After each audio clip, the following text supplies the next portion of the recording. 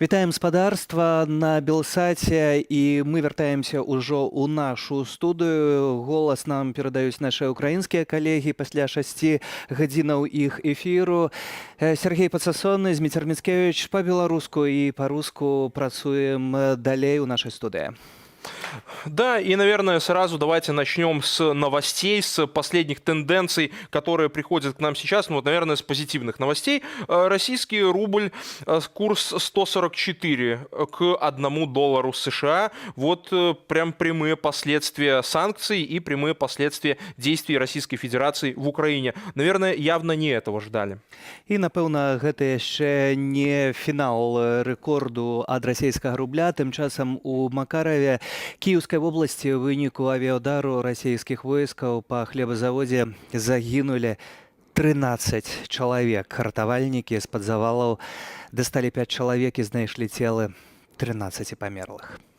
Да, тем временем Управление Верховного комиссара ООН по правам человека заявляет, что по меньшей мере 1207 гражданских лиц были убиты или ранены в Украине с 24 февраля. Вот такая статистика, это только по гражданским. На самом деле поражает, вот тоже интересно посмотреть, сколько из них это дети, потому что как минимум в Житомире и в Харькове разрушены роддомы. То есть, ну вот, пример ведения войны Российской Федерации и нарушения всех возможных конвенций, всех возможных правил.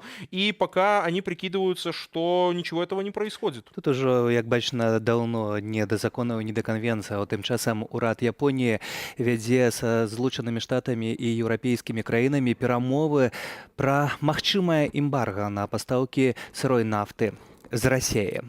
Да, также Урсула фон дер Ляйен заявила о том, что уже завтра Еврокомиссия должна представить проект ухода Евросоюза от зависимости от поставок энергоносителей из Российской Федерации. Посмотрим, как это будет выглядеть, но пока речь идет о повышении роли возобновляемых источников энергии, также других источников газа, сланцевого газа, поставок из Соединенных Штатов. Ну и есть разговоры о том, что вполне возможно будут какие-либо договоренности с Ираном. Уже вчера вечером появлялась информация о том, что ведутся такие разговоры, ведется такой диалог об своеобразном обмене контроль над ядерной программой Ирана в обмен на открытый рынок для энергоносителей. Это будет серьезный удар по России, потому что как раз-таки эту нишу, которая освободится из-под России, да, вот интересно, получается, займет Иран. Ёсць каму заняць. Таксама гаворка ідзе пра тое, што Злучаныя Штаты вядуць перамовы з Венесуэлай, па гэтаму тут сітуацыя кардынальна можа змяніцца ўжо ў бліжэйшы час. І заява ад генпракурора Украіны, цытата, спявак Мікалай Баскаў падазраваны ў прапагандзе і апраўданні вайны ва ўкраіне. Суд задаволіў хадайства аб яго арышце, кажа генеральны пракурор Украіны. Да, опять к новостям экономики. Французский разработчик компьютерных игр Ubisoft, создатель Assassin's Creed и Far Cry, приостанавливает продажи в России. На прошлой неделе россияне уже лишились официальных компьютерных игр от Electronic Arts, Activision Blizzard и Rockstar Games. Вот как ценитель продукции Ubisoft, особенно, наверное, может, помнишь, третий герой, это наша юность там прошла. Вот сейчас, наверное, точно россиянам будет без этого, мне кажется, не очень удобно. А игра-то была очень хорошая. Я прыхільнік таго, каб чытаць кніжкі. Магчыма, што вернуцца нарэшце, як казаў такі вядомы расійскі тэлеведоўца, ну, літаратуразнаўца, перадусім Ігар Волгін, читайте и перачытвайце классику. Вось. І тут можна гэта паўтараць бясконца. 12-й дзень вайны. Пентагон заяўляе, што Расійская Федерация выпустила по Украине 600 ракет. Да, вот также, кстати, вот насчет ракет нужно подчеркнуть, что ведется речь об обстреле гражданской цивильной инфраструктуры. Более 1200 объектов пострадали. На самом деле тоже страшная цифра. И мне кажется, здесь тоже стоит поговорить о том, что в тех городах, которые уже попали под оккупацию Российской Федерации, люди выступают против данного явления. И мы видим, что большие протесты многочисленные и в Херсоне, в Мелитополе, а в Чаплинке Херсонской области сегодня российские оккупанты открыли огонь по людям, которые вышли протестовать. Пока нет информации о раненых или погибших, но вот, собственно, прямые последствия таких действий Российской Федерации, когда они вот освобождать вроде бы шли, а потом оказывается, что ведут в такую же войну, как на любых оккупированных территориях, как они это вели в Сирии, например. Усе гэтыя вызваленчыя дзеянні мы назіраем у самых розных гарадах Украіны, і да навіны, якая адбываецца ў гэтыя хвіліны, дэлегацыя Расійскай Федэрацыі і Украіны пачалі трэці раунд перамоваў. Ёнкаўцы так і не забяспечылі рэжым цішыні для гэтых самых зялёных калідораў і доступу гуманітарных канвояў. Затое заявілі, што могуць дапамагчы грамадзянскаму насельніцтву гарадоў, якія найбольш церпяць ад абстрэлаў, эвакуявацца ў Беларусь і Расійскую Федэрацыю, што выглядае абсалютна абсурдным ехаць да сваіх уласных забойцаў. Прычым тут прапаганда, як напісаў палітолог Павел Усаў, будзе выкарыстоўваць гэта ў любым выпадку. Калі паедзеш, не паедзеш, будуць здымаць і паказваць нейкую сваю прапаганду, што вось нібыта уцякаюць ад нейкіх там нацыстаў, пра якіх яны ўвесь час у прапагандзе распавядаюць. Не паедзеш, будуць казаць пра тое, што не пускаюць яны іх выязджаць, гэта мирных жыхароў. А так уже происходит. Я вот, кстати, уже посмотрел, и действительно в российской пропаганде, в их вот этих рупорах Кремля говорится о том, что да, вот украинские нацисты не пускают своих людей эвакуироваться в Россию. То есть смотрите, как это плохо и вообще к чему это ведет. Вот эта Украина устраивает гуманитарную катастрофу в городах и препятствует поставкам продовольствия, также вот электроэнергии и всего остального. Вот, мол, украинцы сами бомбят свои города и отрезают их от самых важнейших коммуникаций. Тем временем вот российская группировка перешла к накоплению ресурсов для штурма Киева. Одновременно оккупанты не оставляют попыток осуществить подготовку к наступлению на Полесском, Северском, Донецком, Таврическом направлениях. На Полесском направлении россияне пытаются установить полный контроль над городами Буча и Ирпень и приблизиться к столице Украины. В районе города Ирпень осуществляется выдвижение танковых и мотострелковых подразделений. Да, давайте, наверное, сейчас встану, посмотрим мы на карту. Я вам покажу сейчас диспозицию на данный момент. Смотрите, вот Буча, вот Ирпень. Здесь идут самые, ожесточенные бои именно на киевском направлении. Но что интересно, нет информации о том, что какое-либо продвижение в данном направлении имеется. Сегодня вообще мы говорим о том, что, в принципе, российское наступление постепенно затухает. Сегодня уже не такая интенсивность продвижения вперед, скорее бои на уже занятых позициях. Потому что, смотрите, на Черниговщине та же самая история. Не получается у российских войск захватить Чернигов, не получается у них продвинуться дальше. Вот они немножечко подходят к Киеву с северо-востока, но также вот большого продвижения там нет. Они по факту контролируют участок трассы и все, да. Вот также бои в Сумах, Харьков. Ну вот Сумы тоже интересная история. Там в принципе не получилось взять этот город, и даже переходили уже в самом начале украинские войска в контрнаступление. Ну а в Харькове сейчас тоже самые ожесточенные сражения идут. Город находится под постоянными обстрелами, но у украинских военных также получается перейти в контрнаступление, получается пока продвигать свои позиции вперед. Вот что интересно. Уже мы не говорим о том, что российские войска продвигаются, мы говорим о продвижении украинских военнослужащих. И вот только что пришли новости, то что под Харьковом был практически в полном составе уничтожен Владимирский ОМОН.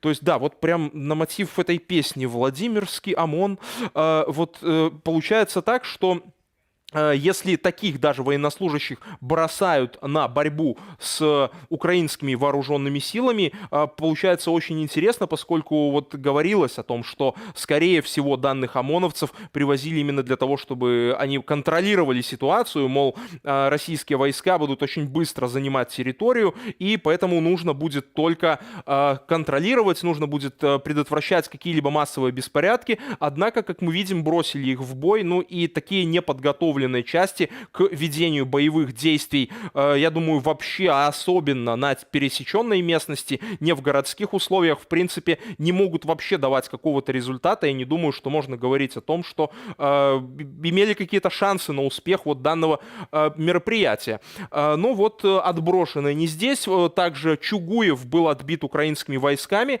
Что интересно, вот Мариуполь также стоит. Не получается у российских военных совместно с силами боевиков взять этот город.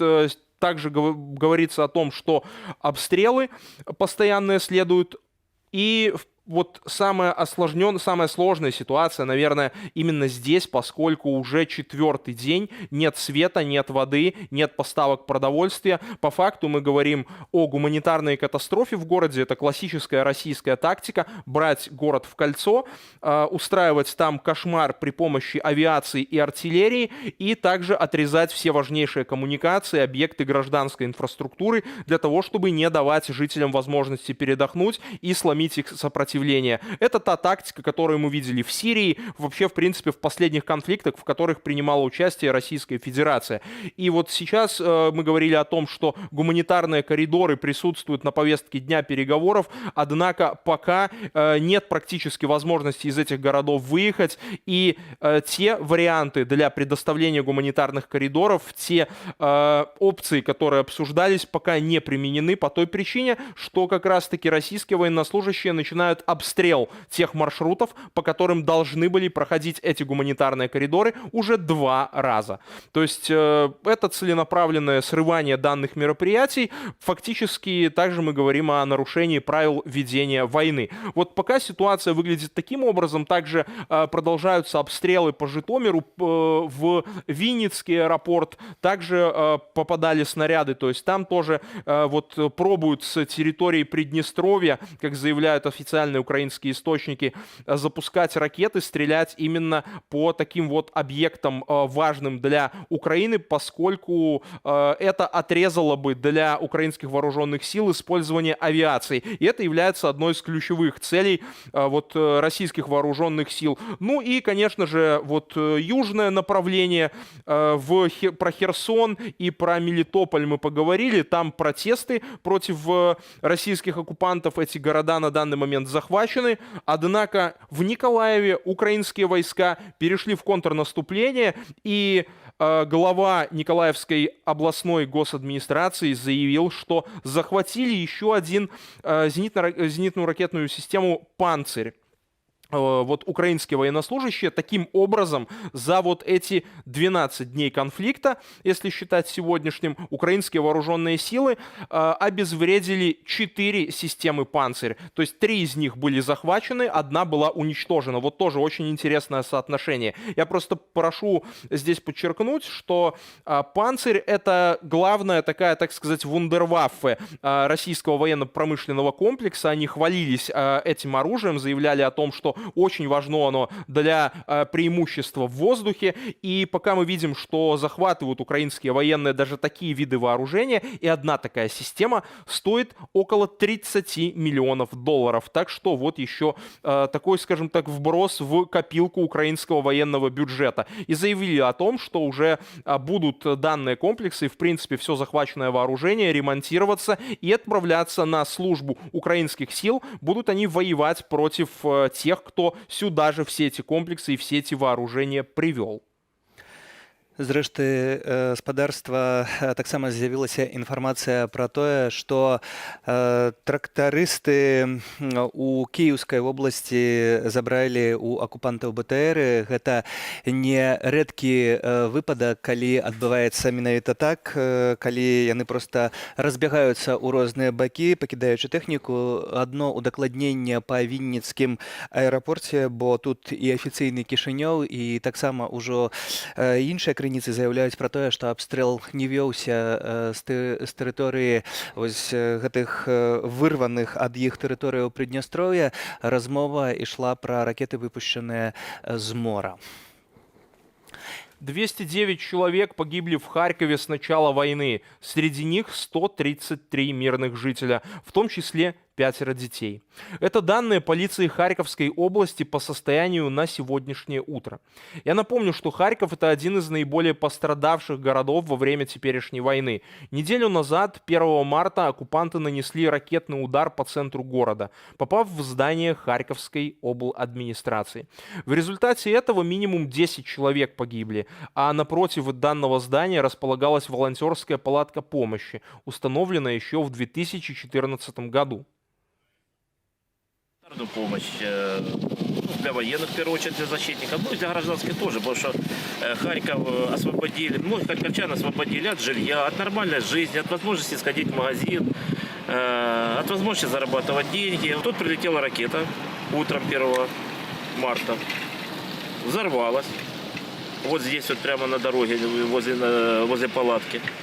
И гуманитарная помощь приняла на себя огромное количество осколков, за счет чего оказались живы люди. Это просто... В палатке находились люди? 16 человек было. Никто не пострадал? Ни один человек. Их только поразбрасывало в одно и все. Погнула конструкция. Это просто чудо какое-то. Харьков сейчас, точнее его центр города. Вот та самая большая площадь Европы, площадь Свободы, где и расположено разрушенное здание обладминистрации. Центр города усеян обломками фасадов зданий. Накануне президент Владимир Зеленский присвоил Харькову звание города-героя, а также еще 5 городам – Волновахе, Гостомелю, Мариуполю, Херсону и Чернигову. Чтобы отметить подвиг местных жителей во время защиты своих городов от российских оккупантов, это и было сделано. Возможно, вот поднимет это боевой дух людей, как в оккупированном Херсоне, так и в Харькове, который сейчас ведет сражение для того, чтобы остаться украинским. І ўжо цяпер спадарства з намі на сувязі удзельніца тэрытарыяльнай абароны з Харкова, гаспадарыня Юлия. Юлия, здравствуйте. Но не из Харькова, из Житомира. Из Житомира. Тогда сразу мой вопрос по поводу сегодняшней ситуации в Житомире. Как она выглядит? Были ли сегодня какие-то обстрелы? И какая обстановка в городе? Недавно, там, дней назад были обстрелы, и пострадал дом, и жилые школа.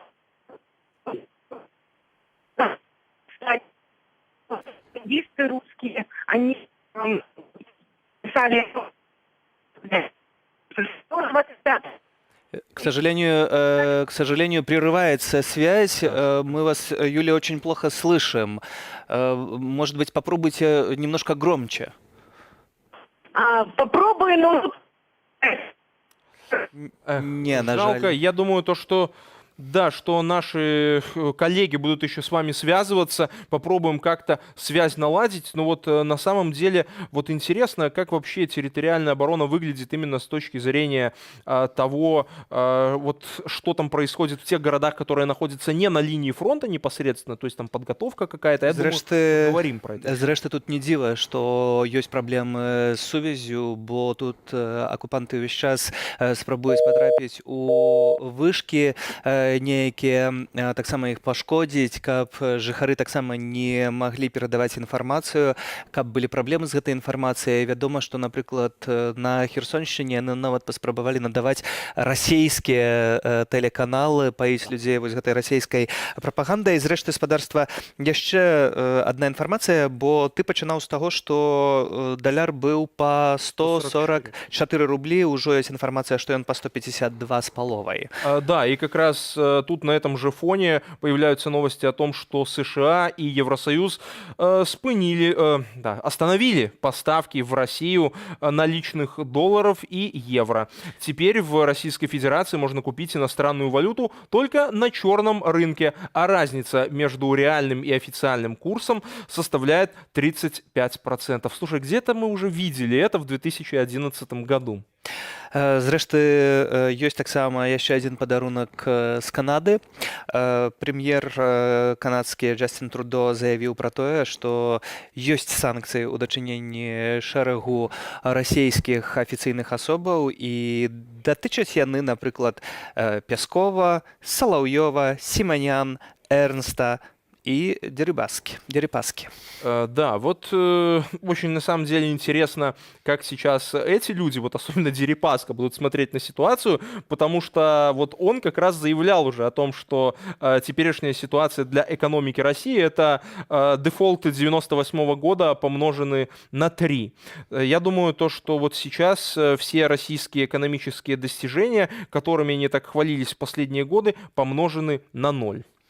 Зрэшты, агентства Уніан падае, што спасылаючыся на мэра Ірпіня, 70% гораду кантралююць украінскія вайскоўцы. Гэта вельмі важна. Да, и под Прилуками как раз вот приходят новости: вооруженные силы Украины, это Черниговская область, Прилуки, разбили большую колонну бензовоза в российской армии. Уже говорили мы о том, что есть проблемы с горюче-смазочными материалами среди российских войск, и то, что это является одной из главных целей Украины сейчас — не дать наладить поставки тем российским войскам, которые оказались в глубине Украины, в глубине страны. Вот уже заявляли они о том, что необходимо и местным жителям территорий, и, в принципе, территориальной обороне заниматься тем, чтобы отрезать данные поставки, особенно с учетом того, что боевой дух военнослужащих, которые вот в этих тыловых частях служат, которые занимаются именно подвозом горюче-смазочных материалов, боеприпасов и, в принципе, матснабжением, как раз-таки гораздо ниже, чем те, которые находятся на передовой. Зрэшты, перанясемся цяпер у Харкаў. З намі на сувязі корэспандэнтка телеканала Лайв Юлия Бойко. Юлия, здравствуйте. И какова сейчас ситуация в Харькове?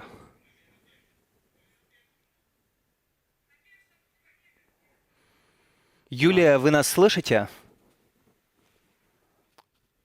Да, видимо, не слышит. Ёсць ізноў праблемы, відавочна, таксама з сувяззю. Не можам злучыцца з Харкавам. Зрэшты, таксама з'яўлялася інфармацыя напярэдадні пра тое, што ў харкаўскую тэлевежу патрапілі і былі праблемы з сігналам. Магчыма, тут таксама надалей застаюцца гэтыя пытанні і праблемы. Таксама з'явілася яшчэ адна інфармацыя, што нібыта самалёт, якім карыстаўся Віктор Янукович, гэта выгнаны ў свой час прэзідэнт украінскі былы, з'явіўся раптам у Менску, здзейсніў пасадку ў нацыянальным аэропорце. А вот это, кстати, очень интересно. Мне кажется, это в очередной раз демонстрирует, насколько в России плохо с пониманием того, что в Украине происходит. То есть, по факту, 12 дней войны не объяснили российскому истеблишменту, что вот такую политическую фигуру, как Янукович, точнее, я бы даже сказал, такой политический труп, как Янукович, не получится сейчас реанимировать и каким-то образом задействовать в Украине, поскольку, ну вот, этого персонажа уж точно будут не готовы украинцы принять. Притом, вот интересно, говорили ранее о том, что Абрамович был в Минске, мол, он пробовал там какие-то мосты налаживать, но теперь, если Януковича туда отправили, видимо, совсем с кадрами плохо, и, видимо, вот не понимают они, что сейчас, как сейчас с этой Украиной переговоры вести. Кстати, вот та информация, которая была озвучена до начала переговоров, уже говорит о том, что Россия, в принципе, не собирается пока вот именно весь серьезный переговорный процесс вести, потому что когда они выставляют требования о том, чтобы Крым признала Украина, о том, чтобы ДНР и ЛНР они признали, но, что интересно, на сегодняшний день уже сняты вот эти требования по демилитаризации и денацификации. Во всяком случае, публично они об этом не говорят. То есть вот уже очень интересный момент, что они начинают отказываться постепенно от какой-то своей повестки. Перамовы ў гэтыя хвіліны ідуць. Мы чакаем увесь час, канешне ж, на нейкія вынікі. Зрэшты, таксама узрастаюць вось гэтая колькасць пратэстаў вакол расійскіх амбасадаў. І вось з'явілася таксама кароткае відэо пакуль што. Будзем чакаць на афіцыйнае пацверджанне, што нібыта ў Дубліне таксама тут уехаў грузавік у будынак, у вароты расійскай амбасады. Чакаем на афіцыйнае пацверджанне. На жаль, мы б не заклікалі да такіх акцыяў, бо гэта толькі паліва ў млын расійскай прапаганды, бо яны будуць гэта выкарыстоўваць вельмі актыўна, што тут рускіх б'юць і ненавідзяць у Еўропе і пераследуюць. І вось наш адказ вы бачыце, так гэта можа быць проста выкарыстана супраць. Ну, именно. Ну, вот тем временем говорят, что наладилась у нас связь с Харьковом.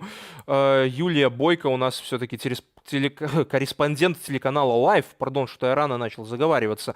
Юлия, добрый ли день и что вообще сейчас в Харькове происходит? Как выглядит обстановка? Действительно ли снизилась интенсивность обстрелов города со стороны российской армии? Добрый вечер. Действительно, последние несколько дней стали меньше обстрелы в городе. Однако все равно снаряды продолжают попадать по жилым домам. Вчера поздно ночью очень много снарядов попало в такой жилищный район города, как Павлово поле. Несколько человек пострадало. Также вследствие ночных обстрелов пострадал наш памятник архитектуры. Он называется «Дом слова». Также они обстреливают школы, детские садики. От начала войны в городе уже пострадало 25 школ и 23 садика. Также каждый день появляется информация о новых погибших. На сегодняшний день погибло уже более сотни человек, 5 из них дети, и более 300 людей пострадали. В больницах рассказывают, что в основном люди к ним попадают с повреждениями конечностей, с осколочными ранениями. В данный момент в городе появилась информация, что вроде как над городом опять летит самолет, но в моем районе, где мы сейчас живем, его не слышно, однако мы все равно сейчас прячемся, потому что непонятно, когда снаряд может прилететь где-то недалеко от нашего дома. Скажите, пожалуйста, а как вообще выглядит гуманитарная ситуация? Есть ли проблемы с коммуникациями, вода, свет, тепло? И есть ли проблемы с продовольствием?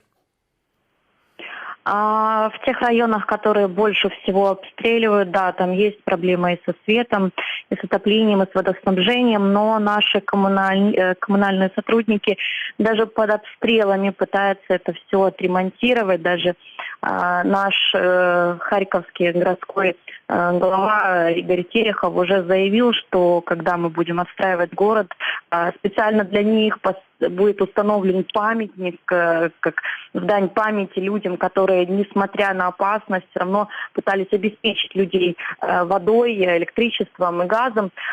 Также по поводу магазинов, продукты в магазинах есть. Какие-то необходимые, очень важные продукты тоже есть на полках. Гуманитарная помощь развозится по районам, которые организовывают местная власть, и даже вот для стариков, которые не могут ходить в магазины и некому за ними досматривать, все равно им пытаются тоже как-то помочь и привезти продукты и все нужные вещи.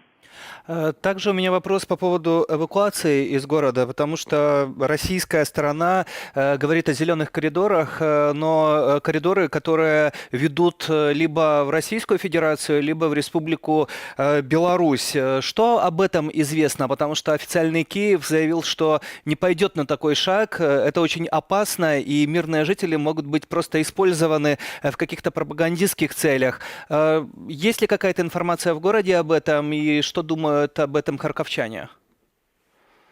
Эвакуироваться в Беларусь или в Россию, насколько я знаю, таких людей нет. И сейчас люди пытаются эвакуироваться в более спокойные города Украины. И сейчас организовывают бесплатные автобусы для них. У нас ходят поезда, которые привозят людей на другой конец страны, но в более безопасный.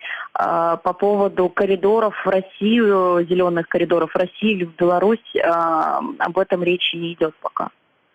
Скажите, а вот как с боевым духом в городе, то есть я имею в виду, есть ли мародерство, есть ли вот какие-либо такие случаи, и вообще как, в принципе, ночи проходит спокойная обстановка, или же вот как было в Киеве, есть работа каких-либо вражеских ДРГ и подобных вещей? Мародеры, конечно же, есть. бывают эти случаи, но они, к счастью, единичны, и с ними народ, насколько может, гуманно с ними общается на эти темы, потому что в такое время заниматься мародерством это очень низко.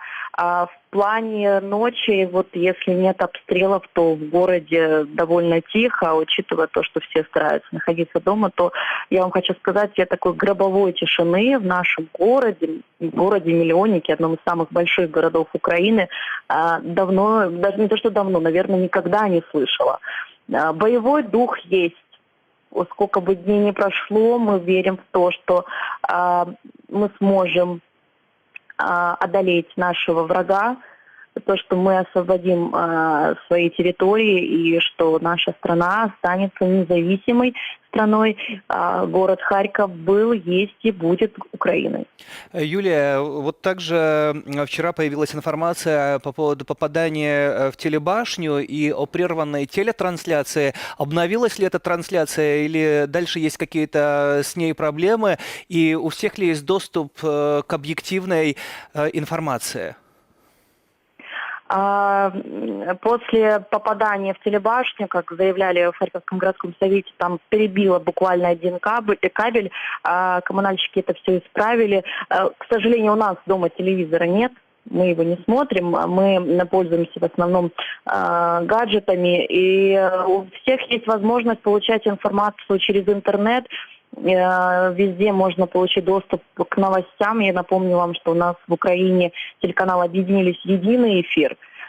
И поэтому у людей есть возможность получать объективную и правдивую информацию. Даже этот единый эфир у нас на Белсате мы транслируем 6 часов в течение дня. Так что Белсат также вместе с вашим единым эфиром, Юлия. Да, вот... Благодарим вас за это. Вот у меня еще такой вопрос, знаете, глобальный. Я его всем задаю людям, которые вот из восточных регионов. Вы точно знакомы будете с обстановкой. Как вот ваши местные бывшие пророссийские политики себя ведут в теперешней ситуации? Они в городе вот вообще остались, и какие высказывания с их стороны следуют? Вот. Я давно про них ничего не слышала, к счастью или к сожалению.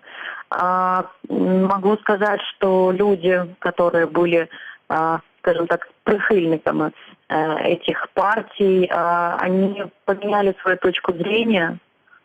И вам больше скажу, что все больше людей начинают переходить на украинский язык, хотя Харьков это русскоговорящий город, как любят говорить все, как и в Украине, как и в других странах. Не хотят люди говорить на языке оккупанта. А вот Михаил Добкин, он как, в Харькове сейчас? Вот мне очень интересна позиция данного персонажа, потому что видел я, что он стал исключительно проукраинским, вот резко поменял характер своих высказываний. Как он там поживает, вы не в курсе? Я тоже видела его посты, как он сообщает о себя в социальных сетях. Он находится в Харькове, но я не буду оценивать Михаила Марковича, потому что, извините. Юлия, мы желаем, чтобы у Харькова все получилось. Спасибо вам. Юлия Бойко, корреспондент телеканала Live з Харкова, господарства з намі была на сувязі, і такія падрабязнасці з гэтага гораду-героя. Да, а вот правительство Украины тем временем приняло решение для того, чтобы поддержать украинский бизнес во время войны. Об этом сегодня сообщил на брифинге премьер-министр Украины Денис Шмыгаль. И вот он уточнил, о каких решениях, о каких мерах действительно идет речь. Давайте послушаем. Первое. Мы освободим от уплаты ЕСВ физических лиц предпринимателей первой и второй группы во время военного положения и в течение года после его завершения. Второе. Освободим предприятия физических лиц предпринимателей третьей группы от уплаты ЕСВ за наемных работников, призванных в ряды ВСУ, другие вооруженные формирования, в том числе территориальную оборону. Сбор будет уплачен за счет государства. Третье. Откладываем уплату налогов для всех предприятий, которые не способны их заплатить. Четвертое. Будет отсрочено использование кассовых аппаратов для всех физических лиц-предпринимателей. Пятое. Правительство отменит все меры рыночного и потребительского надзора по всем вопросам, кроме регулирования цен и контроля за ценообразованием. Также установлен мораторий на проведение проверок всех видов для бизнеса. Да, Украина также озвучила требования к России, которое содержит иск, поданный Украиной в Гаагский суд. Среди этих требований немедленное прекращение военных действий в Украине, военное формирование и другие организации, которые поддерживает Россия, не участвовали в военных операциях. Россия не должна усложнять судебный спор и должна отчитываться суду о выполнении этого приказа. Иск в Международный суд ООН в Гааге Украина подала 27 февраля. Сегодня началось его рассмотрение. Россия в это время отказывается от защиты в суде, но это не помешает ходу расследования. Как заявила соагент Украины в суде ООН Оксана Золотарева, это, цитата, «вопрос жизни или смерти украинского народа».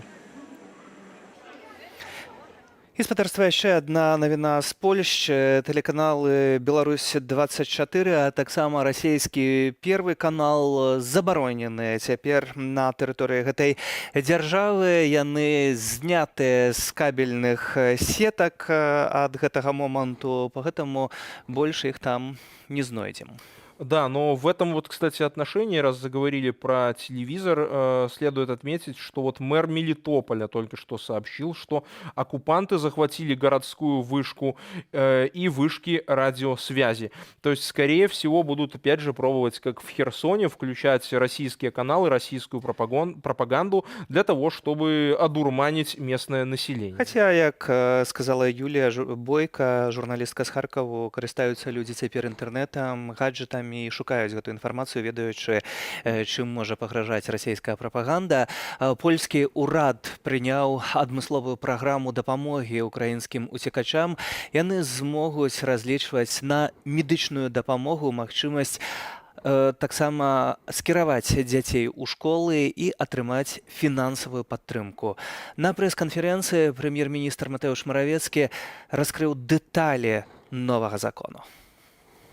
Мы приняли на заседании Совета министров специальный законопроект, который разрабатывался в срочном порядке в последние дни. Этот закон призван предложить нечто вроде замены нормальной жизни для всех тех людей, которые приехали в Польшу. Из этих людей подавляющее большинство – женщины с детьми, самые незащищенные люди, которые убегают от войны. Мужчины остались бороться за независимость своей страны. Беженцы с Украины должны знать, что они на время войны в безопасности. Благодаря этому законопроекту граждане Украины смогут находиться в Польше в течение 18 месяцев легально, смогут легально работать. Этот срок будет продлен до 3 лет. Специальный законопроект гарантирует также поддержку поляков, которые берут под свою крышу семьи из Украины. Польский народ сегодня сдает экзамен на солидарность. Спасибо всем семьям, которые привели к тому, что в Польше пока нет необходимости создавать большие лагеря для беженцев. Органы местного самоуправления получат бюджетную поддержку для выполнения любых дополнительных задач в области, например, доступа детей и подростков к системе образования или к сфере здравоохранения. І спадарства, важная інфармацыя пра тое, што ў еўразвязе чакаецца ажно 5 мільёнаў уцекачоў з Украіны. Тым часам 140 тысячаў украінцаў вярнуліся дадому, каб змагацца за сваю айчыну, а на мяжы Украіны з Польшчай працуюць нашы журналісты, і ўжо цяпер на сувязі Тацяна Рэут. Таня, вітаем. Якія падрабязнасці з мяжы, як выглядае сітуацыя, як выглядаюць чэргі і дапамога тым, хто перасек мяжу? Вітаю, колеги. Ну, вось у працяг тэмы скажу, працытую украінцаў, сапраўды палякі здаюць экзамен на салідарнасць. Украінцы ўвесь час нам кажуць, як дзякуюць палякам, між тым, ну, гэта сітуацыя ненармальная, гэта крызіс, таму эмоцыяў, канешне, шмат. Вы бачыце за намі будынак, які называецца Халя Кіёвска, то бок кіеўская заля, калі перакласці, гэта былы гандлёвы цэнтр, гэта велічэзнае памяшканне, велічэзны будынак. Калі гледачы сочаць за нашымі эфірамі, учора мы былі ў школе, там 160 ложкаў, адпачываюць 160 уцекачоў прыблізна, то ў гэтым будынку нам сказалі, што каля некалькі тысячаў да 5 тысячаў чалавек адначасова могуць знаходзіцца. То бок гэта найвялікшая хіба што заля, у якой мы былі дагэтуль. і таму тут, канешне, напружанне ёсць, таму што людзі і застаюцца на ноч, на некалькі ночаў, але таксама хочуць як майга хутчэй з'ехаць. Вось за мной пад'язджаюць аўтобусы, увесь час пад'язджаюць аўтобусы і забіраюць людзей да найбліжэйшага населенага пункту. І адтуль уже людзі едуць цягнікамі вялікія гарады Польшчы і па ўсёй Еўропе. Вось сёння, канешне, простое, што людзі чакаюць вельмі доўга на марозе. Былі невялікія, былі досыць вялікія чэргі ў гэтыя аўтобусы, і часам людзі разгубленыя. Вось у такой сітуацыі вельмі патрэбная праца валанцёраў, і часам гэта валанцёры, людзі, якія прыязджаюць з розных куткоў Еўропы, якія украінцы у найбольшай частцы, якія дапамагаюць з перакладам. Мы вось такім валанцёрам правялі сёння амаль цэлы дзень, і бачна, што чалавек можа стаяць без нейкіх апазнавальных знакаў, але проста 5 хвілінаў стаяць, і да яго ўжо будуць падыходзіць людзі, пытацца, куды паехаць, як знайсці людзей, якія іх давязуць да гэтага месца. Таму такая дапамога вельмі патрэбна, менавіта дапамога лінгвістычная, дапамога зарыентавацца, бо людзі, нягледзячы на тое, што гэта вельмі блізка ад мяжы, гэта суседская краіна, яны ўсё ж такі нічога тут не ведаюць, ім вельмі патрэбна гэтая дапамога, яны правялі гадзіны, дні ў стрэсавым падарожжы па Украіне пасля праз мяжу, таму вось гэта вельмі важна. Унутр нас пускаюць, але без камеры. На жаль, не на жаль нават, а вельмі зразумелыя гэтыя правілы, таму што сітуацыя ўнутры, гэта месца, дзе людзі спрабуюць адпачыць. Гэта таксама вельмі складанае месца, каб адпачыць. Гэта, вядома, гэта не гатэль, гэта не тыя ўмовы, да якіх прывыклі мы, гэта не тыя ўмовы, да якіх прывыклі людзі, якія былі змушаныя за некалькі гадзінаў сабрацца і поўнасцю змяніць сваё жыццё і аказацца ў такой стрэсавай сітуацыі. Таму ўсё ж такі спрабуюць неяк іх абмежаваць вот гэты доступ камер, каб людзі маглі адпачыць. Унутры ім даюць усё неабходнае. Вось вы бачыце, нават калі бачыце, тут вось ежу даюць, тут валанцёры таксама з усяго свету, кава, ежа, ўсё што патрэбна, ўсё цёплае. Таму з гэтым праблемы няма. Хутчэй праблема больш на доўгую перспектыву, калі ёсць сем'і, у якіх ёсць родныя і знаёмыя у Польшчы ці ў іншых гарадах Еўропы, яны едуць туды, то вельмі шмат сем'яў, з якімі мы размаўлялі, яны пакуль не маюць ніякага плана, не ведаюць, дзе будуць жыць, і такая разгубленасць, гэта, канешне, вельмі сумна, але вось гэтая салідарнасць, якую яны бачаць, гэта дапамога, гэта такую стварае для іх надзею. Цікавыя яшчэ рэчы, акрамя вось такіх больш відавочнай дапамогі, гэта ежа, адзенне, прытулак, прыязджаюць валанцёры з бліжэйшых краінаў, з Латвіі, з Эстоніі, з такімі больш, можа, нетыповай тыпам дапамогі. Напрыклад, пазнаёмімся з групай механікаў, якія ездзяць тут на машыне і дапамагаюць тым, хто перавозіць уцекачоў, і дапамагаюць ім з такімі дробязямі, з іх машынамі, ці калі патрэбны бензін, ці нешта такое.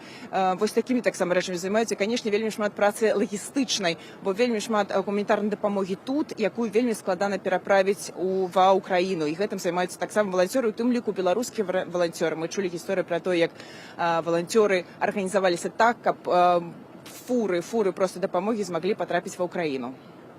Тань, скажи, пожалуйста, вот видно ли вообще там на границе тех людей, которые едут в Украину, которые едут именно возвращаются для того, чтобы защищать свою страну от российской агрессии? И видно ли вот этих белорусских добровольцев, которые также отправляются? Вот ты говорила о гуманитарной помощи, но мы знаем, что уже из Варшавы отправлялись и белорусские добровольцы, но и в то же время и помощь для украинских вооруженных сил, для украинской территориальной обороны, собранная как поляками, так и белорусами. Что-то слышно по этому поводу? Видели ли вы это? Как этот процесс происходит?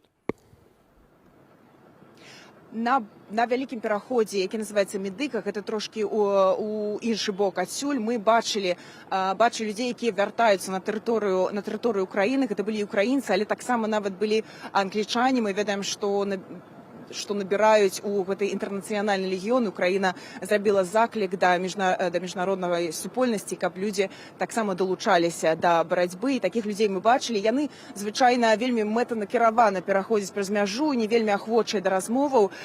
Таму мы ў гэтым не перашкаджалі. Яны звычайна нясуць вельмі многа рэчаў. Відаць, так так па-вайсковаму сабраныя, людзі ідуць сур'ёзна, ведаюць, куды яны накіроўваюцца. Канешне, па суаднясенні нават статыстычным такіх людзей менш, але часам, магчыма, ім аддаецца менш увагі, таму што вось усе занятыя маці, дзецьмі, сталымі людзьмі, якія прыходзяць з Украіны. Але, вядома, гэта ёсць, конечно, тут, у такіх цэнтрах яны ўжо трошку аддаленыя ад мяжы. Мы менавіта людзей, якія едуць ва Украіну, не бачым, але пра валанцёраў, калі мы іх не сустракаем, мы ўвесь час пра іх чуем, пра тое, што беларускія валанцёры ёсць. І вось той валанцёр з Украіны, з якім мы размаўлялі сёння, ён вельмі добра распавядаў пра беларусаў, якія далучаюцца да гэтай валанцёрскай працы. І таксама мы будзем у эфіры ў бліжэйшыя дні размаўляць з жанчынай з Беларусі, якая ў сваім доме, гэта ўжо бліжэй да Любліна, яна прытуліла хіба што каля 70 чалавек. То бок, і гэта фактычна сталася ейнаю працаю, цяпер ён дапамагае гэтым людзям, дапамагае ім ехаць далей і вось прытуляе ў сваім доме, таму беларусаў вельмі многа ў гэтым. Яны бачныя, хаця гэта і не з'яўляецца іхнай мэтаю, але беларусы заяўляюць аб тым, што яны робяць.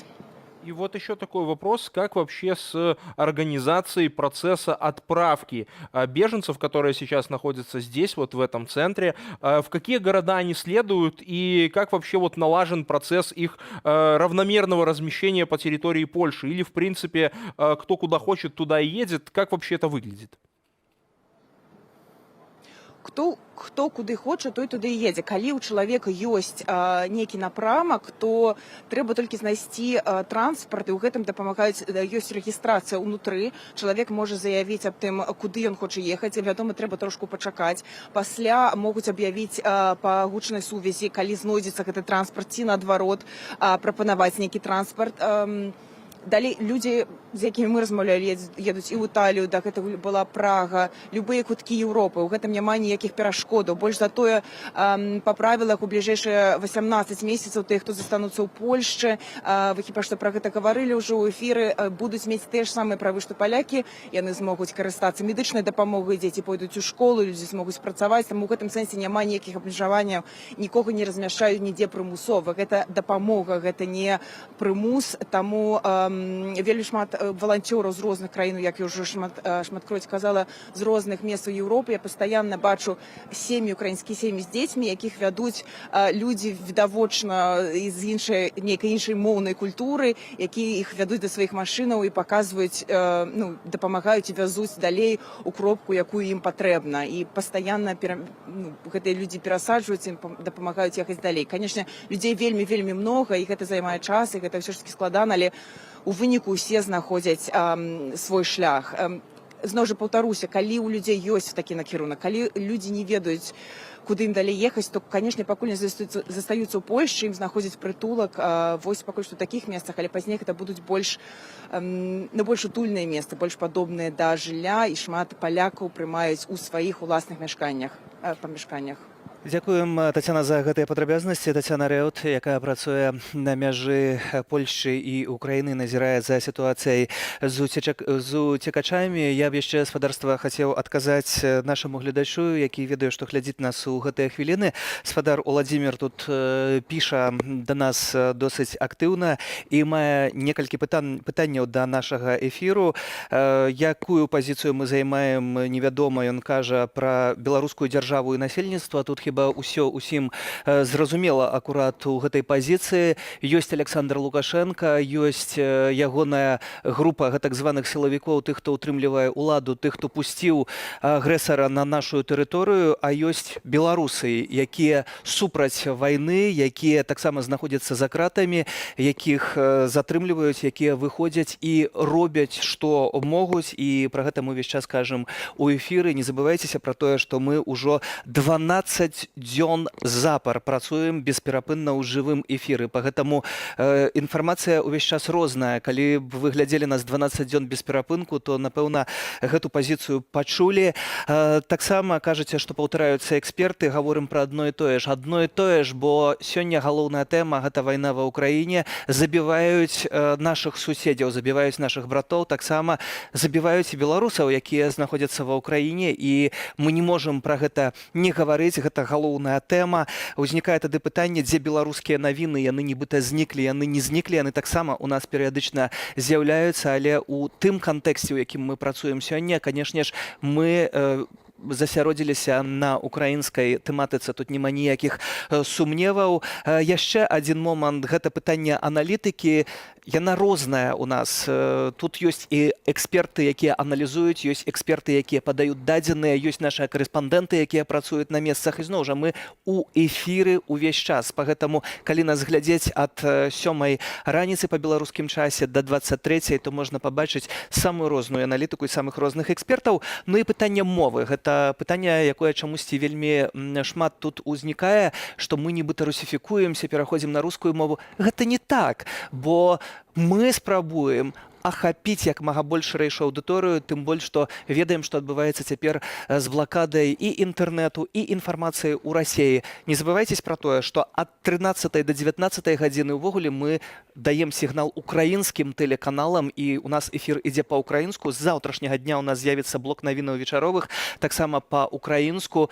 Пагэтаму, спадарства, тут я б не казаў, што мы ідзем у кірунку русіфікацыі. Ніхто з нас не працаваў у такім рэжыме. Паверце, мы тут працуем бесперапынна. Нашыя журналісты сотнямі цэлымі на працы, і моўнае пытанне для нас надалей важнае. Белсат застаецца беларускамоўным каналам, але у сітуацыі вайны, такой вайны мы працуем упершыню, і трэба даць усім мовам дарогу, бо важна, каб інфармацыя была пачутая ў розных рэгіёнах. Ну и вот да, особенно про белорусскую повестку дня хотел бы сказать, потому что мне кажется, что сейчас повестка дня у нас более-менее общая, потому что сейчас то, что происходит в Украине, имеет непосредственное влияние и на Беларусь, и на все процессы, которые там происходят. И когда возле моего родного города, как и возле твоего, да, находятся российские войска, которые непосредственно ведут атаку на территорию Украины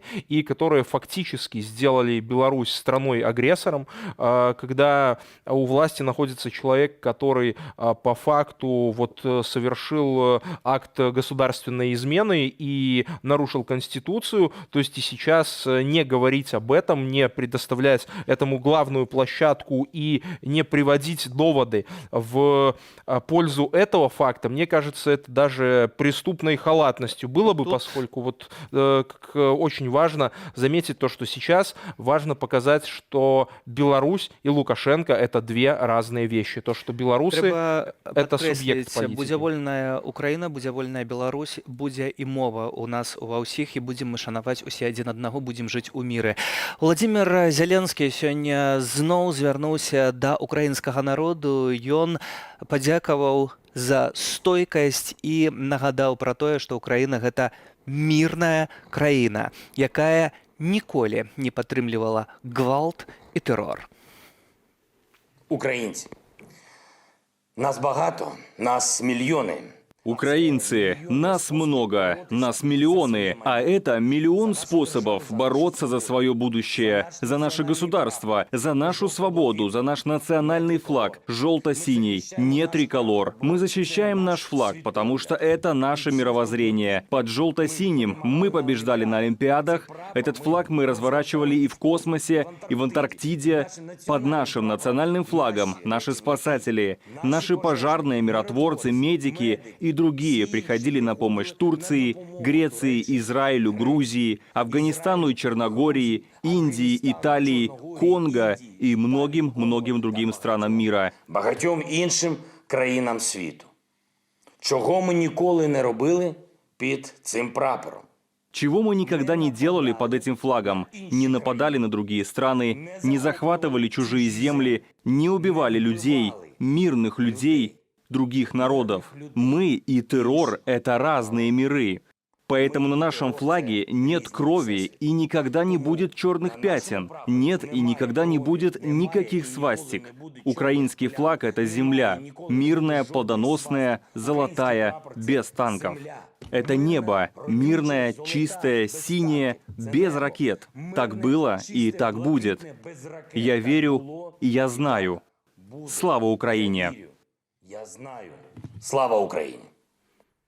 Да, вот очень интересно, Зеленский вспомнил про свастику на флаге, и мне кажется, у Российской Федерации сейчас такая своеобразная свастика появилась. Вот это тот самый знак Z, который на некоторых машинах бронированных изображен, вот который сейчас присутствует на территории Украины, и обломками которых завалена также территория Украины, мне кажется, очень знатно. Тем временем появилась информация о том, что вот Христо Грозев сообщает, да, информация о переговорах российско-украинских. Христо Грозев, напомню, наверное, главный журналист-расследователь всея планеты Земля, потому что вот сейчас это один из главных таких инсайдерских источников вообще, ну, человек, который известен своими громкими расследованиями. Так вот, по его информации, условия, которые Россия выставила на переговорах с Украиной, это формально Зеленский остается президентом,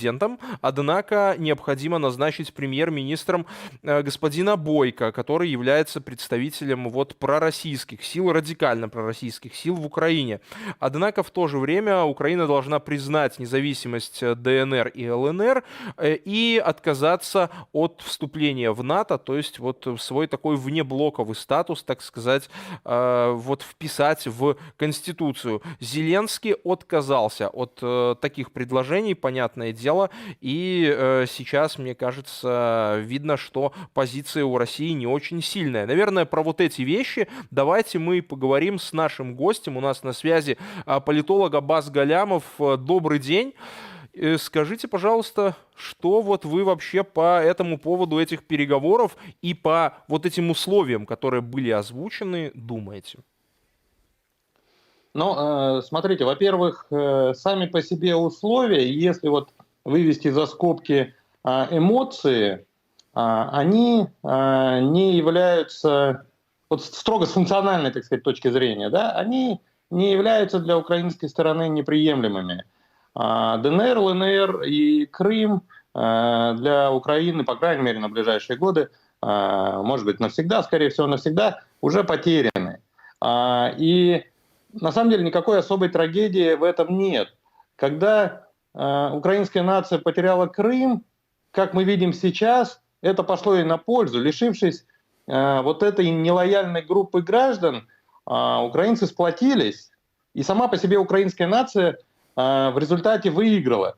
Избавившись от нелояльных групп в ДНР и ЛНР, украинцы сплотятся еще больше, и эта внутренняя сплоченность, это на самом деле ну, такой мощный, знаете, стимул к развитию. Да? Украина сейчас способна будет горы свернуть, она способна будет модернизироваться, провести любые реформы. Вы ее через 10 лет не узнаете, как когда-то, значит, там, во второй половине 50-х уже нельзя было узнать Германию, которая в 45-м лежала в руинах, или Японию, например, да, там, в 60-е годы.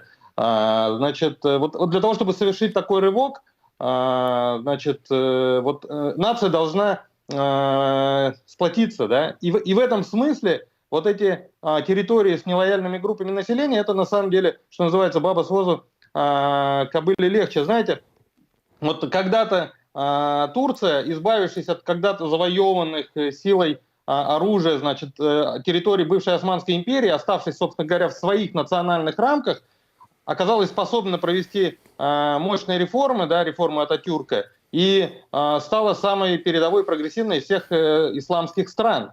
Вот Украина способна сейчас на что-то такое. Но я сейчас рассуждаю, конечно, с точки зрения строго функциональной. А с точки зрения эмоций, а в дело, когда проливается кровь, когда гибнут люди, понятно, что это очень взвинченная и такая эмоциональная история. Конечно, согласиться так сказать, подписаться под тем, что мы отдаем вам эти территории, ну, украинцам будет очень сложно, потому что украинцы, ну, они же сейчас, ну, чувствуют себя, что по сути победителями, ведь и по сути, ну, человек, которого боялся весь мир, его огромная армия, оказались совершенно бессильны, да, и обломали зубы об украинцев. И, в принципе, украинцы, конечно, вот в тот момент, когда ты там держишь фортуну за хвост, соглашаться на то, чтобы уступать свою территорию, ну, вроде бы глупо. И вот есть некое противоречие очень сильное между, значит, вот функциональной стороной вопроса, да, и эмоциями. И, конечно, разрешить эту проблему будет очень сложно, то есть убедить украинцев, что вот этой территории можно поступиться и даже, в общем-то, в результате не то, что не проиграть, а даже выиграть. Но Зеленский, в общем-то, как мы видим, оказался чрезвычайно сильным политиком. И сейчас у него, в общем-то, у него сейчас все козыри есть, да, и мне кажется, он способен будет убедить нацию, что это нормальный ход. В крайнем случае он может взять всю ответственность на себя, подписать эти условия, да, и после этого уйти в отставку. Он по сути, пожертвует своей карьерой ради нации, да, с моральной точки зрения это будет столь сильный ход, что его авторитет возрастет еще сильнее, он после этого может спокойно вернуться и снова выиграть выборы, да. Зато нация не будет чувствовать никакой горечи поражения, это же не ее решение, по сути, да. Ну, президент, да, вот принес себя в жертву нации, так сказать, подписался под этим. А сами эти территории, повторюсь еще раз, с точки зрения социального состава, ну, это вот то, от чего, тот груз, от которого нужно избавиться. Конечно, требование там поставить премьера своего, это, конечно, ну, это смешно, и, конечно, на это украинцы точно никогда не согласятся, а если даже предположить, что они бы согласились, я не думаю, что Бойко бы там рискнул это сделать, потому что, ну, после этого он точно не жилец будет. Там ну, просто большое количество людей зададутся целью его убить. И никакая охрана его не спасет после этого, да. Поэтому я думаю, что, ну, на самом деле, это же официально такого требования нет, это данные вот Грозева, не факт, что это все существует. В любом случае, я думаю, если даже Россия такое требование и выставила, это как раз то требование, ну, от которого они готовы отказаться. Да? То есть всегда ты заявляешь требований больше, чем то количество, на реализацию которых ты рассчитываешь, да, а потом в ходе торга ты, так сказать, где-то там по каким-то позициям уступаешь. Вот я думаю, требование по поводу Бойко, оно является таким, значит, тем, от которого Россия в состоянии отказаться. Но в крайнем случае Зеленскому легко его отбить со словами: «Хорошо, мы назначим Бойко премьер-министром, если вы, Владимир Владимирович, назначите премьер-министром, например, Навального, да, или там Ходорковского». Вот. Значит, там есть еще одно требование у России, это внеблоковый статус Украины. Строго говоря, это вообще не может быть камнем преткновения, потому что, во-первых, сам Зеленский с первого дня сказал, что мы готовы от этого отказаться. Во-вторых, надо понимать, что Украину в НАТО, в принципе, никто и не приглашал, и ей, собственно говоря, ничего в этом смысле и не светило. Поэтому, если вот опять же вывести за скобки эмоции, да, смотреть строго на функциональную сторону вопроса, то, в принципе, можно, конечно, спокойно под этим делом подписаться. Единственное, что, значит, Путин требует, чтобы украинцы включили этот внеблоковый статус в свою конституцию. Да, правка конституции в демократическом государстве — это процесс длинный, сложный, и, значит, он без гарантии. Там же, ну, там зависит от голосований, да, и, значит, как там голосующие решат, это же еще непонятно. Это Путину, который, значит, вот, надумал он исправить Конституцию, тут же все побежали и все переписали. Да? Это Путину кажется, что это легко, а в демократическом государстве это сложная процедура, очень сложная процедура и длительная. Поэтому вот тут есть сложность, которую, так сказать, между украинцами и россиянами там предстоит обсудить. Да? Но в целом, повторюсь, содержательно, вот внеблоковый статус Украины — это не такая сложная вещь. Украинцы вполне могут, значит, под ней подписаться, и не надо бояться агрессии со стороны России, новой войны, потому что после того, как, значит, Путин получил такой сокрушительный удар по зубам, значит, он туда, в Украину, больше никогда отродясь не сунется. А если захочет сунуться, я думаю, российская армия просто, они вот, знаете, как танковые колонны подойдут к границе, они просто свое топливо сольют, да, и откажутся пересекать границы. Потому что, второй раз вот в такую мясорубку влезать, это точно никто не захочет. Ни Путина, ни последний, так сказать, рядовой. Вот все сверху донизу. Вот как-то так. К тому, что вы говорите, что это было бы даже рационально отдать эти территории и избавиться от лишних проблем. Но речь ведь не о том, наверное, для Путина забрать там сепаратистские ЛНР, ДНР, Крым. Скорее мы наблюдаем за тем, что он говорит сам в каком-то таком эмоциональном контексте о уничтожении Украины и украинцев как нации. И где тогда гарантия, что если согласиться на это условие, что через несколько лет Путин опять, не усилившись, не вернется к контрнаступлению?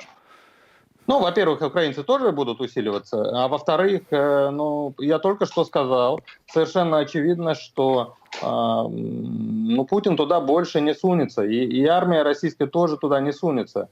Потому что второй раз переживать вот такой позор, который мы сейчас наблюдаем, да, когда армия, значит, игравшая мускулами и, значит, грозившая всему миру, там, сунулась в маленькую крошечную Украину, значит, и тут же застряла и не в состоянии ничего сделать, да, буксует и только, значит, своей собственной кровью там украинскую землю поливает, да. Я уж не говорю про совершенно позорно выглядящие, значит, действия в отношении мирного населения.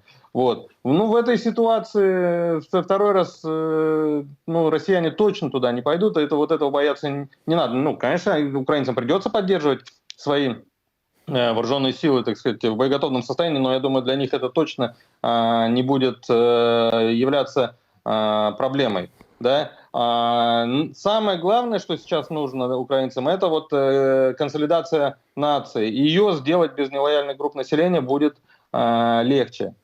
Вот о чем я говорю. Спасибо вам. Аббас Галямов, государства политолог, был з нами на сувязі. І уже цяпер адразу злучаемся з наступным гостем. Руслан Левиев, Conflict Intelligence Team, з нами на сувязі. Добрый вечер. Здравствуйте. Да, у меня тут вот, наверное, будет сразу такой вопрос к вам, Руслан. Вот насколько вообще мы можем говорить о том, что замедлившееся наступление российской армии, вот мы слышали заявление от Христа Грозева, да, что сил у них до понедельника, и в понедельник уже будет ясно, что если Украина выставит, то захлебнется, значит, российское наступление. Вот сегодня понедельник, мы видим, что интенсивность российского наступления существенно снизилась. На самом ли деле захлебнулась ли российская армия в Украине, и с чем связано вот это их замедление, или это вот такой тактический ход? Во-первых, скажу, что мы не были согласны с таким прогнозом, то есть то, что там до воскресенья кончатся резервы и прочее. Мы никаких подобных предпосылок к этому мы не видели, и поэтому, когда у нас спрашивали такое, вы согласны с этим заявлением или нет, то мы говорили, что мы не согласны. Вот. А сейчас мы видим, действительно, днем обычно бывают обстрелы в меньшем темпе, чем там несколько дней назад, но скорее это связано с двумя причинами. Первая причина – то, что Россия пытается сделать вид, что она прилагает усилия к организации гуманитарных колонн, то есть по выходу мирных жителей из блокированных городов и поставке какого-нибудь там снабжения, продовольствия. Это первая причина. А вторая причина, учитывая, что да, все-таки на земле силы местами завязли, вот это некоторое такое сбавление темпа временное, подчеркиваю, что оно временное, оно позволяет немного скорректировать планы, подтянуть резервы, привезти новые боеприпасы. Например, вчера мы выпустили заметку про то, как по Беларуси едет целая колонна ракетных комплексов .У в сторону границы с Украиной, которая будет явно применять. Сейчас мы весь день видим там колонны грузовиков, которые везут авиабомбы к границе. Мы видим колонны топливозаправщиков. То есть вот эта пауза используется для поставки снабжения тем силам, которые, в принципе, сейчас вот за предыдущие дни ресурсы подистратили, то есть там боеприпасы в основном.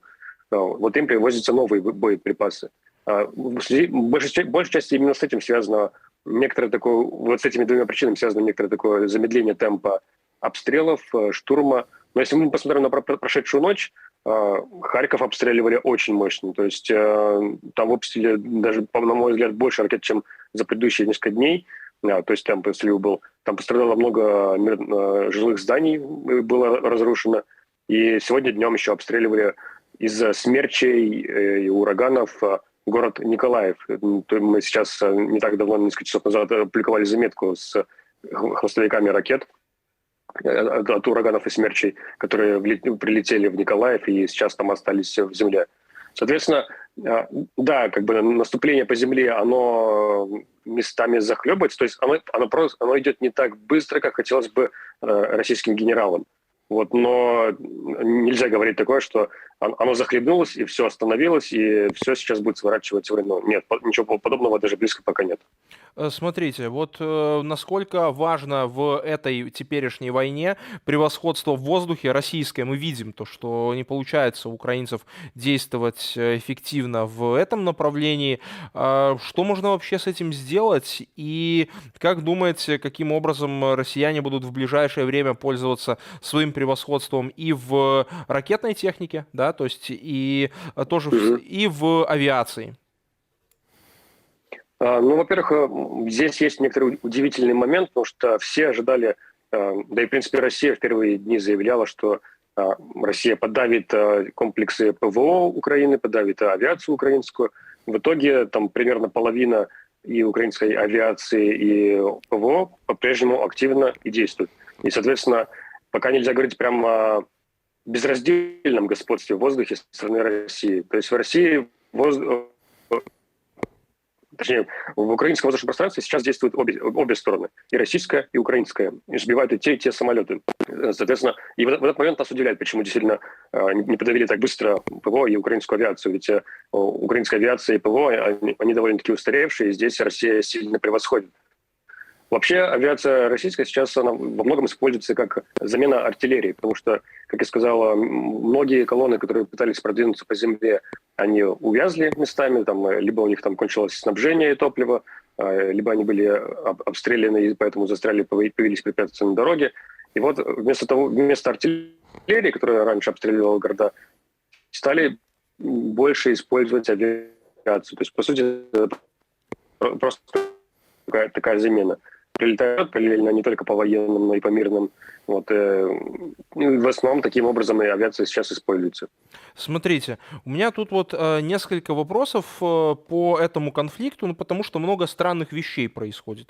Вот, например, колонна, которая по разным данным там до 65 километров составляет, да, в длину российской техники под Киевом. Ну, я не знаю, вот в принципе по определению это выглядит идеальной мишенью для артиллерии. Где артиллерия? Где работа авиации по этим целям? Что вообще происходит? Как можно такое огромное количество техники концентрировать на подходом к столице?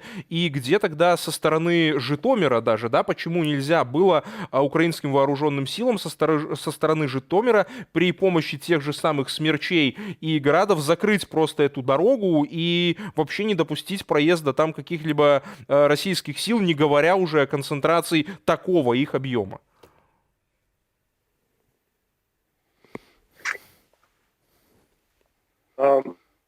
Ну, по части авиации, я бы здесь отметил, авиация сильно превосходит и по количеству, и по типу самолетов. У Украины авиации мало, и она устаревшая. Поэтому, естественно, украинские командующие, они берегут и самолеты, и летчиков. То есть, скорее всего, те колонны, которые мы видели на спутниковых снимках, растянутые по трассе, наверняка там есть и в том числе комплексы ПВО, которые эти колонны прикрывают. Просто мы можем их не заметить сразу на спутниковых снимках. Соответственно, если украинский самолет полетит туда бомбить эту колонну, есть определенный риск, то, что его собьют и потеряют еще один, по сути, сейчас особо ценный самолет для Украины. И поэтому, очевидно, украинские военачальники не рискуют отправлять самолеты туда бомбить, предпочитают их направлять на более опасные цели. Потому что колонна, она увязла там, но она и стоит. Она как бы прям суперопасной угрозы сейчас не представляет. Есть гораздо более важные угрозы, более важные направления, по которым действительно надо ударять с воздуха, по колоннам, которые действительно пробиваются там, к Киеву, Чернигову, Харькову. По ним надо бить и на юге тоже. По артиллерии здесь уже сложнее сказать. Возможно, там, им сложно добраться до выгодной точки, откуда будет добивать по дальности стрельбы ракетный комплекс. Руслан, скажите, вы наблюдаете за спутниковыми кадрами передвижения? Может быть, они опасаются, что заденут мирные граждане. Вы наблюдаете за спутниковыми кадрами передвижения российских сил. Как это выглядит на территории Беларуси сегодня, а также на территории Российской Федерации? Потому что речь идет о том, что большинство этих резервов уже вброшены в Украину. Что дальше? Будут стаскивать еще какие-то силы? Большинство было сейчас, как заявляет Пентагон, 95% задействованных сил, но этот процент от той группировки сил, которая была стянута к началу войны на границу. Там от этих 180 тысяч солдат и там бесчисленной техники. Вот от той численности, да, 95%. Но остались еще и солдаты, и техника, те, которые изначально не ехали на границу, и сейчас из них формируют там новые батальонные тактические группы, отправляют на границу и будут бросать в бой. Потому что мы видим видеозаписи в соцсетях, как едут поезда с военной техникой в регионах России, там, в Саратовской области, Приморском крае. А мы слышим от солдат, которые наши источники, из пунктов постоянной дислокации, что там набирают и новых контрактов, набирают тех контрактников, кто не уезжал на границу, и формируют из них новые группы, отвозят на границу. Плюс мы видим свидетельство того, что начинают, по сути, видимо, распечатывать резервы армии именно в плане техники и боеприпасов. Потому что мы видим, что начинают реже применять ракетный комплекс «Искандер», который является более новым видом оружия по сравнению с комплексом .У. То есть в России постарались большинство ракетных бригад перевооружить с точки У на «Искандер». Так вот, в последние дни «Искандер» применяют меньше и начинают применять больше .У, которая более устаревшая, менее дальнобойная, менее точная. И мы видим просто защитный цвет. Ну, то есть просто зеленый БТР, не в камуфляже, ничего, что выглядит как будто бы его вот недавно распечатали из резерва, где он хранился, там, не знаю, там десятки лет, и вот бросили в бой. То есть фактически мы видим, что начинают действительно распечатывать резервы и плюс подвозят новых людей, новую технику. Соответственно, резервы для продолжения войны в том темпе, который он идет сейчас, в принципе, еще есть. По-вашему, вот давайте такой финальный вопрос. Как может развиваться конфликт в ближайшее время? Есть ли у российской армии возможность, да, вот эти резервы для того, чтобы решительно продвинуться на ключевых направлениях, вот выполнить те задачи, которые они перед собой ставят? Это взять Харьков, пробить сухопутный коридор от так называемых ДНР, ЛНР к Крыму оккупированному, да, и там же обеспечить вот взятие Миколаева и, конечно же, окружить Киев и создать там гуманитарную катастрофу. Ну, вот это основные направления, которые мы видим. Есть ли у них возможности для того, чтобы эти задачи выполнить в ближайшее время, и как Украина будет от этого обороняться? Есть ли там возможности для перехода в контрнаступление, и насколько вероятность перехода этой войны в позиционный характер? Ну, во-первых, когда мы прикидывали возможности того, как быстро будет блокирован там Киев, Харьков, мы исходили из численности техники, типа техники, какую привезли, разнообразность оружия, количество солдат. Вот. Исходя просто из цифр, мы представляли более пессимистичные прогнозы для Украины в плане по скорости блокады, например, того же Киева. Вот, не так давно мы назвали, где-то примерно дней 5 назад мы назвали оценку, что там Киев могут блокировать там, в течение там, грубо говоря, недели. Сейчас мы видим, что главная проблема даже не в количестве техники солдат, а в том, как подготовились солдаты. Не то, ни другое качество не подготовленные. Поэтому мы видим захлебывающиеся наступление по земле, мы видим застревающие колонны, мы в итоге прогнозы, которые были изначально более пессимистичными для Украины, становятся более оптимистичными. То есть сейчас, вот прямо сейчас я могу сказать, что наша оценка при текущем темпе, как минимум 2 недели нужно российским силам для того, чтобы хоть как-то блокировать Киев и начать там фактически гуманитарную катастрофу. И за счет вот такой вот неподготовленности, там, плохого руководства. Мы видим, что местами украинские силы действительно переходят в контратаку. Чаще всего это случается вокруг Киева, поскольку это важнейшая точка, и поэтому, естественно, туда бросают самые мощные силы. Вблизи Житомира, бои за Житомирскую трассу, за Ирпень, Бучу. Видимо, тяжелые бои на Черниговском направлении, там много российских погибших, много пленных. Вот.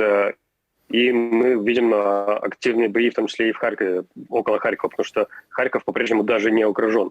Пока что для российских сил самым успешным направлением является именно южное, то есть где войска с Крыма зашли на Херсонскую область и дальше повернули, часть войск повернула на Мариуполь, и сейчас уже успешно его блокируют. Сейчас Мариуполь отрезан снабжение.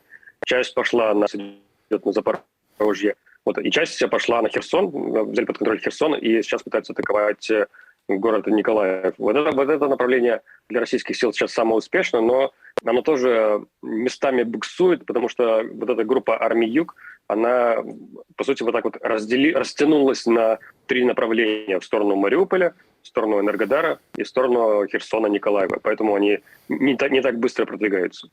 Дякуем вам, Руслан Львів. Conflict Intelligence Team был з намі спадарства на сувязі. Тим часам такая короткая інфармацыйная аператыўная зводка ад Генштабу ўзброеных сілаў Украіны. Яны заяўляюць пра тое, што працягваецца абарона асноўных гарадоў, важных шляхоў, таксама абарона сталіцы Кіеву. Акупанты перакідваюць авіяцыйныя падраздзяленні на тэрыторыю Беларусі з мэтай нанясення ракетна-бомбавых удараў па буйных гарадах Украіны і прамысловай інфраструктуры. У населеным пункце Міла Кіеўскай вобласці падраздзяленне з кадыраўскіх наёмнікаў абстрэльвае мірнае насельніцтва, а групіроўка ворага, якая дзейнічае на асобных накірунках, гэта Канатоп і Ахтырка, згубіла да 50% асабістага складу. Да, вот также 28 февраля российские войска бомбили поселок Калиновка в Фатовском районе Киевской области. Часть домов разрушены, есть погибшие. Теперь поселок представляет собой руины, на которых продолжают жить те, кому удалось спастись. Военный корреспондент Сергей Марчик съездил на это место трагедии. Его репортаж специально для Белсата вашему вниманию. Над головою прошли літаки. Над головой прошли самолеты, и буквально через секунду-другую 2 мощных взрыва. Там никто не пострадал, там многодетная семья живет, и каким-то чудом за 10 минут до сигнала тревоги они дом оставили, и, слава богу, все выжили. І, слава Богу, вони всі вижили. А там, к сожалению, не выжил никто. Не вижив ніхто. Там были 2, муж с женой. Ударной волной все раскидало на куски, по утеплителю, по нашим деревьям, а на дальнем участке личные вещи и фотографии. По нашим деревам, а на дальньому горісі, аж на 3-му участку якась чи скатертина, особисті речі і фотографії. Фотографии мы находим по нашим участкам. Фотографии семьи, там, где они живые, счастливые, то с моря, то с отпуска. И эти фотографии не обгоревшие, не было пожара. Ни одна досточка, ни одна щепка ничего обгоревшего не имеет. Досточка, взагалі нічого обгорівшого немає. Тут была як рівна площадка. Тут была ровная площадка, никакого дыма или огня не было. Подозреваю, что какая-то необычная бомба. Так что вот так вот нам прилетело. Соседи есть соседи, у нас так принято, общались постоянно. Хорошо мы их знали. Обидно. Больно.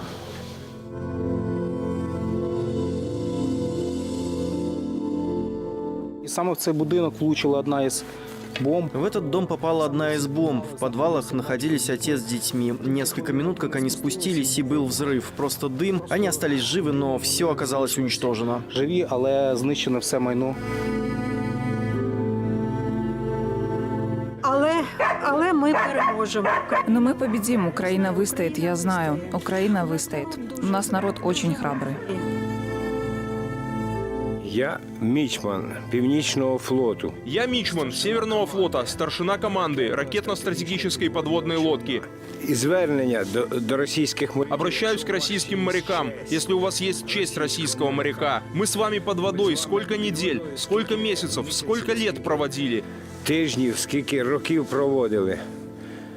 Хотя бы один украинец здесь подвел россиянина. Что тут делают ваши братцы с нашими зданиями, с нашими семьями, с нашими детьми? Сделайте свой выбор, пока не поздно. Не пізно. Гэта сапраўды тое пытанне, якое задаюць увесь час украінцы, якое ўвесь час задаем таксама мы, гаспадарства. Што вы робіце з гэтымі людзьмі? Што вы робіце з украінцамі? Што вы робіце з дзецьмі, сем'ямі? Бо сапраўды ўжо 1000 перакрочыла колькасць забітых сярод цывільнага насельніцтва. Пра гэта паведамляюць міжнародныя арганізацыі. Да, однако вот давайте посмотрим и немножечко на позитив. Вот момент счастья даже во время войны. Под предлогом проверки документов украинские военные остановили машину, но оказалось, что цель проверки была совсем другая. Давайте посмотрим видео.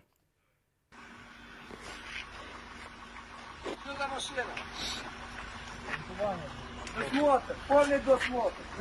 Проверяем. Двое есть. Куда направляем? Чего машина такая грязная? Машины на штрафплощадку подводят здесь. Вы ластите? А вы кто?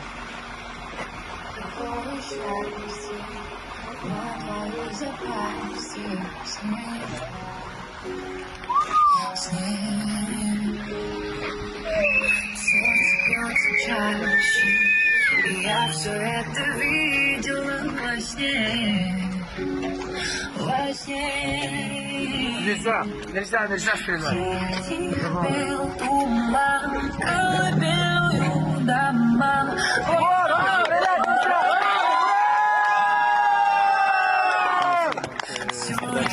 На такі пазітыў таксама, нягледзячы на тое, што вайна, таксама ведаем, што наша калега, журналістка, рэдактарка тэлеканалу «Суспільны» таксама ўзяла шлюб, а потым паехала на працу, так што мы таксама віншуем і іншых. Будзем спадзявацца, што ў іх усё атрымаецца. Таксама вельмі шмат нараджаецца дзяцей у гэтыя дні, што дае таксама надзею, бо нават у такія цяжкія моманты яна павінна заставацца.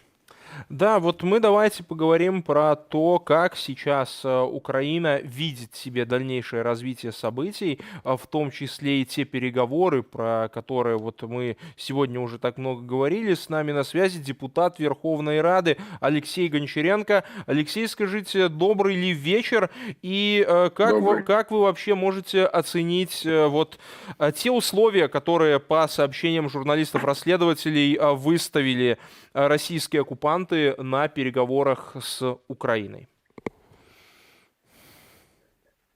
Ну, мы слышим это все постоянно от Путина. Уже если там нет денацификации, демилитаризации, о которой он все время говорил, то это уже хорошо в том смысле, что, значит, может быть какой-то предметный разговор. Потому что до этого мы слышали про денацификацию. А как мы можем сделать денацификацию, когда единственные нацисты, которые у нас есть, это те российские солдаты и офицеры, которые ходят по нашей земле и стреляют в наших женщин и детей.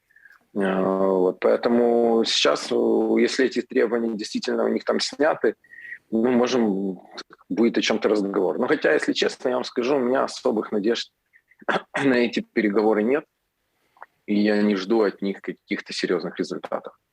А вот смотрите, тут есть сообщение о том, что в Киев прилетел Янукович. Как думаете... Слава богу, не в Киев, да, в Минск. в Минск. Если я правильно читал, да, в Киев. Да, пардон, в Минск, тут... да. Было бы хорошо, если бы он прилетел в Киев, он осужден, сел бы уже наконец-то в тюрьму. Да, так вот, я что хотел спросить. Вот... Это, по-вашему, российский эстеблишмент настолько плохо знаком с ситуацией в Украине, что пробует реанимировать даже такие политические фигуры? Или это вот такие осознанные действия, да, или вот они действительно вот намерены настолько жестко в Украине завершить вот этот конфликт, да, настолько жестко действовать, что вот такой персонаж им потом будет полезен. Как думаете? Я думаю, что Путин идиот. И я думаю, что он очень слабо адекватен.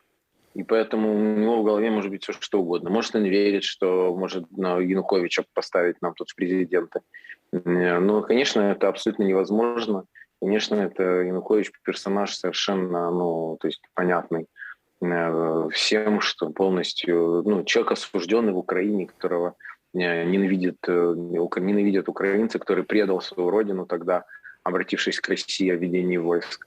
Поэтому о нем все понятно. Ну и, к сожалению, еще раз повторюсь, Путин не в адеквате находится, поэтому что у него там в голове, я не знаю. Но, слава богу, мы в состоянии себя защитить. Я думаю, что по представлению Путина Янукович уже давно должен был сидеть на улице Банковой, это у нас офис президента находится, там и исполнять как бы роль марионетки путинской, как украинский президент. Но пока Путин не может пробиться ни к Киеву, ни к одному другому украинскому крупному городу, потому что украинская армия рвет его оккупантов на куски и в клочья. А вот скажите, как вообще сейчас обстоят дела? Я вот сегодня задавал уже этот вопрос коллеге из Харькова с представителями пророссийских политических сил в Украине. А вот есть ли вообще такие персонажи, кроме Кивы, конечно же, который там в Москве оказался, которые продолжают Нет, это сохранять не в Москве. Киева, пророссийские позиции? извините, я вас перебью. Мгм. Просто у нас все любители русского мира, они как-то все время неожиданно оказываются в других местах. Киев находится в Испании. Ага, то есть Я он надеюсь, теперь что в из Испании. Испании его к нам и экстрадируют. Да, он сразу улетел в Испанию, и оттуда он включается в российские то есть телеканалы он и оттуда несет какую-то ахинею там. Конечно, да. Они все такие. Они любят все смотреть на русский мир так, на расстоянии. Его, знаете, проще русский мир любить на расстоянии. Потому что когда он близко к тебе подходит, то вот этот запах смерти, гари, вонь от них, она неприятна. А вот на расстоянии нормально. Вот он на расстоянии вещает оттуда из Испании. Извините, я вас перебил, просто уточняю. Да, так вот, а есть персонажи, которые сблизи этот русский мир продолжают восхвалять? Есть такие еще в Украине? И как к ним отношение? Я думаю, что на пророссийских партиях в Украине Путин поставил крест раз и навсегда. Я думаю, что пророссийских партий в Украине не будет, не знаю, сколько лет, может быть, никогда, но, может быть, минимум лет 100. И те люди, которые были склонны к этим партиям, они в основном проживали на юге и востоке Украины. Там, например, Харьков, город, в котором побеждали вот эти ОПЗЖ, Мариуполь. Ну и Путин все сделал, он уже и градами стрелял, и из артиллерии, и бомбы кидал, чтобы уже всем все объяснить. И, поверьте мне, уже все поняли. Поэтому нет у них будущего, нет у них перспективы. Часть из них даже приходит в Раду и голосует уже там против Путина, часть куда-то пропала, я бы сказал, большая часть куда-то пропала. И думаю, что многие из них уже никогда и не появятся тут на горизонте, а перспектив никаких эти политические силы больше не имеют. Украинцы уже все поняли, во всем разобрались. Ну, большая часть это поняла еще в 2014 году. Вот, ну, были те, кто тогда не понял, но теперь уже поняли все. Алексей, яшчэ такое пытанне. Эммануэль Макрон, які ўвесь час тэлефануе Владзіміру Пуціну, гаворыць, што ў справе гэтых гуманітарных калідораў, цытую тут Эммануэля Макрона, гэта маральны і палітычны цынізм. Што Макрон толькі цяпер зразумеў, што Пуцін выкарыстоўвае маральны і палітычны цынізм? І ці Еўропа нарэшце зразумела, што такое Пуцін і з кім яна мае дачыненне? Ці надалей Еўропа працягвае яшчэ неяк лавіраваць? Ну, на самом деле, действительно, почему так долго доходило, непонятно. Но уже дошло до всех. И до Шольца, и до Германии, и до Франции, и до Макрона. Все поняли, что это человек, который постоянно врет. Все поняли, что это человек, который, которого человеческая жизнь... Мне кажется, он садист. Мне кажется, ему нравится убивать. И человеческая жизнь ему ничего вообще не стоит. И вообще вот это... Макрон, когда даже рассказывал про Европу от Владивостока до Лиссабона, я думаю, что он уже понял, что от Владивостока и до Калининграда, к сожалению, тут и в Европе не то, что нет речи, здесь совершенно античеловеческий режим, абсолютно человеконенавистнический режим Владимира Путина. Думаю, это уже понятно всем. И поэтому уже все как бы принимают меры, хотя, конечно, могли бы и большие меры принимать. Но тут есть еще такой фактор, думаю, что уже никаких иллюзий не осталось, но еще остался некоторый страх. И вот, конечно, украинская армия его развеяла в какой-то мере, то есть все увидели, что вся эта знаменитая доблесть русского оружия, все это в кавычках, Все это совершенно надутые мыльные пузы. Но остался страх перед ядерным оружием, перед просто вот этим количеством вот этого всего железа, которое могут закидывать. И вот этот еще страх, к сожалению, есть. И это сегодня препятствует тому, чтобы наконец-то Украина получила польские МиГи, словацкие МиГи, и Су самолеты, болгарские. Потому что просто боюсь, что эти страны просто боятся. Вот и все. Думаю, что им нужно преодолеть этот страх, понять, что Путина надо останавливать сейчас. Уже так мир очень сильно проспал его. Ну, не дай бог сейчас его не остановить, то я уж вообще не знаю, до чего мы дойдем и до какие ужасы какой ужасный след он оставит в истории человечества. Алексей, вы таксама у групе парламенцкай ва Украіне па Беларусі, і тут таксама узначальваеце гэтую групу, так, наколькі я ведаю? Я ее, собственно, создавал и возглавляю. Так, вы узначальваеце гэту групу, і тут вельмі важнае пытанне. Александр Лукашенко, як вось чалавек, які трымае рэжым у Беларусі, які дапусціў тое, што расійскія войскі на тэрыторыі Беларусі бамбардуюць з тэрыторыі Беларусі, і уласна народ беларускі. Гэты момант наколькі палітычна аддзелены для Украіны і для украінцаў сёння? И мне довольно часто приходится сейчас отвечать на этот вопрос, и даже некоторые белорусы обижаются, когда мы говорим о том, что вот как бы не смешивайте нас и так далее. Конечно, мы разделяем Лукашенко и белорусский народ, и тут всем понятно, что Лукашенко — это просто путинский наместник, гауляйтер в Беларуси. Ну, конечно, признаюсь вам, нам бы очень хотелось, чтобы уже белорусы бы снесли Лукашенко подальше. И это было бы хорошо для белорусов, это было бы хорошо лучше всего это было бы для белорусов, но это было бы хорошо и для Украины, и для всей Восточной Европы. Но думаю, что, в принципе, лукашенковский режим, он зависит очень сильно от путинского режима. Думаю, что, в принципе, путинский режим после этой вот войны, он обречен. Вопрос в том, сколько он еще протянет.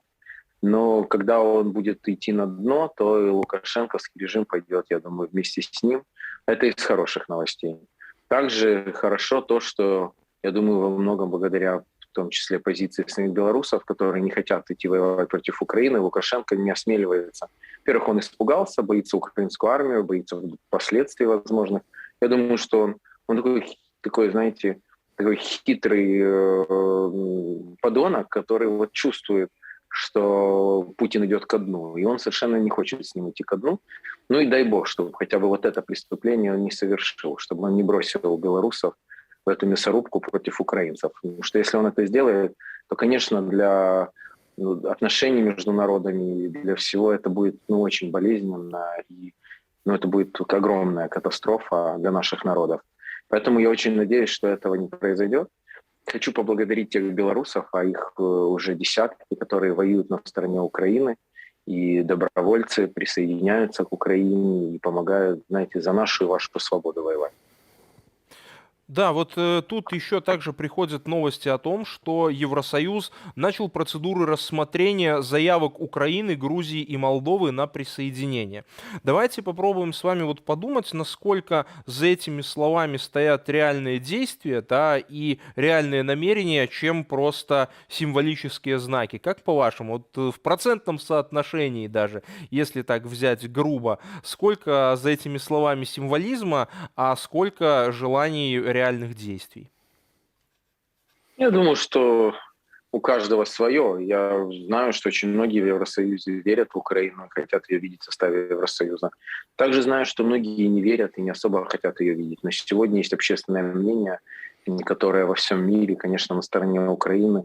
И это подталкивает многих политиков, или как минимум заставляет их не противодействовать. Посмотрим, что будет в результате. Но украинцы, конечно же, доказали всему миру, что мы свободный европейский народ. Мы не рабы. Мы готовы с оружием в руках защищать свою свободу, свою землю. Это, поверьте мне, дорогого стоит. И даже в европейской истории мы видели среди самых цивилизованных и развитых обществ Мы видели разное участие вот в таких вот в подобных событиях. Украинцы продемонстрировали и жертвенность, и самоотдачу, и настоящие ценности. И это не только о нашем героизме нашей армии, тех, кто там воюет за Украину, но даже посмотреть на людей. Вот в Херсоне, единственный оккупированный областной центр, люди сегодня опять выходили, тысячи людей, сказать, что Херсон — это Украина. Они против оккупанта с голыми руками, с флагом в руке шли.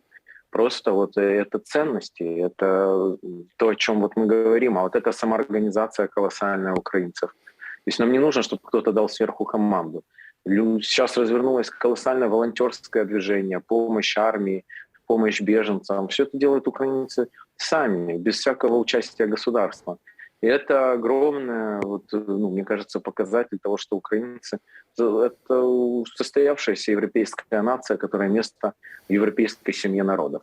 А что касается Грузии и Молдовы, вот особенно про Грузию могу сказать, что, к сожалению, при всей грузинское общество очень поддерживает украинцев, и мы очень за это благодарны. Но грузинские власти занимают очень странную позицию, когда они вроде как на словах с нами, а в реальности ни санкции не вводят, ни добровольцам не помогают приехать в Украину. А сейчас вообще начали расширять торговлю с Россией, потому что Россия из-за санкций, у них там уже вообще все уходят. Поэтому они уже готовы, и те грузинские компании, которые раньше, Россия фыркала на них и гнала, сегодня готова, с ними торговать. И тут уже как тут, и грузинское правительство в этом готово участвовать. Но мне кажется, что это точно неправильный подход и неправильный путь.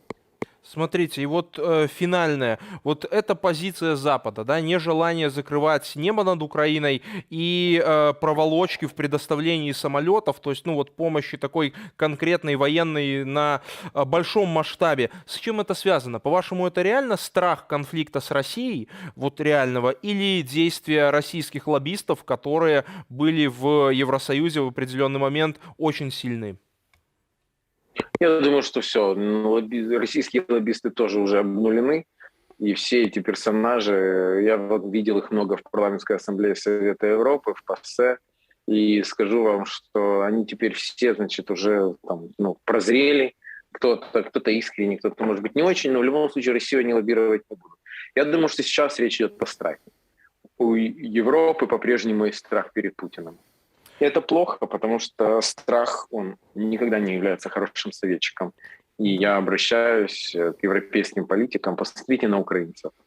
Против нас выступил этот монстр, с обстрелов начал ракетами, и украинцы не испугались. Я вот сейчас, сегодня вы показываете кадры, это Ирпень, это под Киевом город, там ужасная ситуация.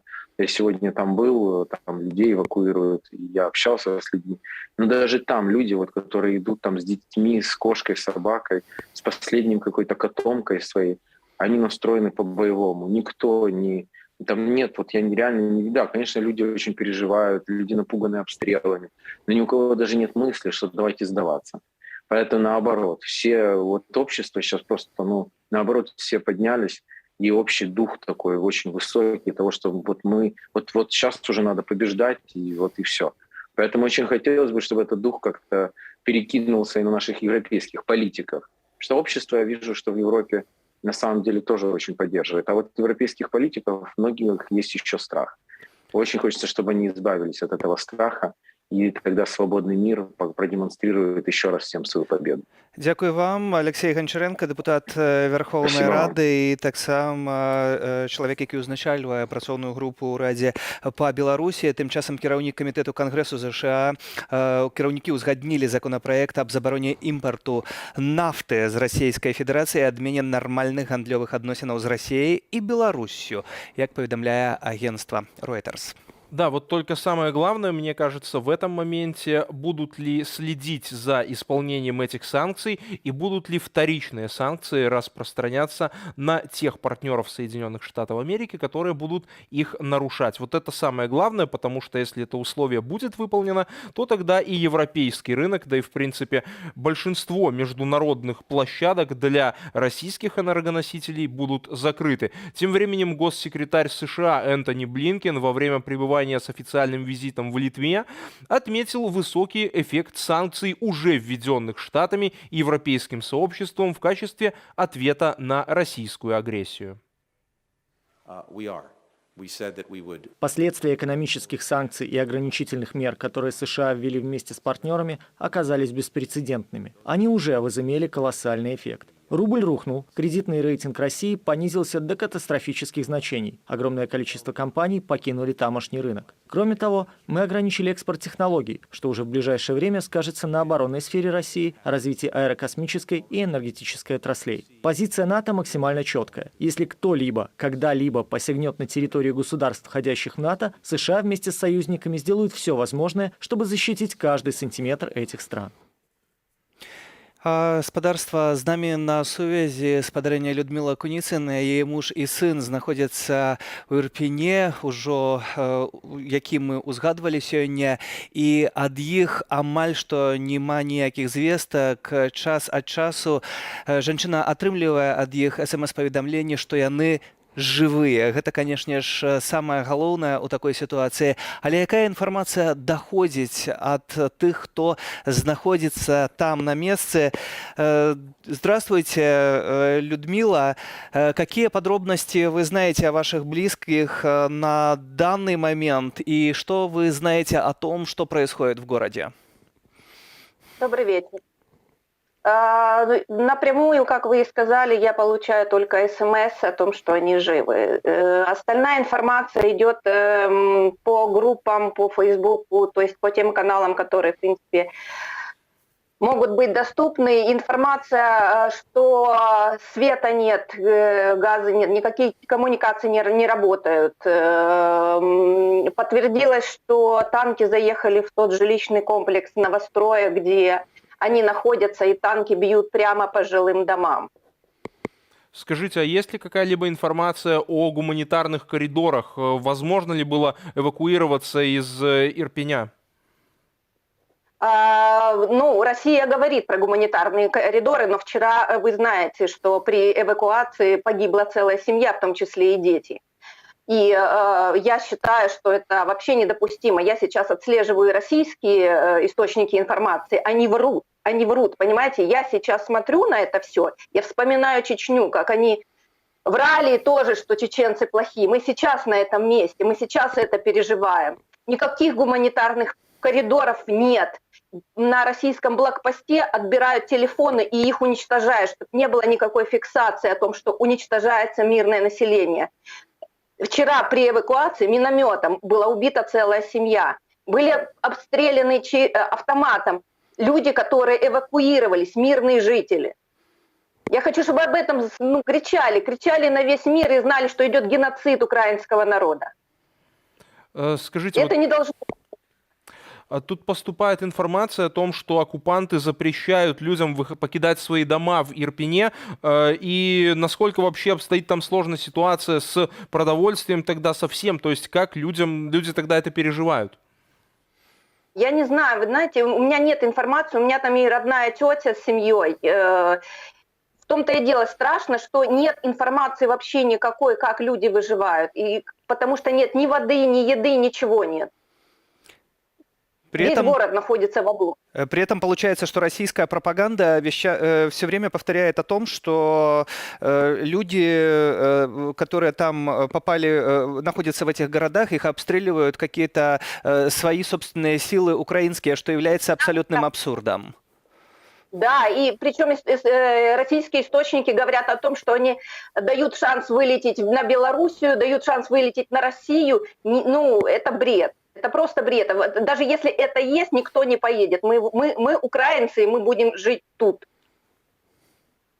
То есть здесь, конечно, ни в коем случае, как вы считаете, нельзя жителям этих не оккупированных, конечно же, но городов, которые находятся под обстрелами, ехать в направлении Российской Федерации или Белоруссии. Как вы это видите? Я вообще не представляю это возможным. Это людей отдавать в заложники, понимаете? Если они убивают мирных граждан, каком человеческом отношении мы можем говорить на территории этих стран? В том-то и дело, что сейчас война идет не столько за территорию, сколько за свободу, за демократию, за свободу слова. Тут, понимаете, тут совсем, меня больше всего возмущает, что ложь идет с российской стороны, и все этому верят. Ну как все, кто хочет, тот верит. Как можно достучаться... Как можно достучаться до российского общества, которое в это верят? Как можно их убедить? Потому что когда им говоришь, что обстреливают мирные города, мирных жителей, они говорят, это фотомонтаж, они сами себя обстреливают. Знаете, этим людям уже ничего не докажеш. Як я і говорила, рабів до раю не пускають. Вони вірять в то, що вони бачать. Вони хочуть це бачити. Правду вони не побачать. Ніколи. Бо вони не знають, що таке правда, розумієте? Вони не знають, що таке правда, що таке свобода, що таке воля. Пояснювати ці речі – це неможливо. Це треба в цьому жити. Вони в цьому ніколи не жили. Спадарыня Людмила, спадзяемся, што вашыя блізкія выйдуць з гэтага пекла і ўсё будзе добра, што яны вернуцца да вас, вы сустрэнецесь і Украіна адбудуецца і ўсё атрымаецца. Дзякуй вам за гэтую размову, калі ласка, атрымайцеся, было вельмі важна распавядаць пра гэтую праўду, якая там, якая адбываецца на месцы і пра якую так не хочуць чуць расійскія прапагандысты. Да, и вот мне кажется, это очень хороший момент. Людмила здесь отметила, что действительно нет у них концепции правды, потому что это одна из главных задач российской пропаганды — уничтожать вообще понятие правды и понятие объективного подхода. Они показывают, что правды нет нигде, значит, каждый может использовать такие методы, как использует Российская Федерация и использует российская пропаганда. И это именно то, с чем нам всем нужно вместе сражаться.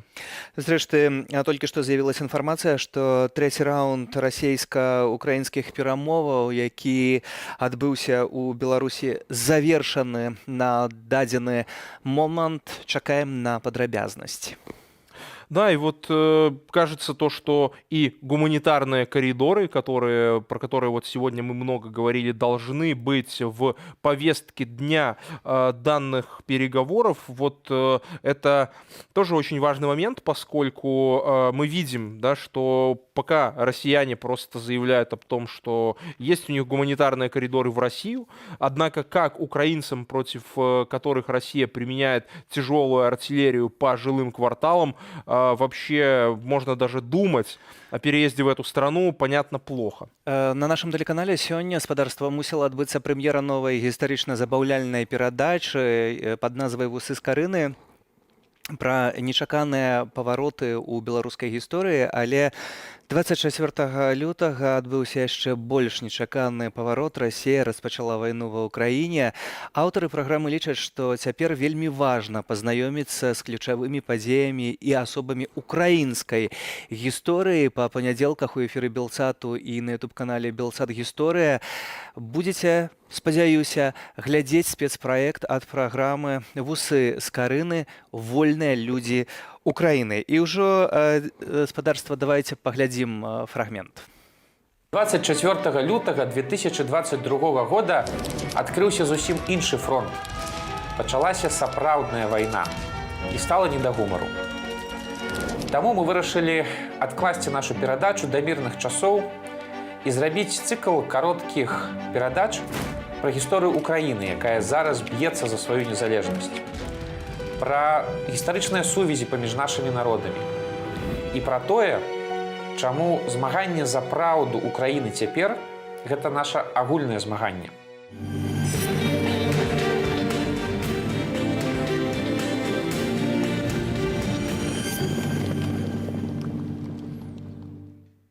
«Вольныя людзі Украіны» – гэта спецпраект «Вусоў з Карыны», а аўтар, вядоўца праграмы Тимофей Акудович уже цяпер з намі на сувязі. Вітаем.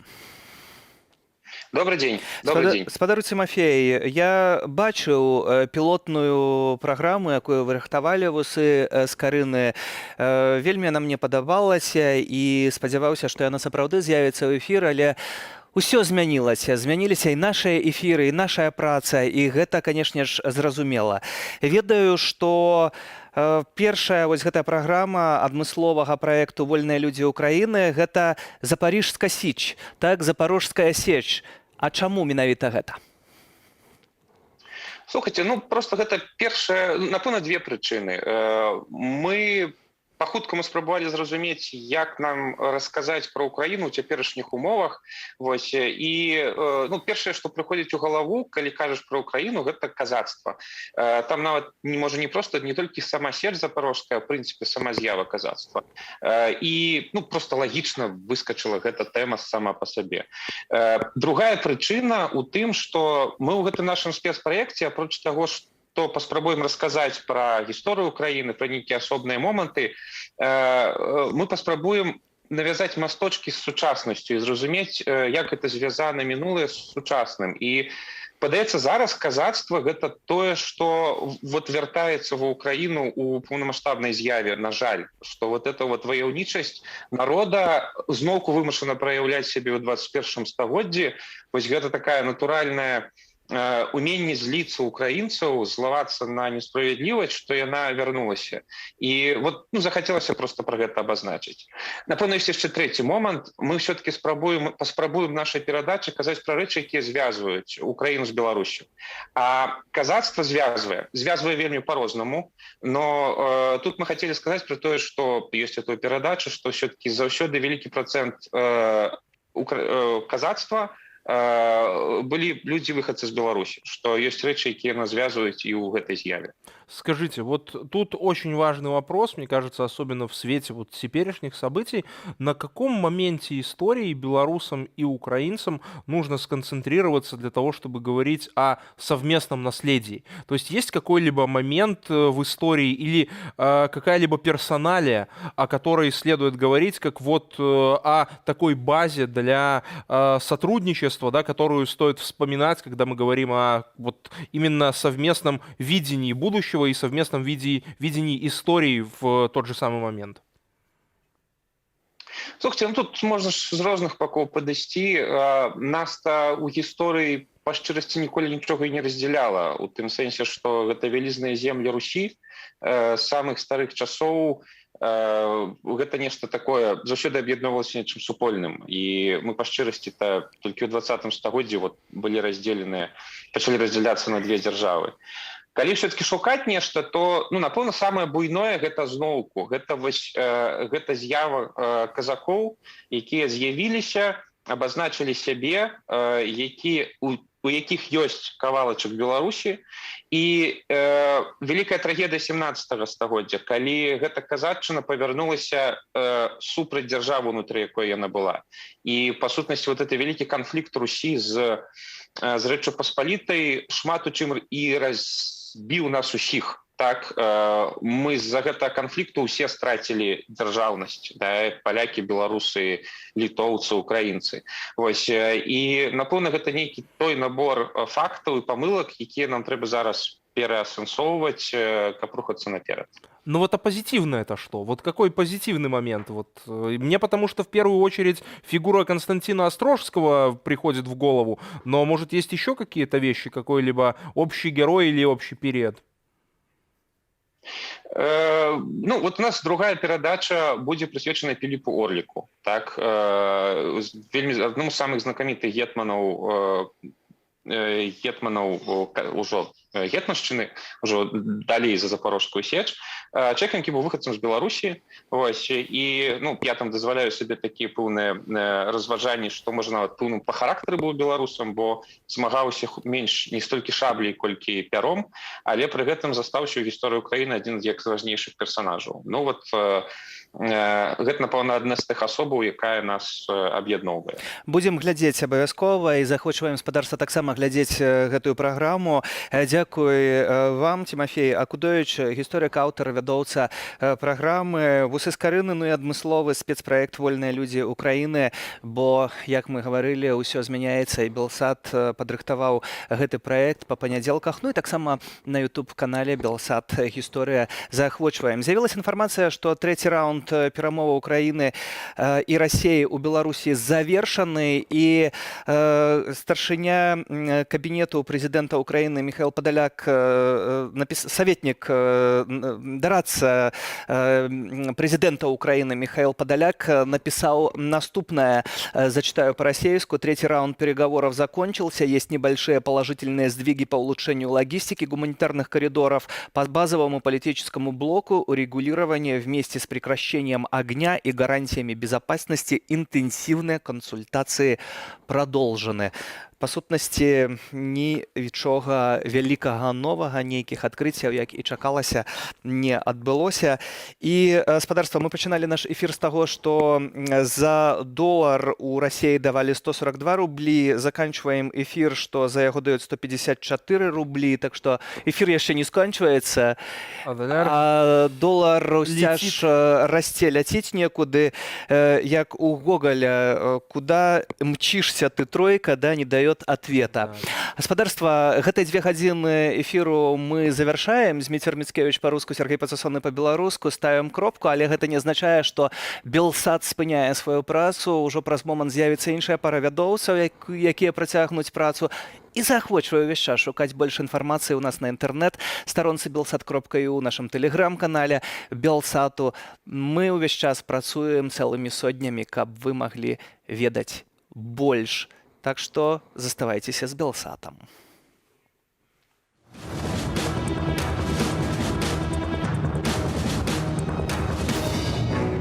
Ми тут, ми захищаємо просто своє. Подивіться, ми нічого не забираємо.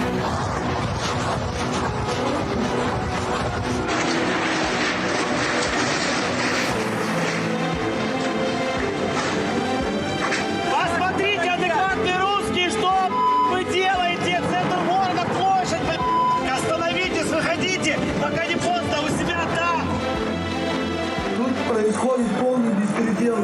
На наших громадян здесь больницы, детские сада, роддом. Вот мой подъезд. Как вы наблюдаете, мой 5-й этаж.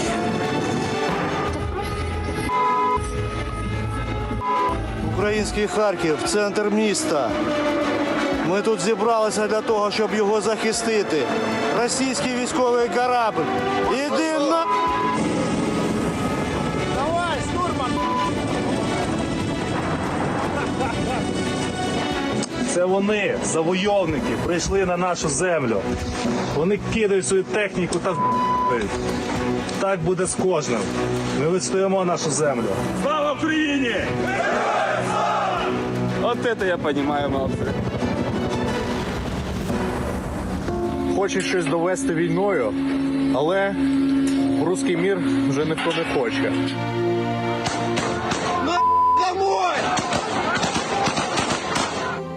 Новопсков встречая русский мир.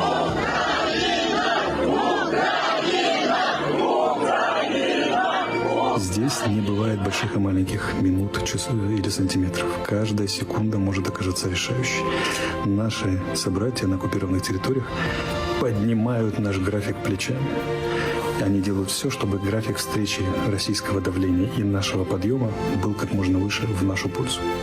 Продолжайте сопротивление. Мы вас помним. Мы вами гордимся. Весь мир смотрит на вас. И именно каждая выигранная секунда этого сопротивления и делает нас победителями, и увеличивает наши шансы на победу, и роет могилу Путина. Слава Україні! Героям слава! Слава Україні! Героям слава! Слава Україні! Героям слава! Слава Україні! Героям слава! Слава нації! Україна! Україна! Україна! У нас объединена сегодня нация, и в этом страх России сегодня, что эта страна объединена, что у нас нету больше власти и народа. У нас есть только одно. Мы все народная власть. Мы все одна страна. И это страшно, потому что в этой цельности все, в этой цельности мы себя хотим защищать. 4 снаряди, швидким вогонь. Взял меньше. Молодец! Сотни пленных, которые просто не могут понять, ради чего их отправили в Украину. Отправили в Украину умирать. філософія міняється, тому що це цивілізаційний виклик Російської Федерації. Вона не воює з Україною, вона воює з правилами життя в цій цивілізації. Все. Битва в Україні – це битва за світову безпеку.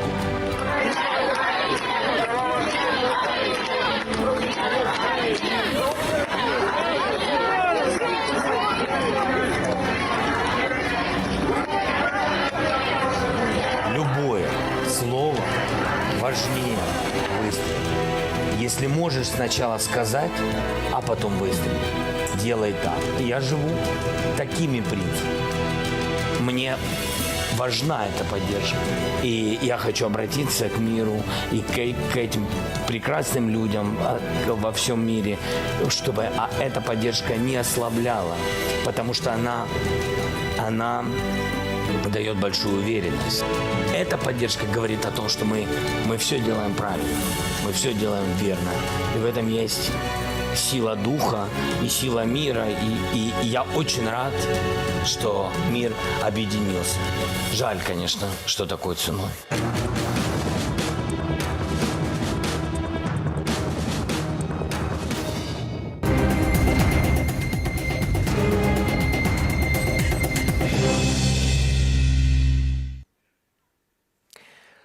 Добрый вечер. В эфире наш спецвыпуск новостей о ситуации в Украине, который мы ведем с начала войны. И эти 2 часа в студии проведем мы. Я, Игорь Винявский, буду проводить часть программы на русском языке, и мой коллега. Я Валерий Руселик, и я буду говорить по-белорусски. Ну, наверное, начнем эти завершающие 2 часа нашего эфира. Будем подводить итоги сегодняшнего дня. Наверное, начнем с карты так называемых боевых действий.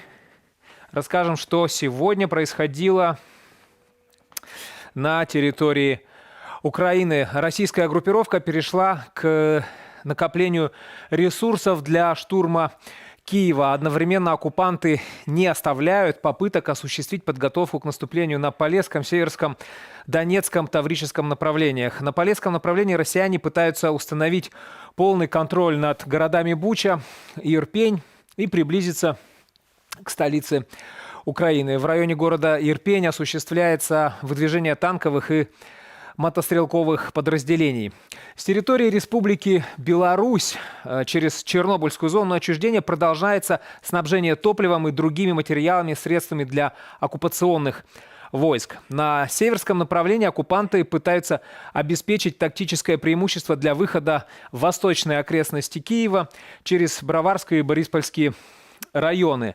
Также установление контроля над городами Чернигов и Сумы. После нанесения подразделениями вооруженных сил Украины огневого поражения по местам скопления военной техники противника в районах Новой Басани и Скрипали, противник понес значительные потери, осуществляет передислокацию дополнительных сил для пополнения живой силы техники. Российским оккупантам нанесены большие потери в личном составе и техническом составе. Уничтожен командир 61-й отдельной бригады морской пехоты Вооруженных сил Российской Федерации подполковник Дмитрий Сафронов и заместитель командира 11-й отдельной десантно-штурмовой бригады НДС ВС РФ подполковник Денис Глебов. В Генштабе Украины отмечают, что захватчики продолжают использовать аэродромную сеть Республики Беларусь для нанесения авиаударов по территории Украины. Как пример преступных действий оккупантов Генштаб приводит ситуацию в городе Ирпень. Он остается лишен света, воды, тепла более 3 суток. Также не производится подвоз пищи, нет воды. А тем временем российские войска запретили горожанам выходить из домов. И оперативная сводка от Генштаба Вооруженных сил Украины: к этому моменту продолжается оборона основных городов, важных путей, оборона Киева. Оккупанты перекидывают авиационные подразделения на территорию Беларуси с целью нанесения ракетно-бомбовых ударов по крупным городам Украины и промышленной инфраструктуры. Группировка врага, действующая на отдельных направлениях Конотоп и Ахтырка, потеряла до 50% личного состава, сообщает в Генеральном штабе. Советник главы Офиса президента Михаил Подоляк отметил, что 3-й раунд переговоров Украины и России в Беларуси завершился. Третий раунд закончился. Есть небольшие положительные сдвиги по улучшению логистики гуманитарных коридоров. По базовому политическому блоку регулирования вместе с прекращением огня и гарантиями безопасности интенсивные консультации продолжены, заявил он. Ну, а тым часам прэзідэнт Францыі Эммануэль Макрон абвінаваціў Пуціна ў крывадушнасці і цынізме. Такую заяву Макрон зрабіў пасля таго, як Масква заявіла пра гатоўнасць зрабіць гуманітарныя калідоры для ўкраінцаў, але ў Беларусь і ў Расею. Цытую, гэта ўсё несур'ёзна, гэта маральны і палітычны цынізм, які я лічу недапушчальным, сказаў Макрон у інтэрв'ю тэлеканалу LTI. Ну а расійская «Новая газета» распавядае пра маскоўскага шасцікласніка, які выказаўся на занятку гісторыі. Ён выказаў там нязгоду з афіцыйным пунктам гледжання Расіі на так званую спецаперацыю ва ўкраіне і крыкнуў у калідоры «Слава Ўкраіне!». Пасля гэтага да яго дадому прыйшлі паліцыянты. 12-гадовы хлопчык быў дома адзін і не адчыніў. Таму паліцыянты папросту адключылі яму электрычнасць і сышлі. А «Адзіная Расія» прапанавала нацыяналізаваць маёмасць кампаніяў, якія сыходзяць з Расіі на тле вайны. Як заявіў сакратар Генрады партыі Андрэй Турчак, прыватныя кампаніі з уласнай ініцыятывы уключыліся ў развязаную захадам санкцыйную вайну. І я ад сябе яшчэ дадам яшчэ адну навіну. Ігар, ты гаварыў пра тое, што акупанты спрабуюць паперакідваць войскі, а не так шмат, прынамсі паводле звестак Пентагона, ёсць чаго перакідваць. Расія задзейнічала амаль 100% падрыхтаванай дагэтуль баявой магутнасці ва ўкраіне. І таксама Пентагон паведамляе, што за няпоўныя 11 дзён Збройным сілам Украіны удалося абясшкодзіць да 46 тысяч расійскіх оккупантов. Про это поведомляю в приватности американский телеканал CNN. У меня тоже, Валера, есть новость, которую я не могу не поделиться с тобой и со зрителями, потому что она буквально вот с пылу с жару появилась у меня перед глазами. Ты, наверное, даже помнишь этот депутат Украинской Рады Шевченко, который ездил к Лукашенко неоднократно.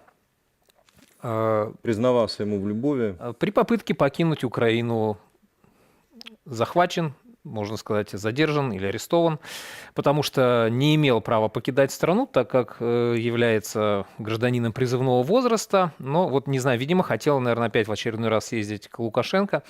Не получилось. Тем временем уже 12-й день не стихают обстрелы. В Украине растет число беженцев и уже близится к 2 миллионам человек. Большинство – это женщины и дети, которые в безопасности после эвакуации, но впереди неопределенность и страх. С какими проблемами сталкиваются дети-беженцы и как им помочь, расскажет Юлия Тельпук.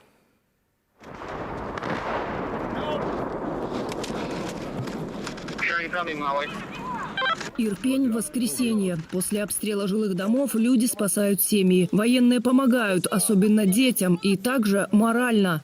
Не боялась? Нет, не боялась. Молодец.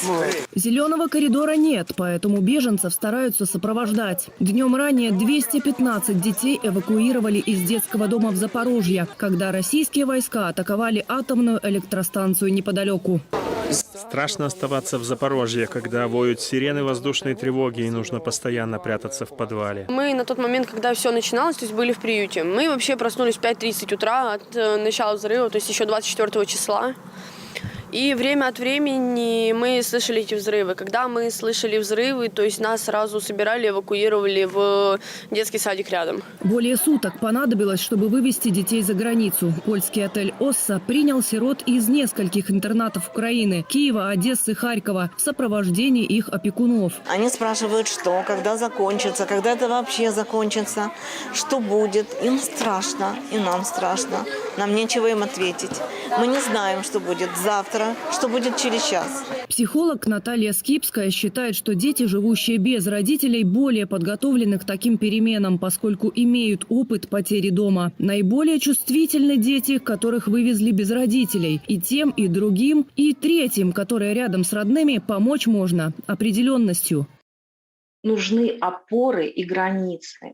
Нужно как можно скорее как раз-таки устраивать детей в садики, школы, возвращать их к нормальности, да, возвращать их к структуре, работать на то, чтобы был распорядок дня, чтобы была еда, обед по расписанию, там, не знаю, вот как-то так, чтобы были какие-то понятные вещи, чтобы была какая-то рамка жизни. Общее число покинувших Украину превысило 1 800 000, и почти половина из них несовершеннолетние. В Европейском Союзе считают, что беженцами могут стать еще 4 миллиона человек. Поэтому принято беспрецедентное решение равномерно распределить действия по оказанию помощи на все страны ЕС, чтобы не перегружалась помогающая сторона. Они устают. Это нормально, да, то есть, но когда большая нагрузка, это нормально уставать.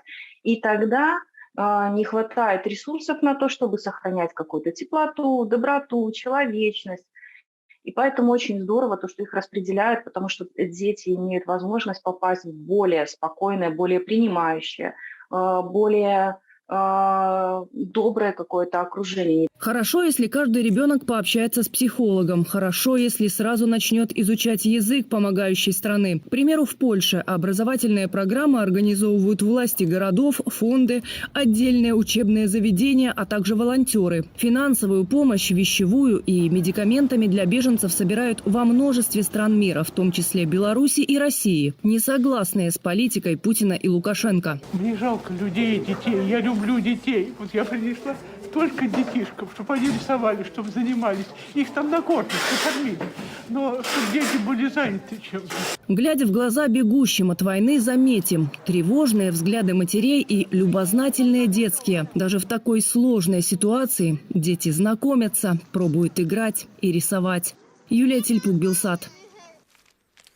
Несмотря на то, что, как мы говорим, ситуация, не боюсь этого слова, на фронте сложная, в то же время Пентагон сообщает, что не видит признаков того, что Россия готовится направлять в Украину силы, дополнительные тем, которые уже задействованы в войне. И если вспомнить заявление Пентагона накануне войны о том, что все-таки Россия планирует напасть, а российская сторона пыталась это поднять насмех, высмеивать, то сейчас как бы уже мы все понимаем, что не до смеха, наверное, но нет оснований не верить, в общем-то, заявлению Пентагона в таком случае. Потому что у адрознення ад Крамля слова Пентагона па выніку пацвердзіліся. І магчыма гэтым, дарэчы, і тлумачыцца вось тое, што Шаўчэнка, вось гэты аматар Лукашэнкі з Украіны, он так хацеў адтуль збегчы, уцячы. Узгадаем вось гэта знакамітае прыслоўе, што пацукі самые первые утекают с корабля, и тут корабель, это вот эта российская ставка в Украине, ведаешь, уже все, пироги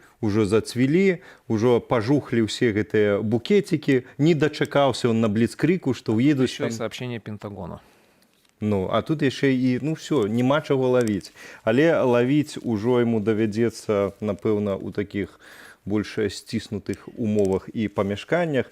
Ну, дарэчы, вось, калі пра перамовы сёння ўсе чакалі, вось, што там з трэцім раундам, вось, калі гаварыць пра расійскі перамоўны бок, то кіраўнік гэтай групы Медзінскі, он заявіў, што чаканні Масквы ад перамоваў з Украінаў не апраўдаліся. Хаця, калі ўзгадаць, чаго яны чакалі, што украінцы стануць на калені... Полной капитуляции, согласия Зеленского по всем пунктам, я так полагаю.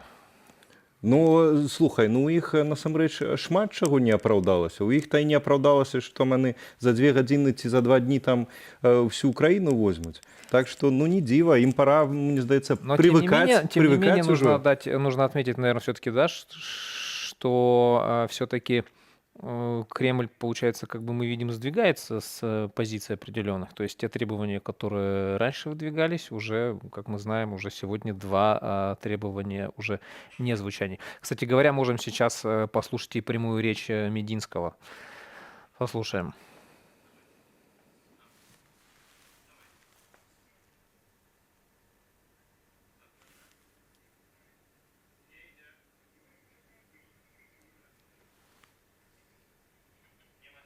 Ну вот что-то с гуком, не оправдались наши чакания. Что-то он хотел сказать, но не получилось. Ну, мне здаецца, абы і так все здагадаліся, што... А ну ты ведаеш, в прынцыпе, гэта ж таксама такая старая як свет тактыка. Спачатку выставіць патрабаванні такія несусветныя, а потым штосьці адкінуць да больш-менш рэальнага і прадаць гэта як такую вот сваю самую важную саступку. Кстати говоря, на фоне этого, то, о чем мы сейчас говорим, как высмеивала российская сторона заявление Пентагона, я тогда помню, Захарова точно так же говорила, что вы опубликуйте график, пожалуйста, дней, когда Россия будет нападать, а то мне нужно скорректировать отпуск. Да? Ну, буквально не прошло недели, как, в общем-то, то, что говорила американская сторона, оказалось, к сожалению, правдой. І ты ведаеш, і адпачынак у Захарова, я думаю, вельмі моцна скарэктаваўся. Не так далёка она зможа ездзіць, не так далёка она зможа цяпер ездзіць. А ў нас гаспадарства падказваюць, што ёсць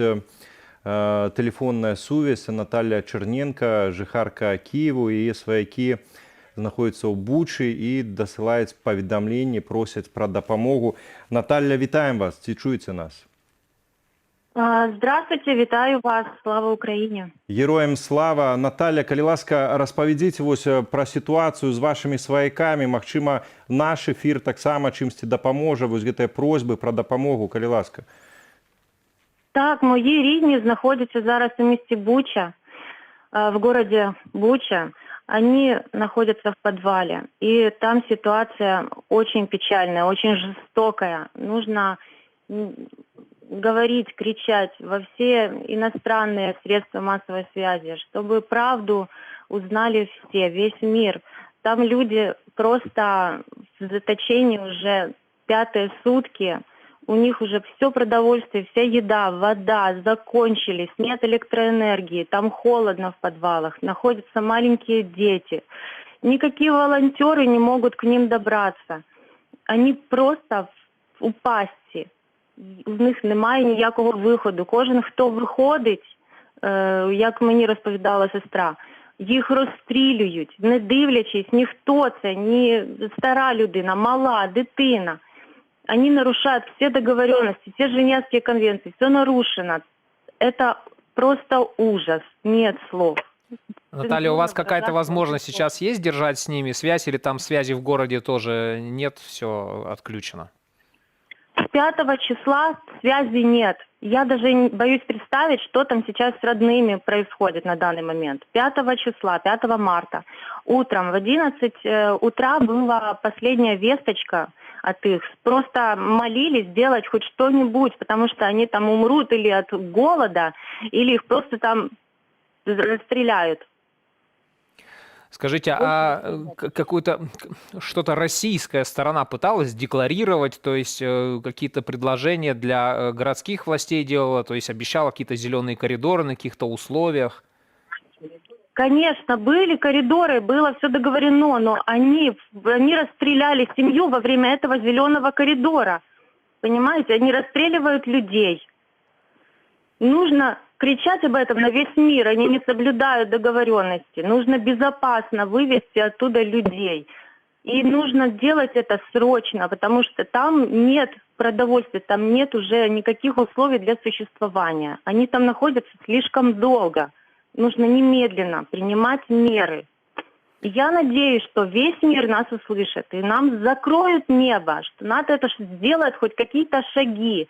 Я до сих пор не понимаю, почему нет никаких движений, никакой реакции на этот беспредел, который творится сейчас. Наталья, скажите, магчыма, вы ведаеце, колькі зараз мірных жыхароў, наколькі шмат людзей застаецца ў Бучы пад этой оккупацией? Там около 1000 людей, только в городе Буча. Это маленький городок. Все прятались в подвалах. Как звонила сестра, говорила, они уже негде прятаться. Там настолько уже разрушенные улицы, кварталы. У меня есть видео, которое мне сразу прислала сестра. Это лично она снимала, муж ее снимал. И она мне прислала. Там просто разруха одна, людям негде прятаться, только подвал. В подвале уже просто невозможно там находиться. Магчыма, вы ведаеце, ці вот там зараз сітуацыя якая? Папросту цалкам пад кантролем вось расійскіх акупантаў горад застаецца, ці працягваюцца баявыя дзеянні там непасрэдна, таму што ведаем, што гэтымі днямі былі там баі. Да, там сейчас постоянно идут бои, там сейчас люди находятся под постоянным обстрелом. И поскольку я нахожусь непосредственно невдалеке, мне это все слышно. Постоянно взрывается огонь. Никогда практически нет тишины. Может, бывает, но не на долгое время. Именно вот Буча и Гостомель сейчас там идут очень жестокие бои. Туда волонтеры не могут даже добраться. А те, кто пытались, те, к сожалению, застрелили. Это также прямая інформація чоловіка, який непосредственно сам займається визволенням людей, які знаходяться зараз в місті Ірпінь. Вони вчора їздили, сьогодні їздили. Це від нього інформація, тобто вони ніяк не можуть туди потрапити. Вони ніяк не можуть дістатися до тих бідних людей нещасних, які вже 5 діб не можуть ніяк вийти оттуда. І ці порушення, цей зелений коридор, який мають доставити людям, щоб безпечно вийти з того міста, просто немає його, немає. Потрібно про це кричати на весь світ, щоб всі це знали. Наталя, я вельмі спадзяюся, што наш эфір таксама трошачкі хаця б дапаможа вось у тым, каб данесці гэтую інфармацыю пра тое, што ў Бучы застаюцца каля 1000 мірных жыхароў, якія не могуць выбрацца, у якіх скончылася ежа, няма магчымасці там папросту заставацца, і пры гэтым выйсці людзі з падвалаў не могуць, бо расійскія акупанты іх папросту расстрэльваюць. Будем спадзявацца, што ўсё-такі гэтыя баі неўзабаве прынесуць хаця б вось гэту, ну як і не абстраляную гэтую свабоду, і вашым сваякам, вашым суайчыннікам вельмі за вас суперажываем, трымаем за вас кулакі, і вы, калі ласка, трымайцеся. Дзякую вялікі вам за сённяшні каментар. Наталья Черненко, жыхарка Киева, была з намі на тэлефоннай сувязі. Я толькі нагадаю, Наталья гаварыла пра сваіх сваякоў, якія сёння знаходзяцца па сутнасці ў закладніках ва ўмовах гуманітарнай катастрофы у невялічкім мястэчку Буча, што ў ваколіцах Кіева. Людзі, якіх там каля 1000 чалавек, не могуць выйсці і сысці адтуль, там працягваюцца зацятыя баі, абстрэлы, не могуць выйсці адтуль, бо акупанты папросту расстрэльваюць нават у часе обвешенных официально гуманитарных коридоров. Да, будем надеяться, что с родными Натальи будет все в конечном итоге хорошо, потому что, ну, как она сказала, она не знает, что с ними сейчас. Это, наверное, самое страшное, когда не можешь держать контакт со своими близкими людьми, прекрасно зная, что там, в общем-то, творится, можно сказать, не побоюсь этого выражения, ад на земле. Россия манипулирует. Варианты предложенных Россией гуманитарных коридоров неприемлемы для украинских граждан. Кремль предлагает беженцам ехать через Беларусь в Россию. Украинская сторона предложила свои варианты для эвакуации украинцев. Вранці з'явилась информация. Утром появилась информация о том, что Российская Федерация в гуманитарных целях открывает гуманитарные коридоры и режим прекращения огня с 10 утра. Но это неприемлемый вариант для гуманитарных коридоров. Наши люди не поедут из Иванькова, из Дымера, Вышгорода, из-под Киева в Беларусь, чтобы потом улететь в Россию. В ответ мы направили наше видение, как должны выглядеть гуманитарные коридоры. И мы готовы открыть их сегодня с 10 утра. Также была проведена подготовка к доставке гуманитарных транспортов в города Мелитополь, Бердянск, Херсон, Сумы, Мариуполь, Волноваху, что также требует открытия гуманитарных коридоров. Мы просим Российскую Федерацию подтвердить открытие указанных украинской стороной коридоров и обеспечить обязательное прекращение огня для безопасного проезда населения и транспорта. Мы требуем от Российской Федерации прекратить манипулировать и злоупотреблять доверием мировых лидеров и открыть указанные нами маршруты. Мы требуем от Российской Федерации принять варианты наших маршрутов и установить режим прекращения огня. Мы требуем открыть возможности для гуманитарных коридоров, по которым будут ехать гуманитарные грузы с медикаментами и продуктами, в которых нуждаются жители Мариуполя, Херсона и других украинских городов. Вообще вот это предложение открыть гуманитарный коридор для жителей Украины, которых российская сторона бомбит, чтобы они выехали через Беларусь в Россию, Мне, честно говоря, напоминает вот эта вот отправка во время Второй мировой войны людей с оккупированных территорий на работу в Германию. Но это, то есть, то же самое. Прилететь, разбомбить, потом сказать: ребят, а давайте к нам. У нас для вас есть работа, у нас для вас есть еда, вода. Вот, пожалуйста, зеленый коридор. Я, до речі, нагадаю про те, що, пам'ятаєш, коли початок этой войны был 8 годов тому, Крым, частки Донецкой, Луганских областей, вот там начали раздавать массово пашпорты с российской пропиской, и у этой российской прописцы стоял Магадан. І ось туди збиралися засилати тих, хто зрадив свою державі, хто кричав: нам хоть камни с неба. Программа переселения соотечественников в России уже существует, по-моему, не один десяток лет. Вот, там... Слухай, ну это ж было про всю историю. Они брали людей у полон и загоняли до себе в рабство попросту. Ну. Только по-разному, в зависимости от того, какой пиар в то время был, то есть по-разному это звучало. Ну, я абсолютно згодний. А у мене так само, якби, аналогія, так само з часами нацистської Германії. Це те ж саме, що гуманітарний коридор у саму нацистську Германію, або, скажімо, фашистську Італію, або, наприклад, у Японию, там, ну, по своих вот союзниках. Вот давайте вот туда отправлять. Ну, кстати, действительно, мы же наблюдаем сейчас, что вся практически... Да не практически, а действительно вот все количество беженцев, да, фиксируется именно на стороне Евросоюза. То есть здесь такой некий парадокс в том, что пришли освободители, но в сторону освободителей... А утекают туды, да, от кого-нибудь вызволяли. Да, в сторону освободителей почему-то потока беженца нет. В то же время Евросоюз, как мы видим, ежедневно принимает все больше и больше беженцев, и уже счет идет на миллионы. Это, памятаешь, это при этом же вся эта кремлевская пропаганда полохала увесь час, что як на Заходе дрэнна, что яны вас там перафарбуюць, пераабуюць, там 57 видов педофилии там и так далее.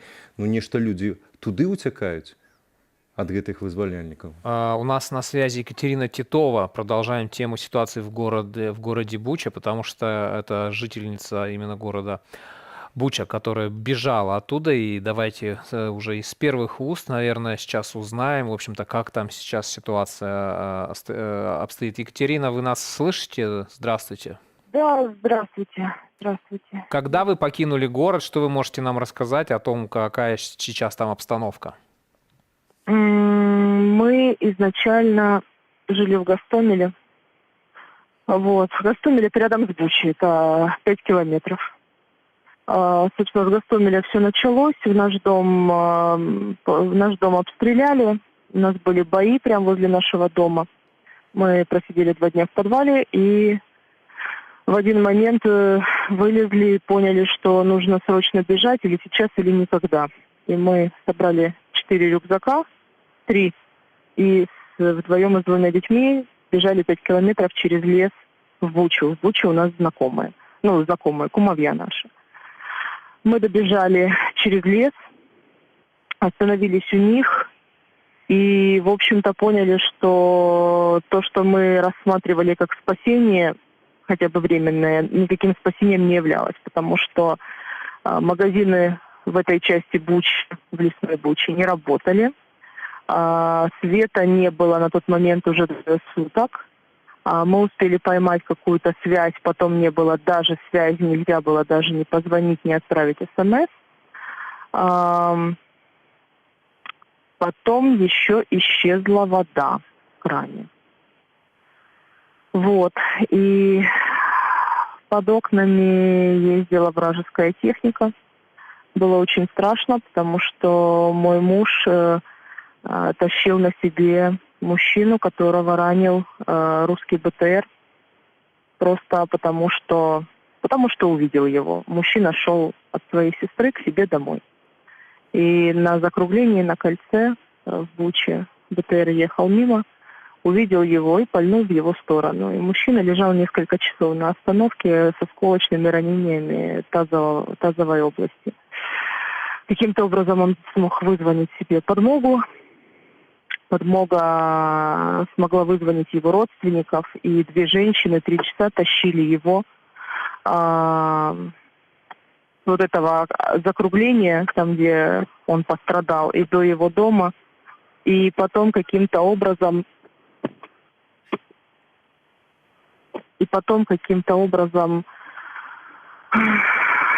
в общем, нашли его жену, все, но ни одна скорая помощь, нет никакой связи, и скорая помощь не смогла туда приехать среди ночи, потому что они очень боялись попасть под обстрел. Вот. Екатерина, но мы слышим, что вам очень трудно говорить, прекрасно вас понимаем. Наверное, не знаю, Валера, у меня вопросов, честно говоря, нет сейчас просто. Катерина, толькі словы падтрымання салідарнасці хочам пераказаць вам і спадзяванні, што гэтае пекла, якое развязалі акупанты ў вашай краіне, скончыцца як мага хутчэй і мір запануе і зможаце вярнуцца дадому. Дзякуй вялікі вам за то, што звязаліся з намі, за ваш каментар. Усе магчымыя словы салідарнасці, падтрымання, усе адрасоўваем вам. Дзякуй вялікі. Спасибо.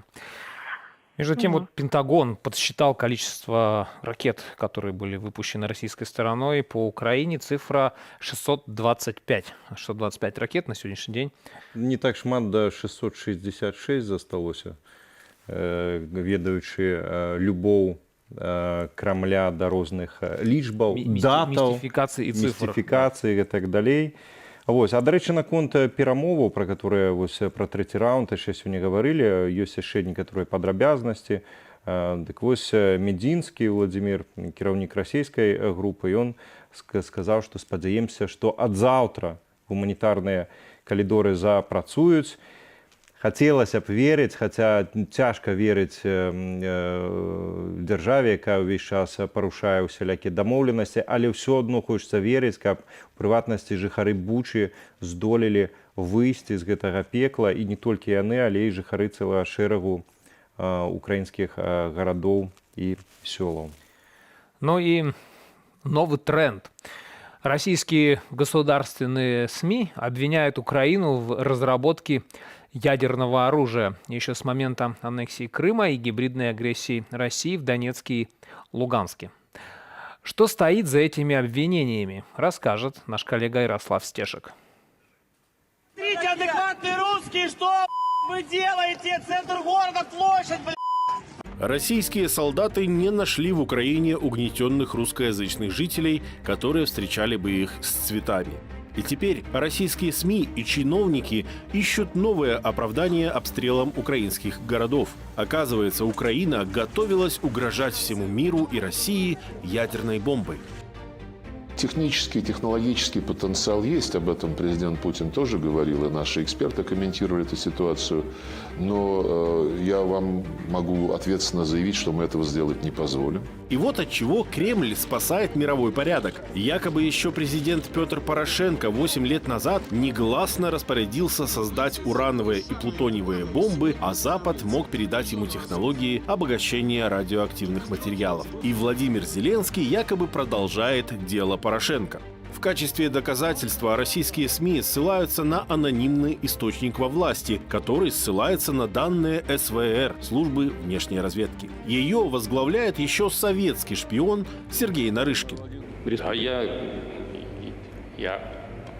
говорите прямо. Я поддержу предложение Возможно, он и есть тот самый анонимный источник. Ну и важнейшее доказательство для Москвы – заявление Владимира Путина. У Украины с советских времен есть ядерные компетенции. И что касается обогащения материалов ядерных, они смогут организовать эту работу. Есть ракетные компетенции. Один Южмаш чувствует. Это абсолютно реальные угрозы. Это не какая-то ерунда надуманная.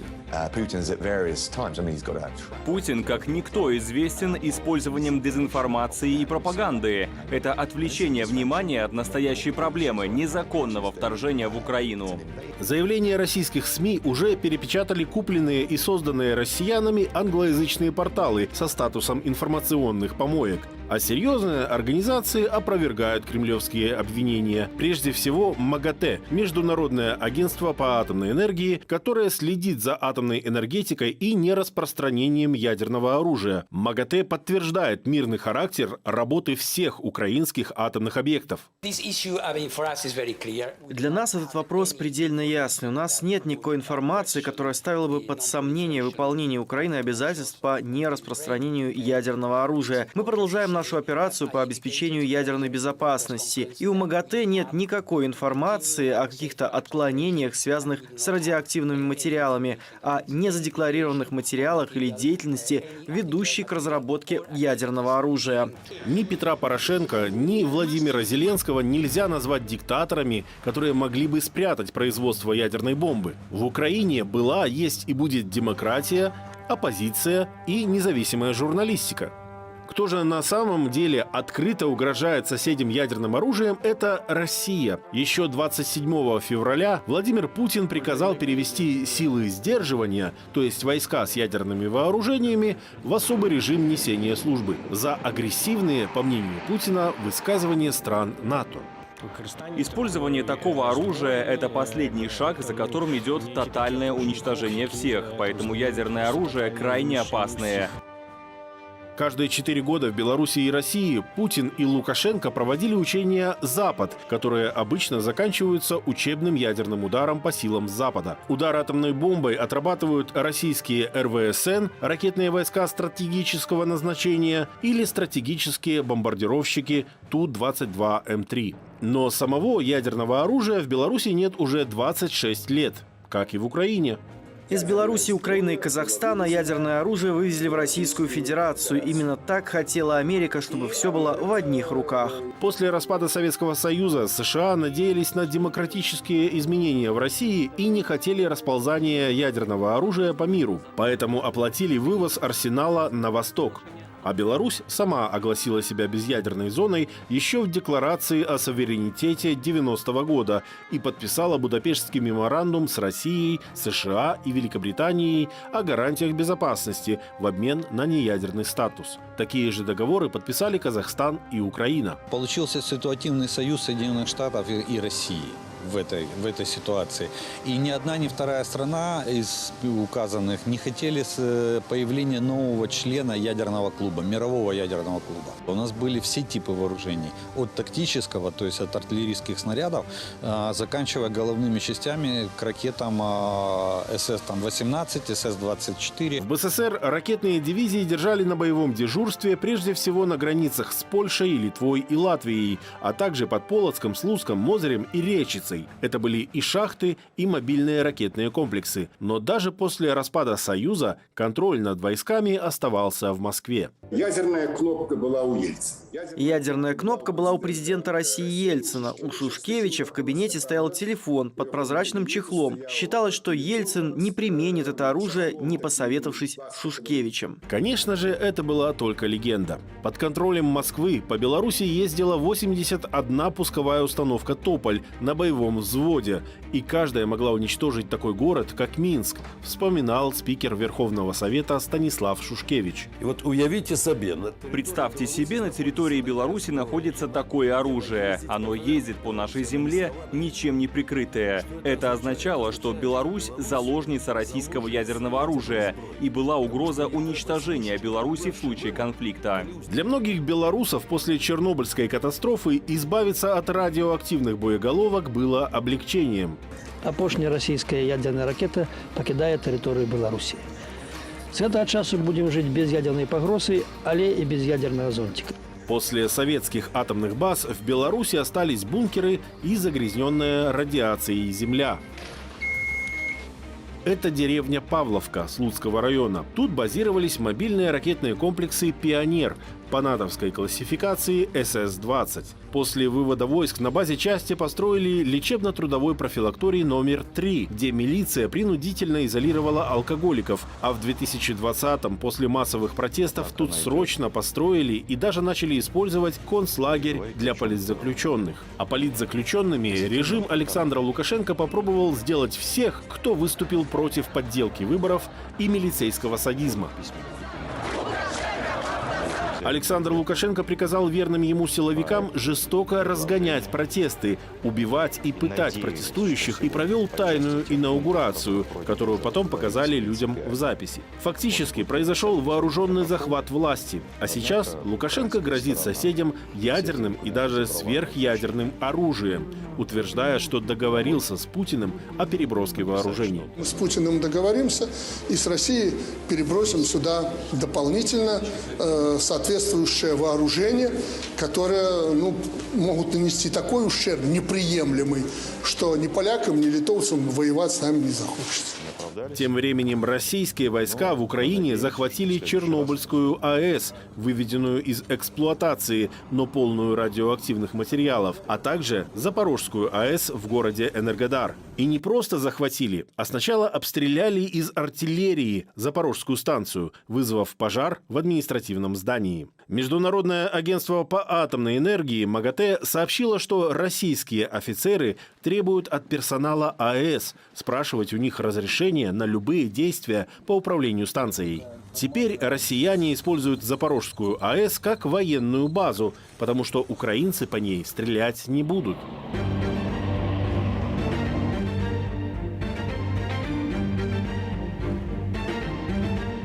А в Харькове российские войска обстреляли реактивной системой «Град» Национальный научный центр Харьковский физико-технический институт, где находится опытная ядерная установка «Источник нейтронов». В ней 37 топливных ядерных элементов, и российские власти должны были предотвратить обстрел, если бы их волновала радиационная безопасность. Для тех россиян, которым мало страшилок про украинские ядерные бомбы, российские власти приготовили американское биологическое оружие. Поставили по периметру с нами 15 биолабораторий. Ни одного украинца, ни одного русского, ни одного татарина там нет. Там сидят американские спецы, которые готовят новые бактерии для того, чтобы травить все русское, народное и вытравливать нашу державу. Такие же 5 лабораторий поставили в Грузии и 9 стоят по границе в Казахстане. Учитывая, что военная политическая операция имеет особый смысл, прежде всего убрать угрозу, наши ребята все 15 этих станций размолотили, абсолютно правильно сделали. Это не просто фантазии генсека карманной оппозиции.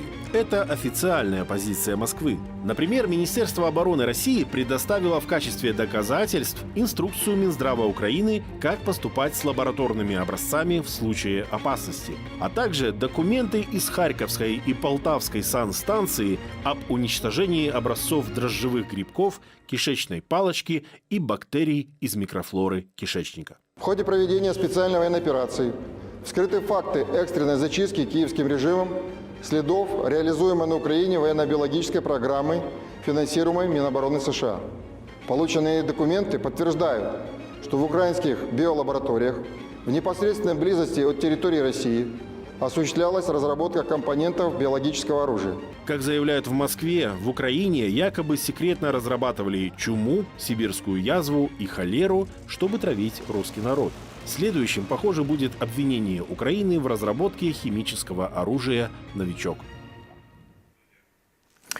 А мы, пакуль ішоў гэты сюжэт, з Ігорем жартавалі пра тое, што разбамбілі яны гэтыя цэнтры, якія самі прыдумалі, а бактэрыі, напэўна, з'елі, па прывычке з'елі, ведаючы, як іх там кормяць, там з 15-го года сухпайкі, а тут чайны гриб, можа быць, ці што там яны знайшлі. Тым часам, я ад сябе яшчэ пазначыў, хацеў адзначыць, што я асабіста здзіўляюся нервам нашага калегі Ярослава Стешыка, які мае вытрымку слухаць всю гэту лухту, ўсё гэтае трызненне. Тым часам да нас далучаецца па відэасувязі дарадца кіраўніка офісу прэзідэнта Украіны Алексей Арестович. Алексей, вас вітаем мы. Я вас приветствую. Слава Украине. Добрый вечер. Героям слава. Добрый вечер. Алексей, паслухайце, я хацеў сур'ёзна пачаць, але я бачыў, што вы таксама, прынамсі, частку гэтага сюжэта глядзелі. У вас нейкія эмоцыі, каментары да вот этих баек, я не ведаю, як это назваць, ёсць?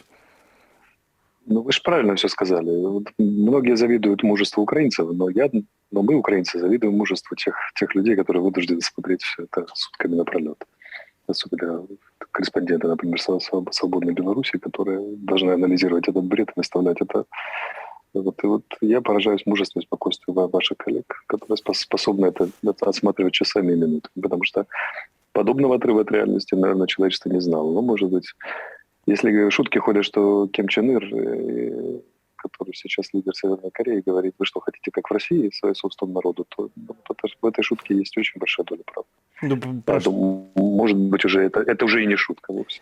Про што гаварыць, калі нават талібы заклікалі Расію адумацца, ачомацца і спыніць. Хто б ведаў. Добра, давайте, можа, да сур'ёзнага.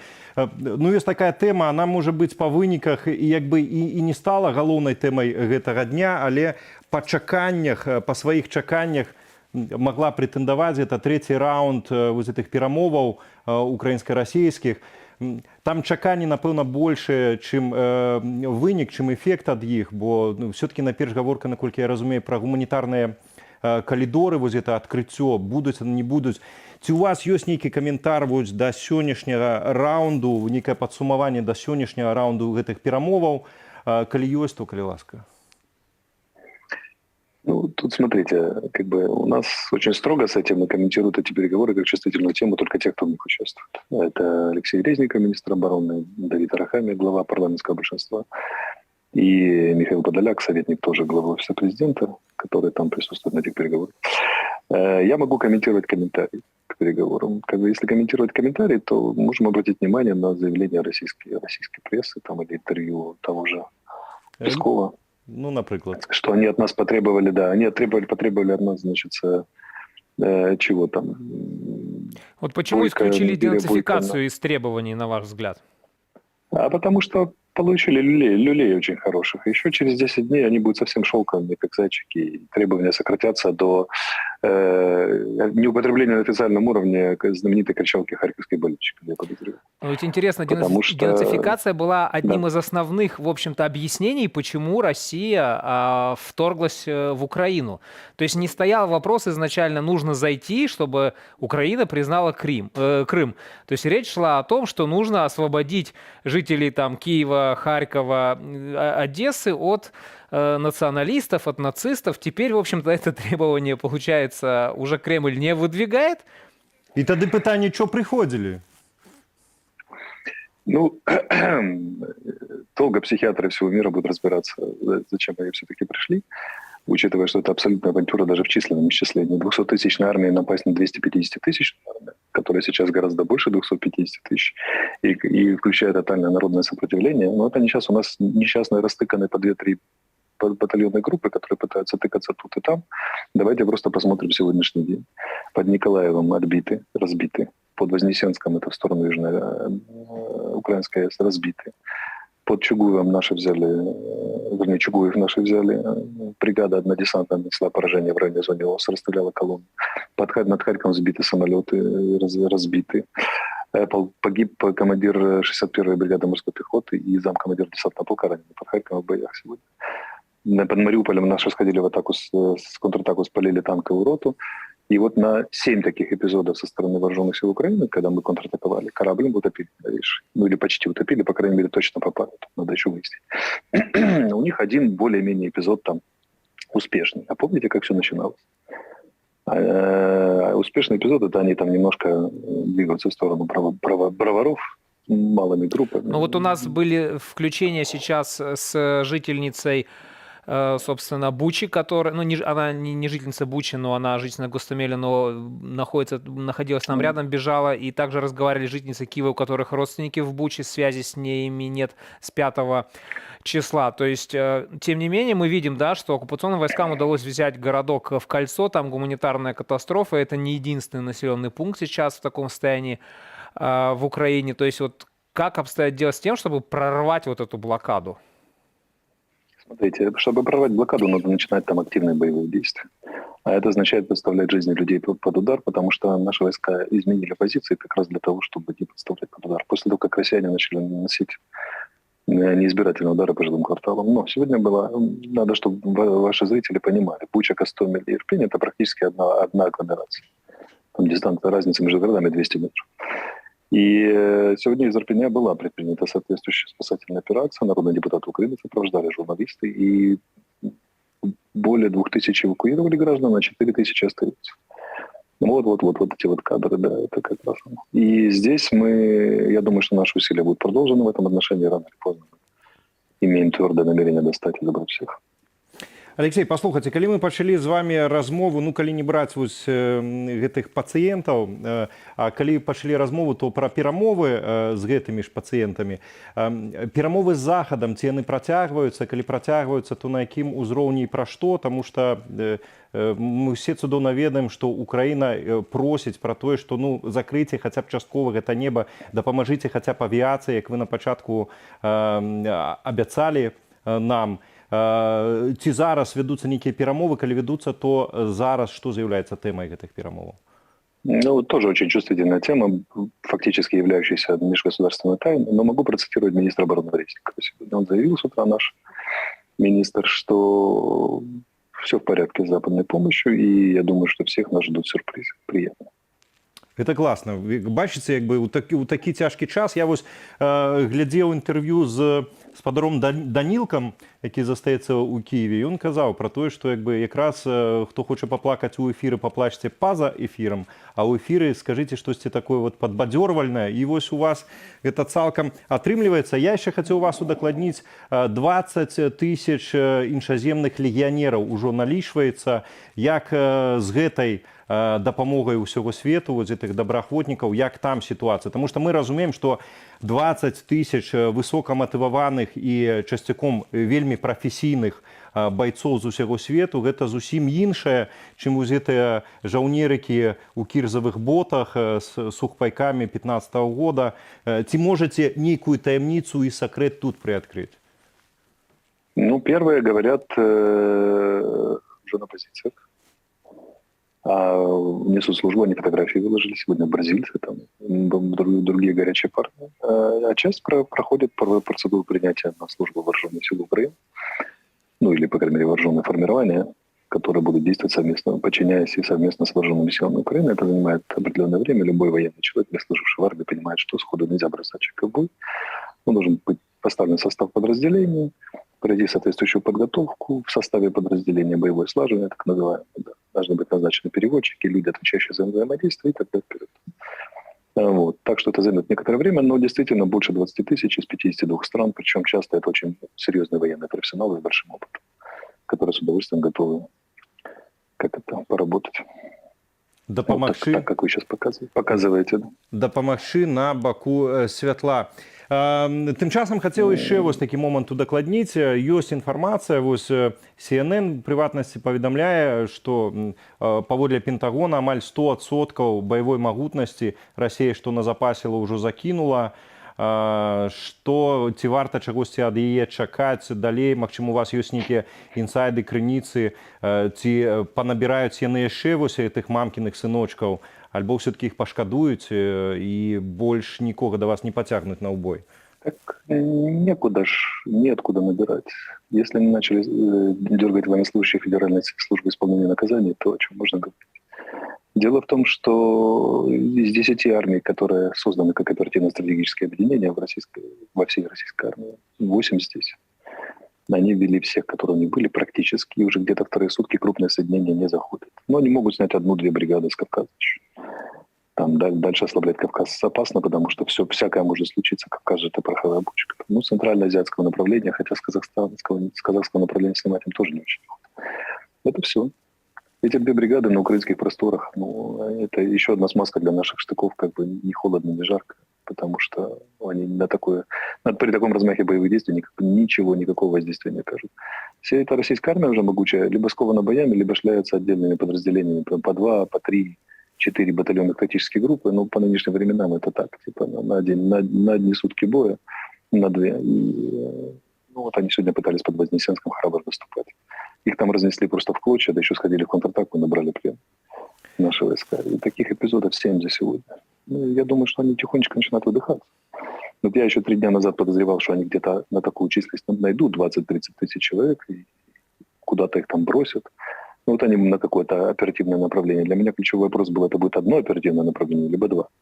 Но вот обозначилось такое устойчивое одно. Это Херсон-Николаев с попыткой там на Одессу и на Вознесенск.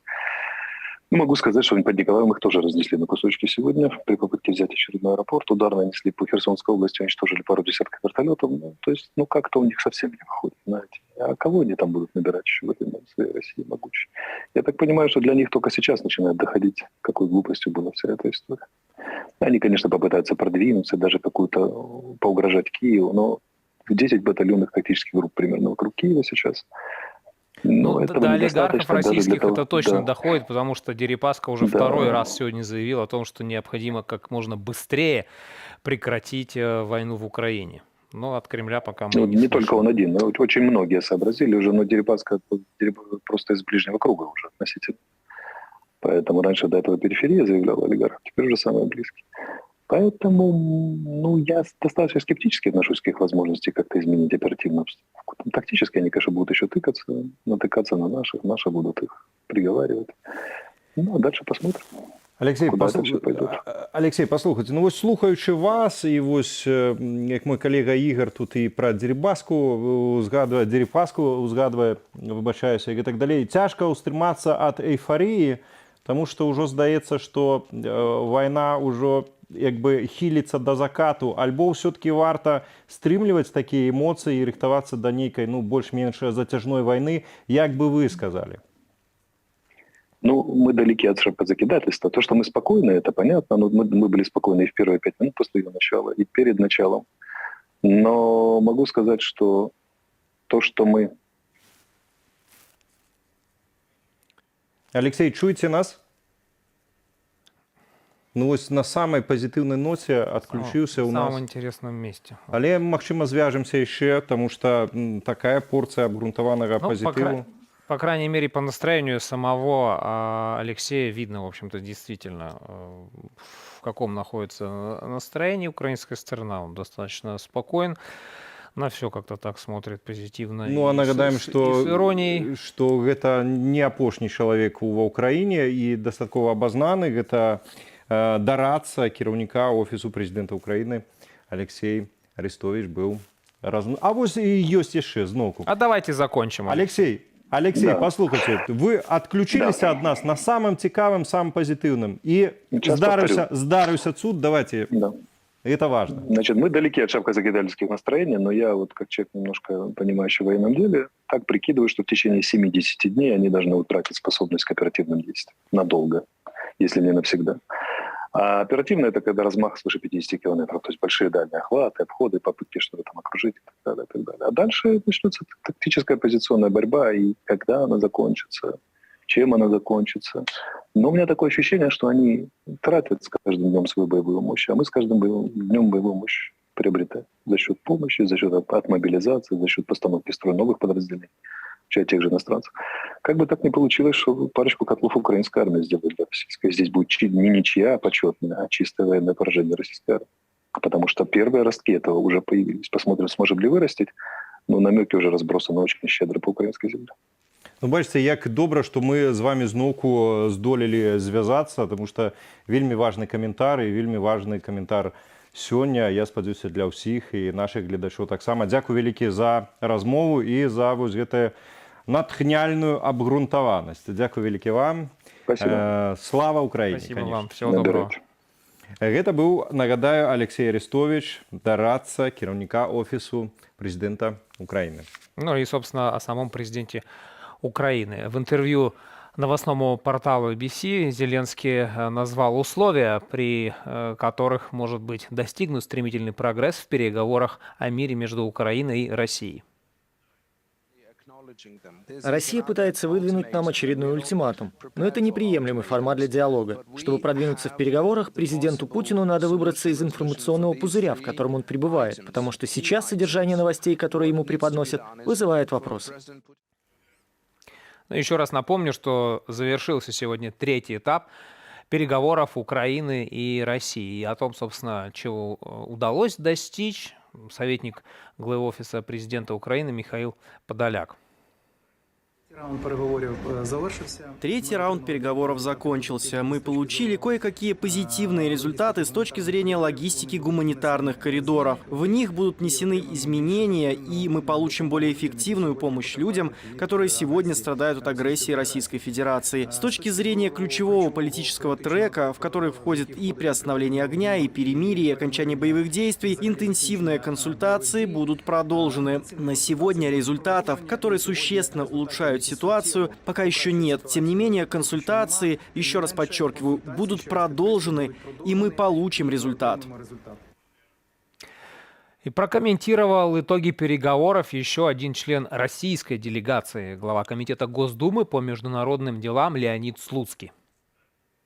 Тяжелые партнеры, безусловно, и мы это представляли, поэтому, конечно, мы хотели, чтобы сегодня уже были достигнуты конкретные договоренности хотя бы по части обсуждавшихся вопросов, увести в Москву конкретный результат по важнейшим направлениям наших консультаций. Но мы видим, что это оказывается сложно. Поэтому переговоры действительно будут быстро продолжены. Не будем тешить себя иллюзиями, что на следующем шаге, через шаг, будет достигнут финишный результат. Это будет достаточно тяжелая и последовательная работа. И не будем надеяться на то, что наши коллеги сразу займут некую позицию, близкую к нашей, которую затем будут безукоризненно выполнять. Подчеркиваю, консультации будут, безусловно, непростыми.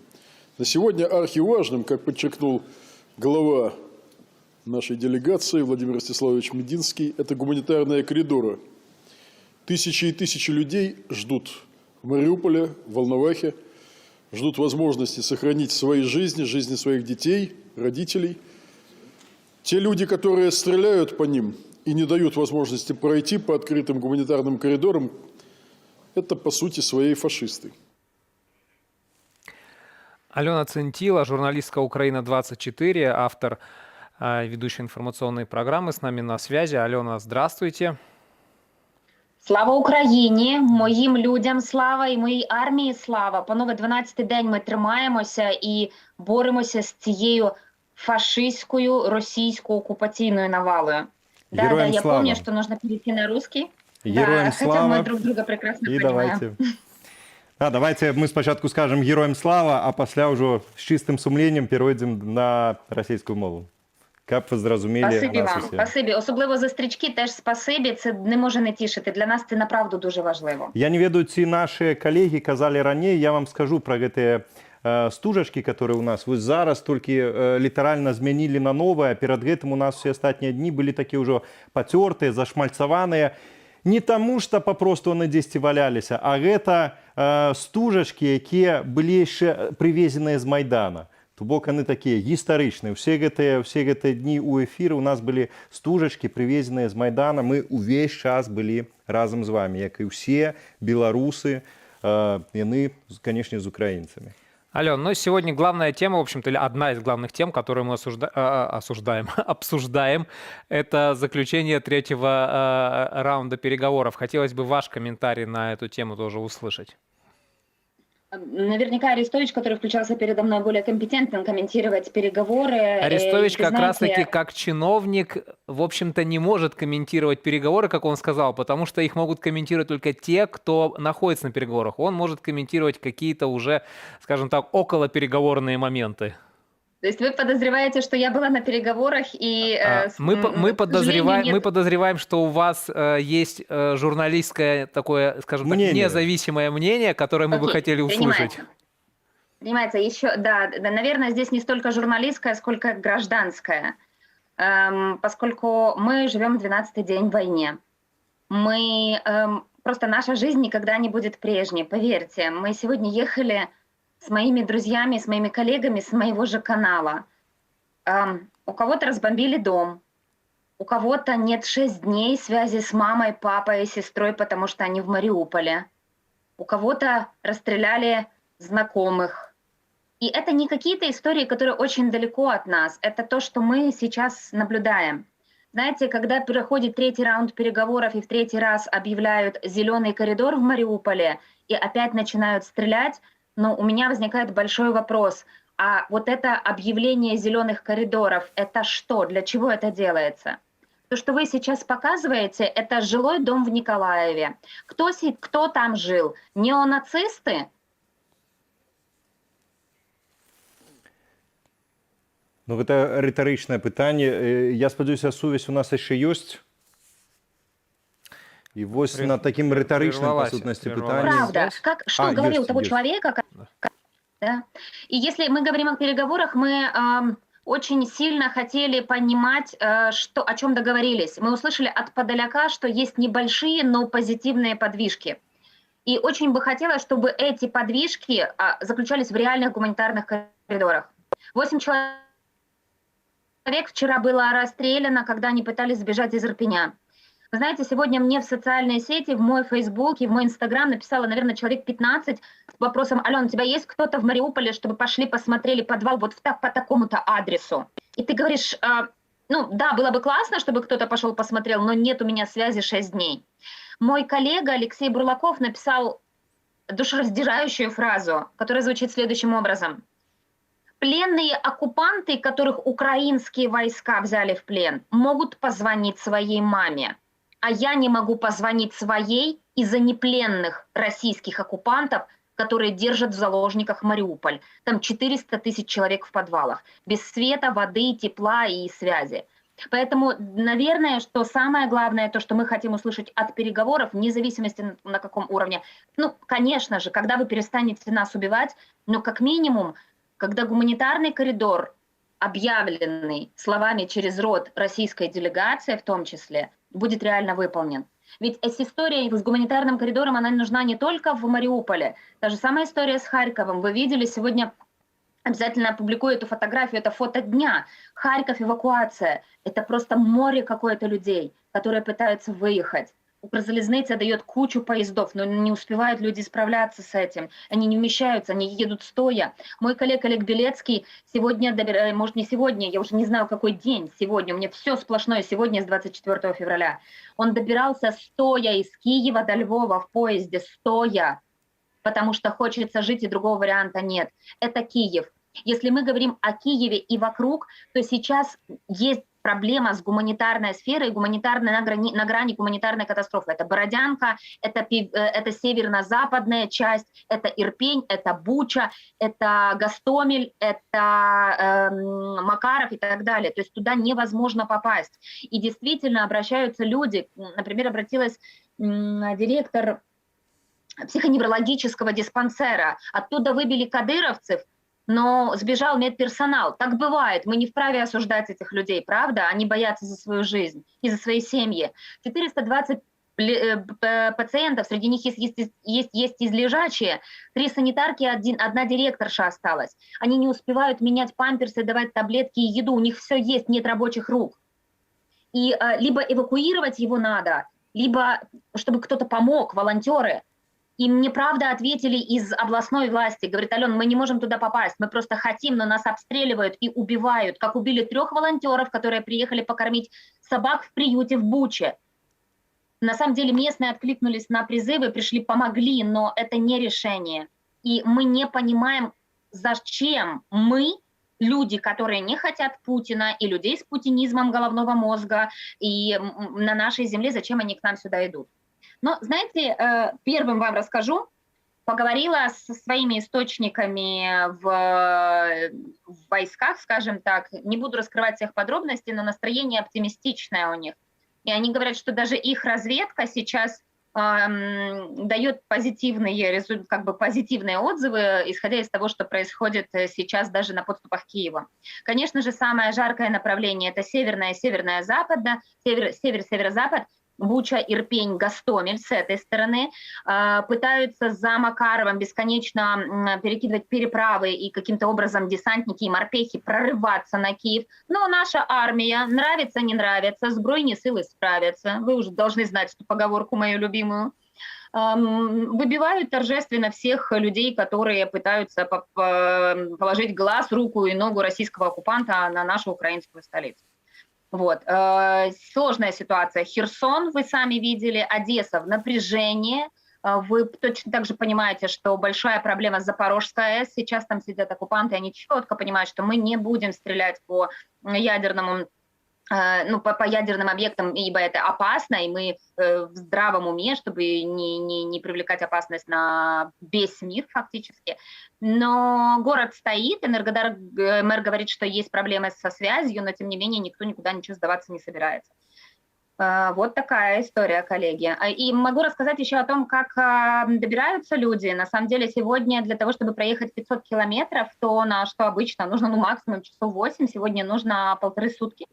Например, так как мы добирались из-под Киева, когда нам сказали, что в моем селе будет первая линия обороны Киева, и сказали, пожалуйста, соберитесь и уедьте, у вас есть 4 часа, чтобы уехать, да, то мы добирались по 1,5 сутки. И самое удивительное, что, знаете, что незнакомые люди предлагают тебе помощь. Они предлагают тебе поспать, они предлагают тебе поесть, они предлагают тебе чай. Нас поселили в общежитии, училище для трактористов в районном центре в Винницкой области. И вы знаете, люди сами сносят продукты из села, из окружных сел, как картошку, капусту, мясо, для того, чтобы для 120 постояльцев, те, кто приехал на ночь или на дольше, готовили еду. Ален, спасибо большое вам за такой рассказ подробный. В принципе, то, о чем вы сейчас рассказываете... Знаете, за что извинялись? Извинялись за то, что... Со связью проблема, что-то не слышно было. Концовочка у нас оборвалась. Алена, дякую великий вам. Вам спасибо огромное за то, что вы позволяете нам говорить то, что происходит у нас. И еще раз всем, кто смотрит нас в Беларуси, матерям, женам, сестрам, дочерям, не отпускайте своих воевать за Путина, так тем более. Это не нужно ни вам, ни нам, ни странам, ни людям. Не отпускайте своих воевать. Нас спасать не нужно. Спасибо, коллеги. Алена, дякую великий вам таксама. Са свайго боку хочу пераказаць інфармацыю, якую, напэўна, і вы ведаеце пра тое, што у беларускім войску такія настроі, што людзі не хочуць ісці ваяваць супраць украінцаў. Існуе і саботаж, і адмаўляецца выконваць загады, і кантракты рвуць. І таму войска дагэтуль нават не ўступіла, бо гэты палоумны дыктатар, который у нас у Беларусі, у яго няма ўпэўненасці, што ён зброю дасць адправіць гэтых людзей, а не павернуць гэтую зброю назад супраць яго ў дапамогу нашим украінскім братам. Таму, але, канешне ж, ваш заклік усё роўна актуальны, вельмі важны. Мы да яго далучаемся. І на гэтым усё у нас. Слава Украіне, канешне ж. Героям слава, моїй армії слава, і людям України, і Білорусі теж слава. Дуже дякуем. Кстати говоря, то, что вот Алена рассказывает, я вчера лично разговаривал с беженцами из Одессы, здесь, в Варшаве. И действительно, 300 километров ехали более 6 часов в каком-то там отрезке. То есть вот то, что она говорит, это как бы не только в одном направлении, это сейчас картина такая по всей стране. И еще один момент тоже, что поезд, который идет вот от Пшемысля, это там, где у нас сейчас Саша Борозенко уже дежурит вторую неделю, один из таких основных пунктов приграничных, до Варшавы полностью забит. Люди, вот как Алена рассказывала, стоя едут. У нас такая же сейчас ситуация. То есть люди едут стоя, мест абсолютно нет, потому что там едут люди, которые покупали билеты, и едут вот эти вот беженцы, и картина примерно выглядит вот как на таких картинках, как в Индии выглядят поезда. Про што гаварыць, калі ўжо даўно за мільён агульная колькасць уцекачоў. Еўразвяз заявіў, што чакае до 5 мільёнаў уцекачоў. Людзі з'язджаюць ад вайны. Такая трагедия, на великий жаль. Ну вот, кстати говоря, если уж мы начали говорить действительно об ожиданиях Евросоюза, он готовится принять, как ты сказал, 5 миллионов беженцев из Украины. Об этом заявил верховный представитель ЕС по внешним делам и политике безопасности Жозеп Боррель, выступая перед встречей министров Евросоюза. Боррель также пообещал более тщательно следить за расходованием помощи ЕС в странах, которые дипломатически поддержали Россию или воздержались от критики вторжения Москвы в Украину. Всего за одну неделю у нас уже 1,5 миллиона беженцев. Если бомбардировки продолжатся, если они продолжат бомбить украинские города неизбирательным образом, мы можем ожидать 5 миллионов мигрантов. Не мигрантов, мы не можем называть их мигрантами. Это беженцы, люди, которые стремятся избежать войны. Мы должны мобилизовать все ресурсы Евросоюза, чтобы помочь странам, принимающим людей. Нам нужно помочь Польше, нам нужно помочь всем странам, которые граничат с Украиной, создать необходимые ресурсы для приема этих людей. Мы не должны просто раздавать чеки. Нам нужно посмотреть на конечный пункт назначения этих ресурсов, на то, как международное сообщество отреагировало на голосование в ООН. Почему некоторые страны, с которыми у нас тесные отношения, которым мы очень помогаем, не последовали нашему примеру в голосовании по резолюции осудить Россию. У нас должно быть более политическое видение нашей помощи, чтобы убедиться, что, во-первых, международное сообщество осудит действия России, создаст коалицию для помощи украинским беженцам, чтобы поддержать украинцев как тех в стране, кто продолжает сражаться, так и тех, кто уехал. Ну, до рэчы, наконт таго, асудзілі, хто не асудзіў, хто прамаўчаў. Зараз такая вялікая дыскусія ідзе наконт таго, каб адмовіцца ад расійскай нафты, газу. Вось адміністрацыя Байдена гатовая ўвесці забарону на імпарт расійскай нафты ў ЗША без удзелу нават хаўруснікаў у Еўропе. І што цікава, прэм'ер Балгарыі ўжо заявіў, што ягоная краіна можа запрасіць выключэнне з еўразвязу, калі новыя санкцыі еўразвязу будуць якраз уключаць гэту забарону на імпарт нафты і газу з Расіі. Тым часам да нас па відэасувязі далучаецца наш земляк, які знаходіцца ва ўкраіне, Ярослав Романчук, вядомы эканаміст. Ярослав, вітаем вас. Прывітанне з Киева. Вітаем. І, Ярослав, можа тады адразу, калі мы пачалі, тут згадалі пра гэтыя санкцыі, як вы думаеце, наколькі рэальна, каб Захад вось гэтую дыскусію пра той, каб адмовіцца ад расійскай нафты, газу, ён усё-таки вырашыў на карысць вось адмовіцца. Таму што мы бачым нават зараз ва ўмовах гэтай вайны вось гэты нафтагазавы шантаж. Там заляцелі ўжо цэны, іх страшна называць, агучваць гэтыя цэны і на газ, і на нафту. Што вы думаеце на гэты конт? Ну, перш за ўсё, гэта, ведаеце, калі 20 гадоў Расія вельмі актыўна працавала, стварала так званую мягкую сілу агента ўплыву ў Еўропе ў сваім свеце, менавіта за 2-3 месяцы гэта вельмі цяжка зваліць. І таму рашэнне Амерыкі было бы вельмі важным, таму што гэта был бы сігнал. А з пункту гледжання энергетычнай бяспекі, ну, трэба просто зняць санкцыі з Ірану, раскрыць нафтавы рынок, ну і дамовіцца з тымі краінамі, якія гэту нафту даставляюць на сусветны рынок. Гэта можна зрабіць за месяц-два. Мы памятаем, калі нафта каштавала па сутнасці 0, вось, таму што было вось такая разбалансаваная палітыка, і нішто не стаіць на перашкодзе, каб гэтая нафта зноў была там $30-40, а не 130, як сёння. Таму трэба просто зразумець, што сёння альбо Захад здае экзамен на вартасці Захаду самого і сваю рэпутацыю пацверджвае, альбо просто ён ляціць там тарары і пацвярджае той тэзе, што толькі рэал-палітык лічыцца, толькі грошы, а вартасці свету, вартасці салідарнасці з людзьмі, якія ваююць з агрэсарам, гибнуть дети, разбураюцца будынкі, парушаюцца міжнародныя правы. Для нават сябраў Еўразвязу гэта ўжо не аргумент. І гэта просто здзек, гэта, ну, па сутнасці удар па сабе Еўразвязу. Паслухайце, а ці ёсць нейкая вось цана на нафту і газ, пасля якой Захад, прынамсі тыя палітыкі, которые прытрымліваюцца рэал-палітык, для которых важней грошы, а не там вартасці і так далей, калі нават яны скажуць, ну гэта ўжо зашмат, не будзем купляць?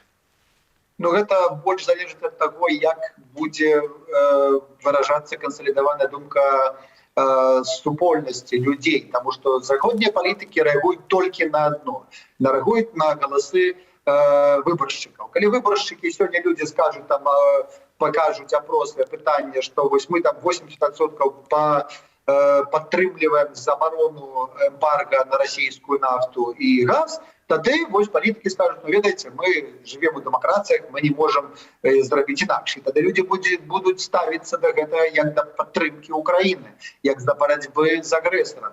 А калі вось і СМІ, і інтэлігенцыя, і бізнесоўцы будуць думаць толькі праз прызму сваёй прыбыткаў, ну тады нічога не будзе. Так што тут вельмі важна, каб кожны журналіст, кожны інтэлігент, кожны чалавек, які сёння хоча падтрымаць Украіну, просто навучыўся да гэтай барацьбы, фармавання думкі на Захадзе, перш за ўсё. Каб Захад, і вось гэта такі парадокс, прыслухоўваўся да думкі, якая ёсць вось у Украіне, у Польшчы, у краінах, якія добра ведаюць, што такое савецкая таталітарная сістэма і расійская імперія. Паслухайце, ну вось вы гаворыце пра сілу грамадскай думкі, але зноўку ж сацыялагічнае пытанне апошняе ў Штатах паказваюць, што колькі там больш за 70% амерыканцаў выступаюць за тое, каб закрыць неба над Украінай, а неба па-ранейшаму не закрытае. Таксама большасць немцаў выказваецца за тое, каб адмовіцца ад энергарэсурсаў расійскіх, аднак гэтай адмовы ўсцяж няма. Ну и, кстати говоря, более того, сегодня Шольц сказал, что еще Европа не готова отказываться от газа, и поэтому они продолжат работать по некоторым проектам с Россией, то есть открыто заявил. Европа лицемерит, Европа находится под влиянием российских агентов, влияния Шрёдера, Газпрома, российских нефтяных баронов, и это дискредитация Германии, дискредитация Европы. Потому что когда 70% американцев за то, чтобы помочь Украине бороться с агрессором, закрыть небо, это вопрос времени, покуда до Байдена дойдет, до его администрации, это простая истина. То же самое немцы, понимаете, они 40 лет были в одной конве внешней геополитики. Они всегда были за Россию. Они строили мосты, они строили бизнес, они строили сети. И вдруг надо от этого всего отказаться. Поэтому Шольц и другие, они, безусловно, поменяют свою политику, они изменят свою энергетическую хартию, которую приняли в ППХ, надеясь, что все будет вот так по-цивилизованному. И в конце концов встанут на сторону украинцев, станут на защиту тех детей и тех сотен тысяч обыкновенных жителей, которые сегодня находятся под российскими градами, бомбами и ракетами. Ярослав, ну, карыстаючыся момантам, два беларуса, я і вы, не магу не запытаць пра беларусаў, што чакае сёння нас. Мы ведаем, што расійская эканоміка ляціць у тарары, а беларуская эканоміка, дзякуючы старанням Лукашэнкі, она прывязаная максімальна вось да гэтага палёту ў тарары. Чаго чакаць беларусам, калі на пальцах вось так можна патлумачыць? Ведаеце, я не ведаю, наколькі Лукашенко разумее эту унікальнасць моманту, але сёння, напрыклад, патрэба было бы вельмі хутка адвязацца ад расійскага рубля, які будзе вельмі хутка дэвальвацыя пройдзе, і прывязацца толькі да еўра, да даляра, каб выратаваць зберажэнні на мільярды даляраў зберажэнні беларусаў. Тому што сёння так беларуская эканоміка прывязана да расійскай, ну але калі мы бачым, што расійскай эканомікі праз год-два будзе кранты, ну тады альбо Лукашенко уже пагодзіцца з тым, што ён разам ідзе на дно, альбо робіць нейкія спробы, каб яе ўратаваць. І гэта яшчэ одна гістарычная магчымасць менавіта гэта зрабіць. Але ведаеце, для гэтага трэба нейкае там бачанне, палітычная воля, сумленнасць, а вось гэтага ўсяго у Лукашенка давно не бачна.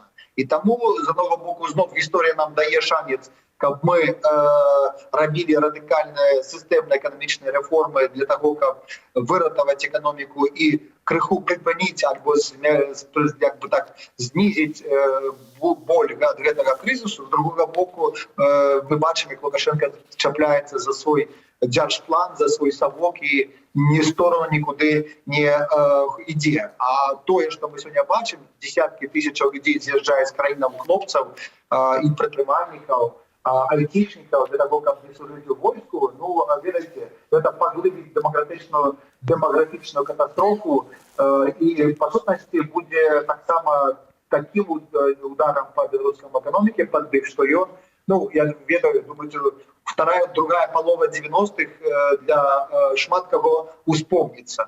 Тому ось ми туди йдемо і знову не бачу ніяких заходів белорусской влади для того, щоб звернутися до людей і сказати їм правду про те, куди ми прийшли. Ярослав, ну вы отмерили вот российской экономике пару лет, вы сказали, а сегодня уже одна из крупнейших финансовых корпораций, Морган Стэнли, предсказала дефолт России буквально в апреле. Вот что это значит, дефолт страны? Можно также, как Валера сказал, вот на пальцах объяснить зрителям, что это за собой повлечет? И не только, собственно, да, действительно для России, но и для Беларуси, может быть, для других стран, там Евразес, про Казахстан мы часто вспоминаем. Россия, которая нарушила практически все нормы международного права, точно так же легко может нарушить и правила святое в экономике, платить по долгам. Ну, скажут дефолт, ну, давайте переговариваться, у нас форс-мажор, вот вы нам заблокировали, деньги у нас на ваших счетах есть, давайте разговаривать. Вот, поэтому технический дефолт, или там дефолт, это не выплата по текущим обязательствам. Вот российские там нефтяные компании, из Газпрома есть обязательства. Ну, скажут, забирайте какие-то активы и дайте нам возможность заработать. Это переговоры. Так что тут жизнь не остановится. Гораздо опаснее для России, когда вот тот курс, который сегодня там я вижу, 170 за рубль, да, вот это, конечно же, радикальный удар, это изъятие сотен миллиардов долларов из карманов обыкновенных россиян. Через 2-3 месяца будет ценовой шок, будет шок закрытия предприятий, безработицы. Безработица может быть с 3,5 миллионов до 15-20 миллионов человек. Плюс зона бедности — это не 20 миллионов, а 40 миллионов человек. И вот, пожалуйста, вот те люди, которые свято верили в непогрешимость Путина и его экономическую модель, окажутся без денег, без сбережений, без работы и с кусачими ценами и платежками. И это будет время правды, время очищения России от того эксперимента, который проводит Путин на живых людях. Это очень оптимистичный прогноз. Будем, конечно, надеяться, что так получится, потому что, опять же, россиянам просто объяснят по телевизору, что во всем виноваты Запад, США прежде всего. Хотя, з іншого боку, це, напевно, будуть такі логічні часи, тому що не зможуть ось вони купити, наприклад, iPhone. І не тільки тому, що їх більше не продають, але і тому, що і грошей немає на таку техніку. Слухайте, сьогодні у Білорусі і Росії так само 40% споживецких выдаткаў ідзе на харчаванне. А гэта будзе не 40, а 70%. А яшчэ жыллёва-камунальныя паслугі, а яшчэ сувязь, а яшчэ ўсё. Ведаеце, гэта та будзе сітуацыя, калі галеча лядоўня скажа больш, чым гэты зомбаяшчык. І вось магутнасць і магчымасць гэтага зомбаяшчыка тэлебачання рабіць, ператвараць людзей у оркаў, ну, яна будзе мінімальна, тому што людзі зразумеюць, не ўсе, не у роўнай ступені, але вось гнеў менавіта будзе такі, што пуцінскі рэжым вымушаны будзе нехта рэагаваць. Адны кажуць, што будзе такая сістэма а-ля Паўночная Карэя, другія кажуць, што будзе нешта там за Іран, але ў Іране ёсць рэлігія, Паўночнай Карэі, гэта краіна ізаляваная з сусвета на десяткі гадоў. Так што будуць бунты, будуць забастоўкі, будуць тыя працэсы, якія, думаю, запусцяць ліквідацыю пуцінскага рэжыму. Ну і таксама тут і беларускі рэжым таксама можа такім паравозікам паехаць разам за Пуціна. Ну, Лукашенко не здарма ж столькі часу згадвае там пра на 3 дні мукі ў Менску, так што, прынамсі, яму, то, напэўна, будзе пра што пагаварыць, але лепей бы рыхтаваўся ён да прамоваў у Гаагскім судзе. Ярослаў, дзякуй вялікі за каментар. Дзякуй, добрага вечара. Дзякуй, узаемна. Ярослав Романчук, вядомы беларускі эканаміст, быў з намі на відэасувязі з гераічнага Киеву. Ну и в разговоре, кстати, с Романчуком звучала тема то, что о необходимости закрытия неба над Украиной, что большинство американцев, как показывают социологические исследования, выражают, в общем-то, позицию, что необходимо это сделать, хотя чиновники говорят о том, что это с большой вероятностью может привести к расширению конфликта и к Третьей мировой войне, и, в общем-то, принимают решение не закрывать небо, именно исходя из того, что боятся просто, что количество жертв, и, в общем, конфликт может разрастись на намного большую территорию, чем на той, на которой он сейчас находится, и намного больше может увеличиться жертва. Что такое, собственно, закрыть небо? Что значит сделать небо бесполетной зоной? Давайте послушаем, посмотрим, нам объяснит наш коллега Александр Попко.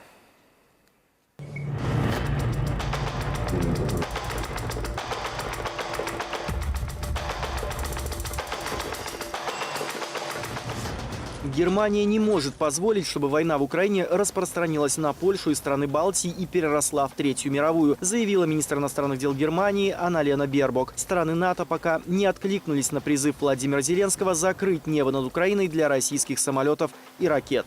Закрыты для всех российских ракет. Закройте для всех российских ракет, российской боевой авиации, для всех этих террористов. Сделайте гуманитарную авиационную зону без ракет, без авиабомб. Мы люди, и это ваша гуманитарная обязанность – защищать нас, защищать людей, и вы это можете. И вы это можете. Бесполетная зона – это территория, над которой власти одной страны или нескольких стран запрещают летать самолетом, угрожая сбивать нарушителей. Бесполетные зоны могут создавать в охваченной войной стране, чтобы не позволить авиации агрессора атаковать жилые дома, электростанции или больницы. Воронка. В зонах конфликта бесполетные зоны вводили всего 3 раза. Впервые в 1991 году в Ираке, когда войска Саддама Хусейна были разбиты в Кувейте, против него восстали курды на севере и шииты на юге Ирака. Хусейн использовал против них боевые вертолеты, убив десятки тысяч человек. Вступать в Ирак международная коалиция не пожелала. Вместо этого США, Великобритания и Франция ввели бесполетные зоны над севером и югом страны. Летать военным и гражданским иракским самолетам там запрещали до 2003 года. Второй пример – Босния. С 1993 по 1995 год с одобрения Совета безопасности ООН бесполетную зону там установил блок НАТО. Третий раз, снова после резолюции Совбеза ООН, Альянс создал бесполетную зону в 2011 году в Ливии. Там диктатор Муаммар Каддафи пытался подавить народное восстание бомбардировками с воздуха. А вот попытки ввести бесполетную зону над уничтоженной войной Сирией провалились. В 2015 году диктатора Башара Асада поддержал Владимир Путин, выслав в Сирию российскую авиацию. Сбивать в сирийском небе самолеты ядерной державы никто из западных лидеров не захотел. Этот аргумент звучит и теперь. Единственный способ создать бесполетную зону – отправить самолеты НАТО в воздушное пространство Украины и сбивать российские самолеты. А это может привести к полномасштабной войне в Европе. Бесполетную зону невозможно ввести, не нанося ударов по земле, считает бывший командующий силами НАТО в Европе Бен Ходжес. Необходимы 4 компонента, пояснил генерал. Во-первых, самолеты-разведчики «Авакс». Во-вторых, самолеты, которые будут сбивать вражеские истребители, бомбардировщики и дроны. В-третьих, вертолеты для спасения своих пилотов, если их самолеты собьют. И в-четвертых, нужны самолеты и ракеты, чтобы уничтожить угрозы для самолетов НАТО. Они должны бить по системам ПВО, в том числе на территории России. Мы в эту же секунду будем рассматривать их как участниками военного конфликта. И уже все равно, какими там членами они являются.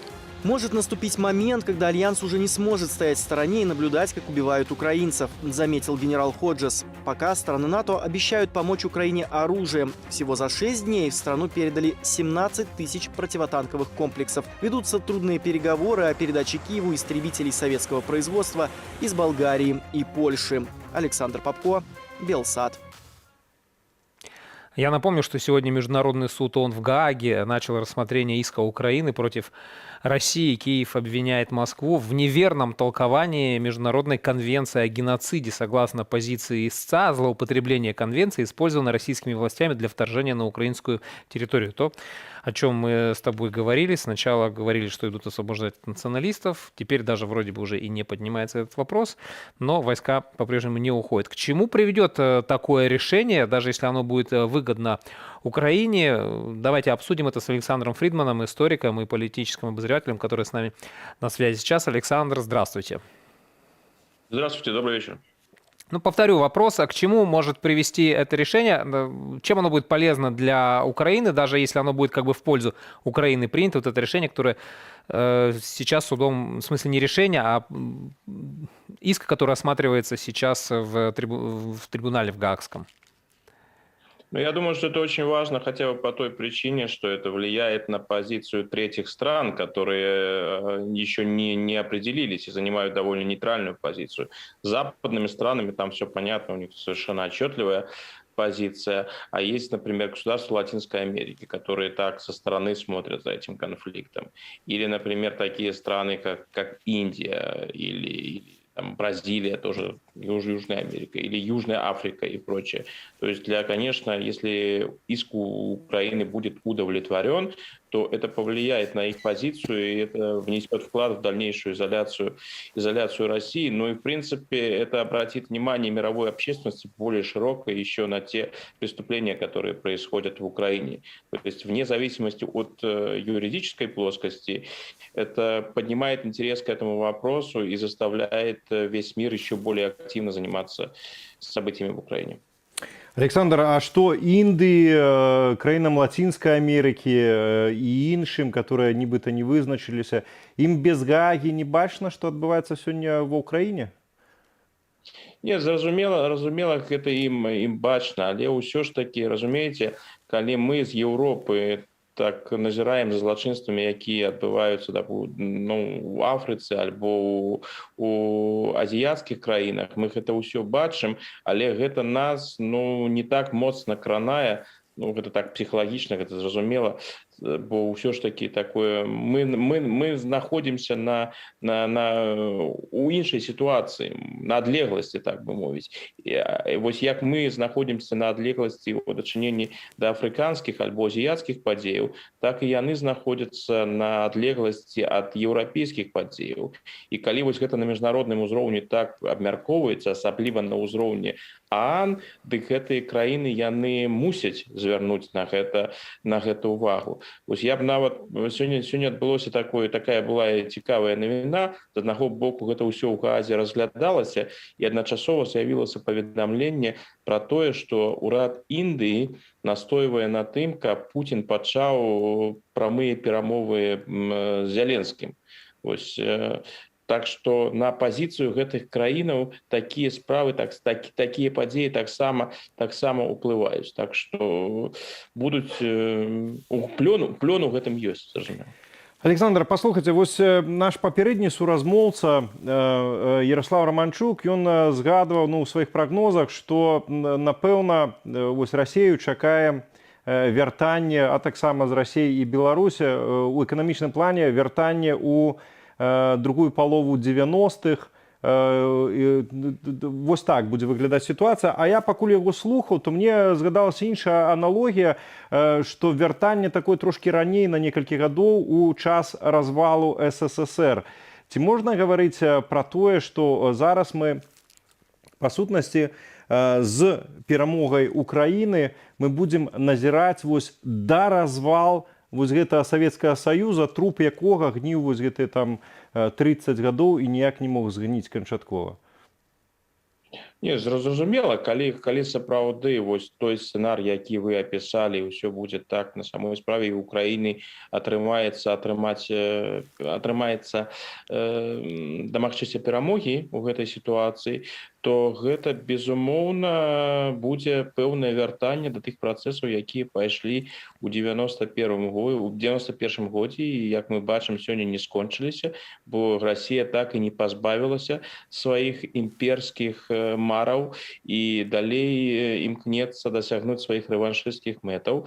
Таму мы сапраўды можам вярнуцца, так бы мовіць, да працягу гэтай гісторыі 91-го года, і хто ведае, як падзеі будуць разгортвацца ў самой Расіі, як будуць вырашацца іншыя канфлікты на постсавецкай прасторы. Пакуль тое, што мы пабачылі, гэта ўжо вельмі цікавы вынік, што уплыў Расіі першая і асабліва вайсковая моц Расіі была моцна пераацэнена як на постсавецкай прасторы, так і на захадзе. Таму вось тое, што сёння адбываецца з расійскай арміяй ва ўкраіне, як яна сябе паводзіць, якія ў яе дасягненні ў ваенным сэнсе, так бы мовіць, зусім невялікія. Гэта для заходніх назіральнікаў нават стала абсалютна незвычайным. Так што, відаць, гэта сапраўды было так, што моц Расіі, уплыў Расіі быў моцна пераацэнены апошнім часам. І калі сапраўды Расія не здолее дасягнуць сваіх мэтаў, дык гэта пакажа і іншым краінам постсавецкай прасторы, што на самой справе не такая ўжо гэта і моцная краіна, і што яшчэ шмат чаго можна дамагчыся. Не ўсё страчана. Если уж мы коснулись темы, как показала себя российская армия в Украине, и как это увидел мир, и какие делает сейчас выводы из этого, хотел бы коснуться тогда такой темы. Во-первых, американская разведка заявила о том, что ей известно, что якобы Шойгу готовил или рассматривал возможность переворота. В то же время, существует такое мнение, что Шойгу сейчас могут сделать крайним за, в общем-то, провалы армии в Украине, за коррупцию в армии все эти годы, там, за приписки и так далее. Насколько, вот, с вашей точки зрения, как политического историка, реален заговор генералов, военный переворот в России как один из вариантов изменения политической ситуации в стране? Я бы сказал, ничего невероятного, собственно говоря, нету, потому что и российские генералы, и российские чиновники, и российские олигархи, они же люди предельно циничные, и у них большие проблемы с моральными принципами, как правило, но чувство самосохранения у них присутствует, и они видят, в какую яму, в какую пропасть их ведет Владимир Путин. И если Путину уже, собственно говоря, терять нечего, он в эту пропасть, в эту бездну, так сказать, летит, я совсем не уверен, что они все остальные, там тоже Лавров, Шойгу и другие, что они хотят с ним в эту пропасть лететь. Если мы возьмем Шойгу, конечно, все эти предположения, которые делались и делаются американцами, к этому всему надо относиться осторожно, потому что все-таки предположения. Но с другой стороны, как мы сегодня видим, то, что американцы рассказывали, та информация, которая сообщалась по поводу российского вторжения в Украину, и во что очень многие люди не верили, наблюдатели не верили или не хотели верить, очень много из того, что предсказывали американцы, на самом деле действительно так и случилось. Не случилось самое главное, и это, пожалуй, основная сенсация на сегодняшний день, то, что России не удалось и близко реализовать свои планы, блицкриг сорвался, и украинская армия, и украинское население оказывает такое самоотверженное сопротивление, которое, честно говоря, абсолютно никто не ожидал на Западе, им восторгаются. Как мне кажется, его абсолютно не ожидали в России, это тоже понятно. Но мне кажется, что оно даже для самих украинцев стало своего рода откровением. Вот мы за эти дни войны мы увидели, что случилось с Украиной, начиная с революции достоинства. Какой путь прошла на самом деле эта страна и как преобразовалось украинское общество. Это очень важный момент. А если возвращаясь к Шойгу, вот я бы еще вот что выделил. С одной стороны, мы действительно не знаем, какие там идут подковерные игры в российском руководстве. Исключать это, безусловно, нельзя. Но когда американцы запускают вот такие вещи, это, безусловно, оказывает на российское руководство деморализует российское руководство, потому что на самом деле в российских кругах там в сегодняшней ситуации действительно царит, вероятно, меня очень удивит, если это не так, атмосфера подозрительности, атмосфера паранойи, атмосфера заговоров. И поэтому, когда вот и тут такие информации о том, что кто-то как-то готовил заговор, то вне зависимости от того, правда или нет, это очень сильно действует, я думаю, на людей с таким складом ума, как у Владимира Путина, и уверенность это российскому руководству не прибавляет. Мы все сейчас надеемся на то, что эта война закончится в пользу Украины, можно сказать, победой Украины. Как вы считаете, после вот этого военного конфликта, как Украина сможет свои позиции внешнеполитически усилить на постсоветском пространстве?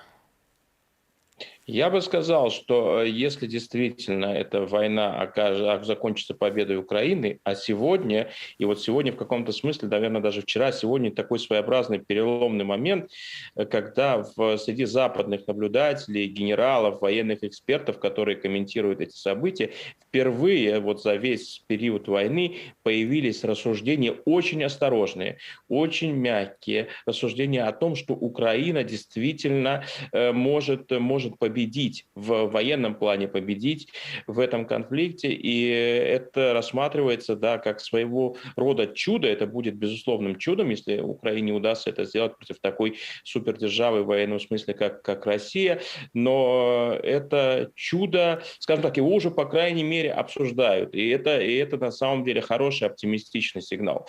Это первое. Что касается роли Украины, то Украина после того, я не постесняюсь этого сказать, самого настоящего подвига, который сейчас совершает как украинская армия, так и украинский народ, так и украинское руководство. Я прежде всего отметил бы, конечно, абсолютно выдающуюся роль президента Зеленского. После всего этого, и это видит сегодня весь мир, Украина и в Европе, и на постсоветском пространстве будет играть совершенно другую, совершенно новую роль. То есть, что сегодня Украина доказала всем, что Украина является Европой. Не просто Украина является Европой, Украина является примером для Европы. Украина показывает, как нужно и как можно самоотверженно бороться за демократические ценности, бороться за свободу. Поэтому импульсы от вот того, что сейчас происходит в Украине, они, безусловно, пойдут по всей Европе. И, конечно же, они затронут постсоветское пространство. И, естественно, Беларусь тоже, потому что любое ослабление режима Путина, я уже не говорю о крушении режима Путина, автоматически приведет либо к ослаблению, либо к крушению режима Лукашенко, который связал свою судьбу с вот этой вот путинской военной авантюрой в Украине. Александр, ну вы, по сутнасці, адказалі часткова на маё пытанне, которое я для вас меў, якраз вось адносна лёсу Беларусі, потому что паводле майго глыбокага пераканання і логікі папросту, рэжым Лукашэнкі, ён наканаваны адразу на паразу, калі у яго не будзе Пуціна, калі Расія атрымае паразу, там застанецца Пуцін, не застанецца, яны пачнуць займацца сваімі ўласнымі вельмі сур'ёзнымі праблемамі унутры России, им будзе не до Лукашэнкі, і Лукашэнку беларусы папросту зметуць. У мяне няма ніякіх ваганняў наконт гэтага. Вы пра гэта адказалі, я тады другую частку свайго пытання вам задам. У нас, беларусаў, вельмі многія гаварылі, што у нас бываюць такія гістарычныя шансы на атрыманне сапраўднай свабоды, а зараз мы зноўку знаходзімся ва ўмовах фактычнай расійскай акупацыі. І гэтыя шансы гістарычныя, яны якраз прыпадаюць на перыяд турбуленцыі, развалу, велізарных праблемаў у Расіі. Ці мы пасля вось гэтай паразы Расіі ў гэтай вайне сапраўды таксама атрымліваем такі шанец, якім варта скарыстацца, каб як мага хутчэй і як мага далей адплыць ад Расіі. Як вы думаеце, ці зараз якраз будзе гаворка ісці і пра гістарычны шанец для беларусаў? Калі мы сапраўды уявім вось такое становішча, што гэта ўсё тое, што сёння адбываецца, скончыцца перамогай Украіны, што дэмакратычная, свабодная Украіна застанецца, працягне сваё існаванне, і што Расія нейкім чынам ці адступіць, ці яна будзе больш слабай, ці адбудзецца сапраўды крушэнне рэжыма Пуціна, то гэта, безумоўна, для Беларусі абсалютна гістарычны шанец. Гэта не толькі гістарычны, калі вось так паглядзець у перспектыве, у 2020 годзе у Беларусі быў шанец скончыць эпоху Лукашэнкі. Ну, ці быў гэта сур'ёзны шанец, ці не асабліва, гэта ўжо іншае пытанне, но гэта быў шанс на тое, каб скончыць эпоху Лукашэнкі, але гэта быў не шанец на тое, каб сапраўды адайсці ад расійскага аўтарытарызма і ад расійскай мадэлі. Сёння ў Беларусі з'яўляецца шанец не толькі скончыць эпоху Лукашэнкі, але атрымаць таксама шанец на пабудову дэмакратычнай вольнай краіне. Бо сёння ўжо зразумела, калі у 2020 годзе нават Лукашенко бы быў зрынуты, дык Россия не дала Беларусі такой магчымасці паспрабаваць выбудаваць вольную дэмакратычную прававую краіну. Сёння, калі ўсё скончыцца гістарычнай, безумоўна, эпахальнай перамогай Украіны, у Беларусі будзе такі шанец, і гэта просто неабходна будзе гэтым шансам скарыстацца. Бо такога гістарычнага шанса, можа, Божа, і не будзе больш ніколі. Ну а таму, канешне, з яшчэ большымі эмоцыямі, пачуццямі зычым украінцам перамогі. І вось гэта якраз лозунг, вядомы ўжо 100 гадоў за нашу і вашу свабоду, ён як ніколі актуальны. Александр, дзякуй вялікі вам за сённяшнюю размову. Я спадарству нагадаю, Александр Фридман, гісторык, палітычны аглядальнік з Нямецчыны, быў з намі на відэасувязі. А ты ведаеш, Ігор, ты вось сёння называў там вось гэтыя версіі Крамля, чаго яны палезлі там ва Ўкраіну. Новая версія ёсць, ты ведаеш, кіраўнік МЗС Расіі Сергей Лаўроў апублікаваў чарговую версію Крамля, навошта Пуцін напаў на Ўкраіну. Новая прычына, увага, так. Спыніць, я нават па-расейску сам скажу, остановить любую войну. Цель – остановить любую войну, которая могла бы развернуться на территории Украины или могла бы начаться оттуда. То бок, мы почали войну, как спынить войну. Я, знаешь, Чуковского вспомнил, когда тушили пожар вот этот пирогами и блинами и сушеными грибами. Примерно то же самое. Кстати, когда разговаривали с Александром Фридманом, он сказал, что это будет чудо, если победит Украина. И я вспомнил, что, в принципе, чудо-то уже было, да, так называемое чудо над Вислой, как раз 100 лет назад, уже 102 года, поэтому, почему бы, собственно, через, как там любят говорить, можем повторить, почему бы не повторить чудо над Днепром через 100 лет? Так сегодня Украина и демонструет каждый день этот суд. Но и Александр Микрюков, наш коллега, который сейчас в Киеве находится, в общем, давайте поговорим коротко. У нас уже заканчивается время эфира, поэтому, к сожалению, не сможем долго разговаривать, но узнаем последние новости из украинской столицы. Саша, добрый вечер. Добрый вечер. Тогда коротенько постараюсь вам рассказать об основном. Сегодня продолжаются военные действия, бои именно в пригородах Киева. Это Ирпень, Буча, Ворзель, Гостомель. При этом сегодня с самого утра мэр Киева Виталий Кличко сообщил, что погиб мэр Гостомеля Юрий Прилепко, когда раздавал хлеб и лекарства мирным жителям. При этом в самой Ирпени мирным жителям оккупанты в Ирпени именно мирным жителям запретили оккупанты выходить из своих домов. Сам город остается без тепла, воды и еды уже на протяжении 3 дней. Мэр Ирпени при этом Александр Маркушин отмечает, что в городе занято силами ВСУ более 70% самого города, только 30% города сейчас находится под оккупацией, и они продолжают защищать город именно сил вооруженной Украины. При этом сегодня последние новости, буквально по состоянию на 21:10 был сбит в военном бою над Киевом именно военный самолет Российской Федерации. Об этом сообщил главнокомандующий вооруженными силами Украины. И сегодня немножко, я так понимаю, начинают усиливать обстрелы самого Киева и крупных городов. В частности, сегодня я проверил, 4 раза была объявлена воздушная тревога. При этом мы взрывы слышали даже в районе Подола. Правда, возможно, это работают именно ПВО. Ці ёсць нейкая інфармацыя па сітуацыі ў Бучы? Мы сёння звязваліся з жыхарамі і украінцамі, у якіх ёсць сваякі ў Бучы, і яны кажуць, сувязі няма некалькі дзён, і апошняя інфармацыя была пра, па сутнасці, гуманітарную катастрофу. У меня, к сожалению, нет сейчас именно информации о Буче, однако сегодня недалеко от именно границы Бучи и Ирпеня горело что-то в районе ТРЦ «Лавина», однако там даже нет информации, что именно горит на данный момент. При этом там действительно в пригородах сейчас отсутствует связь полноценно, отсутствует интернет, и действительно ситуация очень близка к гуманитарной катастрофе.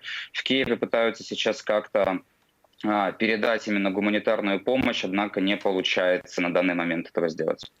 Александр, дзякуй вялікі за працу, таксама за каментары. Я спадзяюся, ўжо заўтра будуць куды лепшыя навіны. Гэтага жадаем усёю душою і сэрцам вам. Дзякуй вялікі і слава Украіне.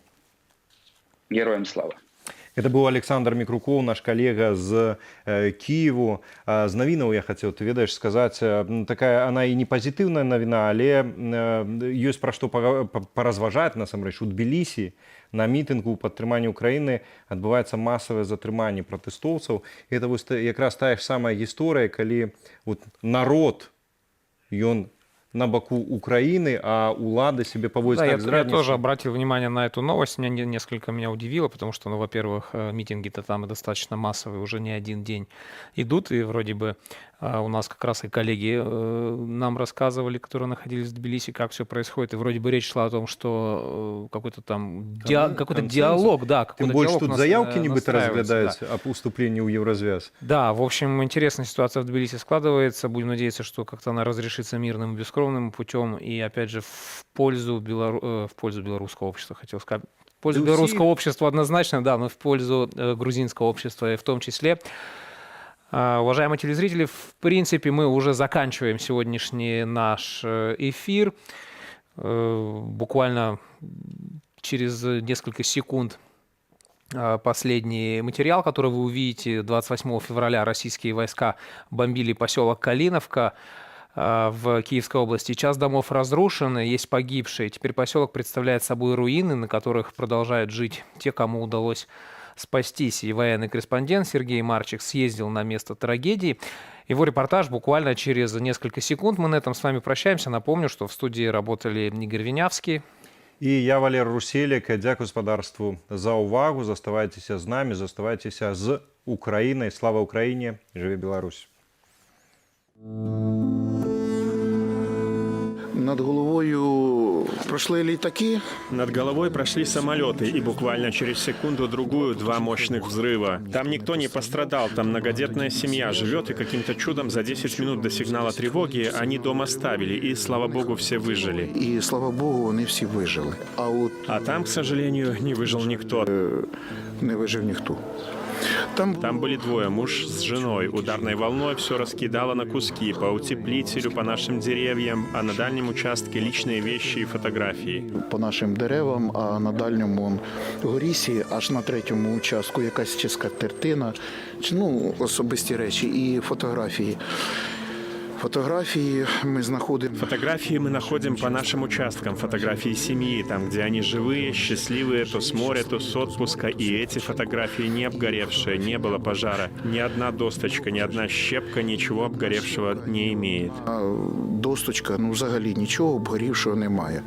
Тут была як ровная площадка. Тут была ровная площадка, никакого дыма или огня не было. Подозреваю, что какая-то необычная бомба. Так что вот так вот нам прилетело. Соседи есть соседи, у нас так принято, общались постоянно. Хорошо мы их знали. Обидно. Больно.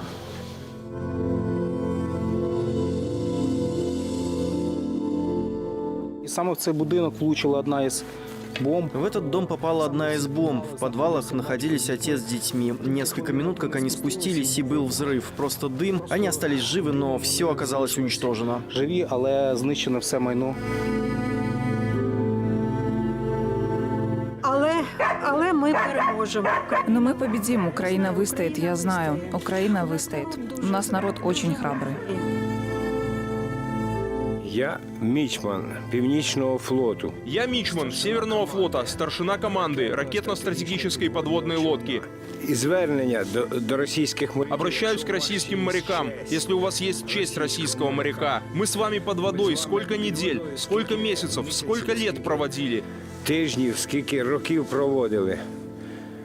Хотя бы один украинец здесь подвел россиянина. Что тут делают ваши братцы с нашими зданиями, с нашими семьями, с нашими детьми? Сделайте свой выбор, пока не поздно. Пока не пізно.